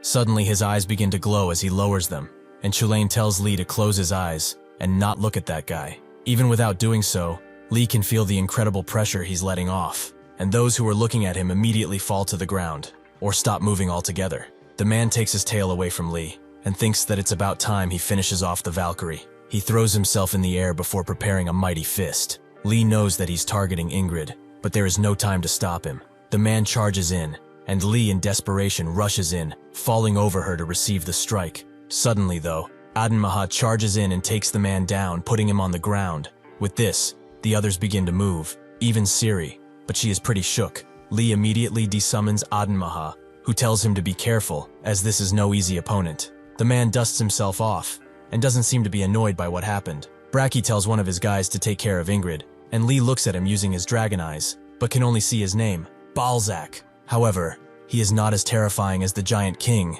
not nearly. The hooded man becomes angry. He orders Balzac not to let them get away and kill them all. Balzac begins to stare them down and slowly walks toward them. It seems that this hooded man is Brez. When he found out he lost Skazaha and Adin, he felt an amazing rage. Even so, he did not act hastily and stayed low while enduring, knowing that an opportunity would come soon. A fragment of Garm's soul, he decided to use it. The vacancy left in the 5 fingers after Harad's death, the giants yearned to claim it, and he proposed a deal with them. The soul fragments of Garm that even Harad failed to retrieve. If he obtained 2, becoming one of the 5 fingers would be no issue. The first giant who accepted his deal is Balzac, who became his mercenary. The warriors run away with Ingrid, but the one carrying her has a bad feeling about it. Sure enough, a bunch of Fomorians appear to stop them, but the warriors charge in, valiantly clearing the way. Balzac tells them to hand the Valkyrie and the fragment of Gar's soul. If they do, he promises them a clean death. In response, they all charge in. Ciri shows a bunch of arrows, allowing Lee to sweep up behind him. Balzac notices, however, and dodges, surprisingly. They all charge in, but Balzac uses his tail to sweep them away, clearly having an advantage with it. After landing, Balzac uses his eye attack again, and Lee tells everyone to close their eyes, and in doing so, they dodge it, everyone thanking Lee. Balzac guesses that it won't work anymore, and Ciri notes that his movements are too fast. She will distract him. As they wonder how exactly she'll do that, Ciri reveals her new awakened saga, a flower that blooms alone in the battlefield. Balzac sure is distracted, but so is everyone else. Ciri tells them to actually go and attack, breaking them out of the trance. They all attack at once, using their combined saga to cut his tail off and give him a beating, Braki's strike being the most volatile, as it sends Balzac flying. Finally, Lee swoops him, trying to hit his blade inside of the bastard with a powerful, deafening strike, but unfortunately, Balzac managed to dodge. He uses his newly regenerated tail and almost takes Lee out. The others are surprised that it's completely healed. The warriors think this is crazy. Is their divine power not enough? Braki doesn't care. Before it regenerates, they will just crush it again and again. Balzac refuses to let them make the next move. He charges in, kicking one of the warriors away before going behind another and smashing him into the ground with a thud. Bracky strikes his arm, but this is nowhere near enough, and he's punched in the gut. Before Balzac unleashes a flurry of blows on him, Lee charges in to stop it, but Balzac dodges. With Bracky out of the picture, Lee knows that he is the only one who can defeat this enemy. As everyone else stands defeated, Lee and Balzac look sternly at each other, but without warning, Balzac begins to unleash a flurry of blows. Lee dodges and moves inwards to strike, but using his tail, Balzac blocks the attack. With that, he moves in to strike with his serpentine tail, but it suddenly gets shot, as Ciri is still standing. Lee thanks her for the assist, and she notices that he's much faster than they are. They should attack together. Instead of moving in to attack once again though, Lee just runs away while looking back, making Balzac just stand there, a little confused. Ciri activates her Wolf Witch saga, and Lee tells Balzac that they are officially going all out, and he would like him to block this. Unfortunately, after draining all his energy to defeat the Kraken, he can no longer use the Gay Bulg charge. Instead, he will channel all divinity into his sword and aim for his neck. Balzac stops walking toward them, noting that they have a formidable aura, but unfortunately that will not work on him. They both seem to be getting powered up, but suddenly, Ciri and Lee disappear behind Balzac, and Lee pours all of his divinity into the blade. He aims directly for his neck, but Balzac turns around, and as Lee strikes, he uses his tail to block it. This is not enough to stop it, however, and Lee cuts through the tail, pushing even harder and harder until his strike actually goes through. Balzac has defended himself, but in turn, his hands have been cut off, and his neck was still injured. Lee can barely stand, knowing that the attack wasn't deep enough to kill him. Chulain tells him to get out of the way now, but it's already too late, as Balzac is right on him. Ciri tries her best to stop him, but she can only delay the inevitable, as after throwing her off, Balzac moves in on Lee, putting him on the ground with a powerful strike. Balzac looks at him, thinking that, to prevent any problems in the future, the man in front of him has to die. Slowly, but surely, he begins to transform into his true form. Chulain tells Lee to get up, and he would very much like to, but his body can't move. Is this really all that he can do? Does he just have to sit around, waiting and hoping for another miracle to happen? Balzac jumps in the air after transforming, and regenerates his cut-off arms into a bunch of poisonous snakes that begin to morph into an actual black hand. He charges in, ready to take this warrior's life, but Lee gets up, as this time, he will be the one creating the miracle. The ensuing strike acts like a nuclear bomb, the fallout being seen even from afar. The warriors are confused, but the soldiers are even more so, as they are all wondering just what is going on. After the dust clears, Balzac thinks that he has won, but Lee is standing right behind him. Chulain is rightfully impressed and wonders just what kind of restriction Lee imposed at that moment, using a geas. A geas is a double-edged blade. To gain amazing power, one must bear a constraint that is just as great. Lee, for the first time since the fall of Eriu, has created a new geas. What vow did he make though? How did he get so strong? Lee's geas greatly boosts his divinity, but only for a short while. In return, he will not be able to use divinity for half a month. Chulain never heard of a conditional geas before. How did he even come up with that? Lee thinks there's a reason he limited the gain from the geas to only divinity. He has not reached his level yet, but now he can actually see what Ragnar is. Using the full brunt of the divinity, Lee transforms right in Balzac's face, using his legendary saga, the Warrior of Idun. Seeing this, Balzac transforms too, this time seeming much bigger. He charges in with a punch, but remembering his goddess, Lee does not seem fazed at all. With one clean swipe of his blade, he cuts Balzac's hand off before landing behind him. As he charges in again, Lee thinks that he expected this regeneration. He needs to deal enough damage so that regenerating is no longer feasible. To do that, he summons his burst lance. But can he hit that guy with such a big weapon? He needs an opening. And that's exactly what he gets as Bracky rises and throws his mighty hammer at Balzac, who dodges, but can do only that as Lee charges in. He screams out, but Balzac uses his paralyzing eyes to block Lee, forcing him to stop. Seeing this, Ciri gets up too, and uses her distraction saga too, forcing Balzac to look at her, making it a staring standoff. Lee thanks them, and penetrates Balzac. With that, he activates a full buster, making Balzac scream out as he completely disappears under the mountain-shattering strike. Lee breathes heavily. He looks behind him, the others asking if he's okay, but he's just glad that they actually won. With that, he falls, passing out from the exertion. Eventually, he wakes up with Chulain on his chest, glad to see him awake, as it's sunset already. Helga came to check on him 4 times while he was out. Lee asks why, and Chulain notes it's because of the banquet downstairs. All the main players are out cold. and there's still the plague to talk about. Lee asks if the battle is over, and Chulin thinks so. Since the Fomorians showed up, this was probably Bress's doing. Just like their master, he is a sly bastard and fled quickly.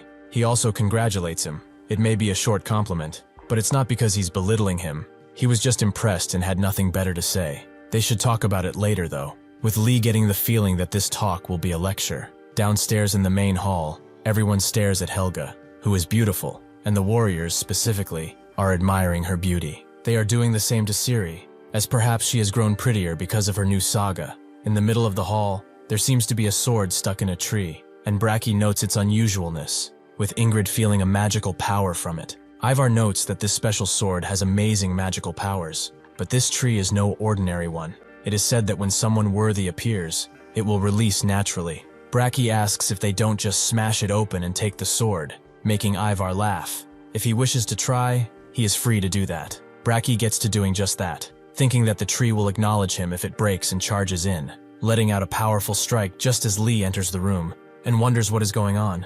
Everyone greets him as he arrives, hailing him and Idun, but Lee is more interested in what's in front, and asks Chulin if he can see it too. He can, but why is that thing there? Ivar greets him, and so does Helga, with Bracky and Ingrid doing the same. Bracky is not surprised that he noticed the sword immediately, as it stands out. He explains what Ivar told them about the sword holding magical power and such, and that only the worthy can pick it up, but Lee seemingly ignores him, and the tree begins to glow brightly as he approaches, surprising everyone. The blade slowly stops glowing, and Lee puts his hand on it, picking it up as everyone cheers. Chulin tells him to take out Gaybolg and hold it up to the sword, and upon doing so, the blade begins to grow brightly, before opening up a portal, granting him another piece of Gaybolg. Just releasing the legendary sword was already an amazing event, but to think there was a fragment inside, and that the one who freed the sword also had another fragment. This made sure that on this night, another legend was born on Midgard.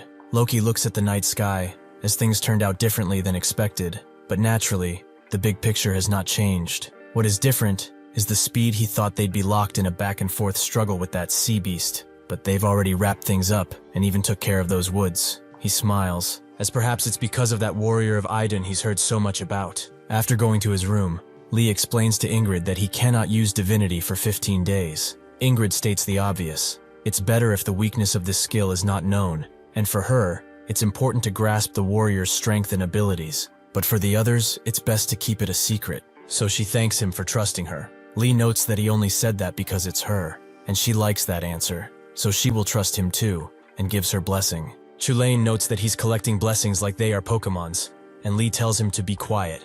But you know the drill, you gotta catch them all. Ingrid also has some good news. While he cannot use divinity, he cannot just stand by, and she judged that continuing the expedition, so she's requested reinforcements. Lee wonders who that is, and that morning, everyone stands outside to greet Rosgrid, whom Lee is glad to see. After some introductions, they go behind with Ciri, and Rosgrid is glad to see them in good health. She heard about their achievements, and the reason she called them separately is to repay a debt to Lee. He remembers her saying something like that during Svartalfheim. It's time for her to repay that debt, and Ragnar requested this of her. She heard he collected a fair number of elemental runes, so she will teach them about them. Lee has indeed collected some, but has never used them. Rosgrid explains that just having them gives benefits, but for proper use, they need to learn how to control them. There won't be much time to teach, but she will make sure they show results, so they should prepare themselves. Lee is kind of scared, but Ciri notes it must be better than their master's lessons. As evening arrives, they are all poofed out, and even Rosgrid is tired, so she notes that they should stop. Starting tomorrow, they will be doing this until night, and she will make sure that they have no strength left. After she leaves, the trainees fall down, Ciri noting that she's even harsher, with Lee thinking this is some kind of Spartan training. Upon getting to his room, Lee immediately falls into bed and dozes off, surprising Chulin. In his dream, he meets up with Idun, who greets him, but he's clearly tired, so she asks what's wrong. Lee says it's nothing and asks if she just wanted to talk. Idun notes that someone else wanted to see him, Hawk, who heard that he was attacked by Brez, so she decided to hurry things up a bit. Lee knows that this can only mean one thing, and sure enough, she gets into battle position, as she will teach him the power of the Tuatha De Danann, and since they don't have time, her lessons will be harsh. After waking up, Chulin notes that he's jealous of him training with beautiful women day in and day out. Lee notes that this is not something to laugh about. He might just die. He's so tired that he's afraid of going to sleep. Before going to sleep though, he pulls out a summon stone and summons Adamanha, who asks what it is, but Lee tells her that she knows already. With that, she hands over his sacred treasure, a letter of encouragement from Heda. Manhwa thinks that he doesn't know how hard Heda works to recharge the summoning stone. Lee notes that he will get some sleep, so she should go too. As he immediately falls asleep, she scoffs, but sees something in his bag. Later, when Lee wakes up still tired, he sees that she's still here. She was actually just checking his pockets for no reason, but found this, Liberatus. Lee notes that he got it a while ago, and Ademnaha says this is an Eru relic, and there's a message spell on the handle. With that, she activates it and a hologram pops up. If they're seeing this now, it means that they are a successor, or strong enough to break his magic. Either way, it's not bad. It means they are worthy to be king, and to tell the truth, he was just hoping for anything, except a Fomorian. On the day Eru fell, he lost everything, and by the time he woke up, decades had passed. He thought about dying right then, but he could not do it, because he realized that there was something he had not lost. There was a final duty remaining, to guide someone worthy, like them. They will probably meet soon if he is alive, and he hopes to turn out to be a beautiful lady. He's partial to black hair. With that, the message ends. Lee finding it certainly interesting. Chulan goes to Adenmaha and asks if she knows it too, and she does. That's Merlin, the legendary archmage from Camelot, the place King Arthur built. Lee asks if it's related to Excalibur, and Chulain asks if he knows about it too, but only just a little. Chulain explains Merlin's true value is not his magic power, but it's his vast knowledge and intellect. If he becomes an ally, he could be a huge help. Lee notes that he said they will meet soon, so he hopes that they do. Thus, 13 days pass, and Hak knows he's going to start the expedition tomorrow, so they won't be able to train for a while. Idun arrives too, and notes that since he worked so hard, she has a gift for him, the best apple from the latest harvest. Lee wonders if it's really fine to give this to him instead of someone else, but Idun remains silent, before remembering that he has something else to give him, a summoning ticket for Heda. She said that it's hard to visit Midgard, so this is basically the same as a summoning stone, though the process is a lot tougher. Lee blushes and thanks her, causing Idun to smile and give him another blessing. Ciri wakes him up, as Rasgrid has something to tell them, so they should hurry, as everyone is already gathered. When they go outside, Rasgrid introduces Chaldea, the Valkyrie of Hermund Legion. She's here on a secret mission. She explains that the aim of the expedition is not only to find the soul fragments, but also to destroy. The real goal is to destroy the Fomorian base and drive them out of Midgard. Rasgrid notes that they are not the only ones participating. They are more of a vanguard. When the assault begins, they will call for support, and this expedition will be small scale. They will move out tomorrow, and the enemy will be watching carefully. That is why they will move in separate times, along different routes. Chaldea says this is all. They will fill them in when to move. Chulain notes that Asgard really knows how to step up. Maybe it's time to end Brez. Lee thinks so too. For Adenmaha, he will take him down himself. The next morning, the Valhalla warriors march out, split into 3 groups. They will take different routes and search for the soul fragments at the same time. Rasgrid, Ingrid, and Chaldea lead each group, and Lee is assigned to Ingrid's group. She explains that if the Fomorians are watching, they will keep an eye on the longship, so when it comes to it, they could even use an empty shell to mislead. Something like moving the ship east while they head west. Their mission is to draw attention, so they will take the biggest detour. They've all played major roles in the past, and she is proud to work with them. Lee thinks the same, and so, they fly off. Later that night, Ivar runs through the halls like an excited child, as his uncle has come to visit him, who is actually Merlin. Ivar notes that he hasn't changed a bit in 20 years, and Merlin notes that he detected someone drawing Liberatus. Helga explains that it was a warrior of Idun who claimed the sword, but they've already left. Merlin notes that he should hurry and wants to borrow a ship. While at sea, Helga asks if he can track them, and he can to an extent, but the signal is weak. It might be stored inside some kind of vessel. Since there's no other way, Merlin activates the blade. As it's the blade of selection, Caliburn, Arthur himself proved his right to rule by pulling it from the stone. All the Liberatus swords he made were copies of this. If he unleashes its power, he can temporarily strengthen the signal of those blades. Seeing the glow in the sky, it means that it's that way. So they begin rowing even faster. As Lee looks on at the scene, Chulan asks when he will use the summoning ticket for Heda. Lee can use it only once, so wouldn't it be better to use it in battle? Chulain doesn't know about that. Does he feel satisfied sending the woman he loves to fight? Lee will think about it, and since they are on the topic, he will also check the letters from home. With that, he summons Adamanha, who seems much more relaxed today, as she figured he would call her about now. The warriors immediately think this is a Valkyrie coming to visit, and ask what order she is from, but she denies being a Valkyrie. Still, this is enough to give Lee a new saga, the warrior visited by a Valkyrie. Everyone tells him to use it, as they want to know what it does. Lee uses it, and suddenly he summons Heda.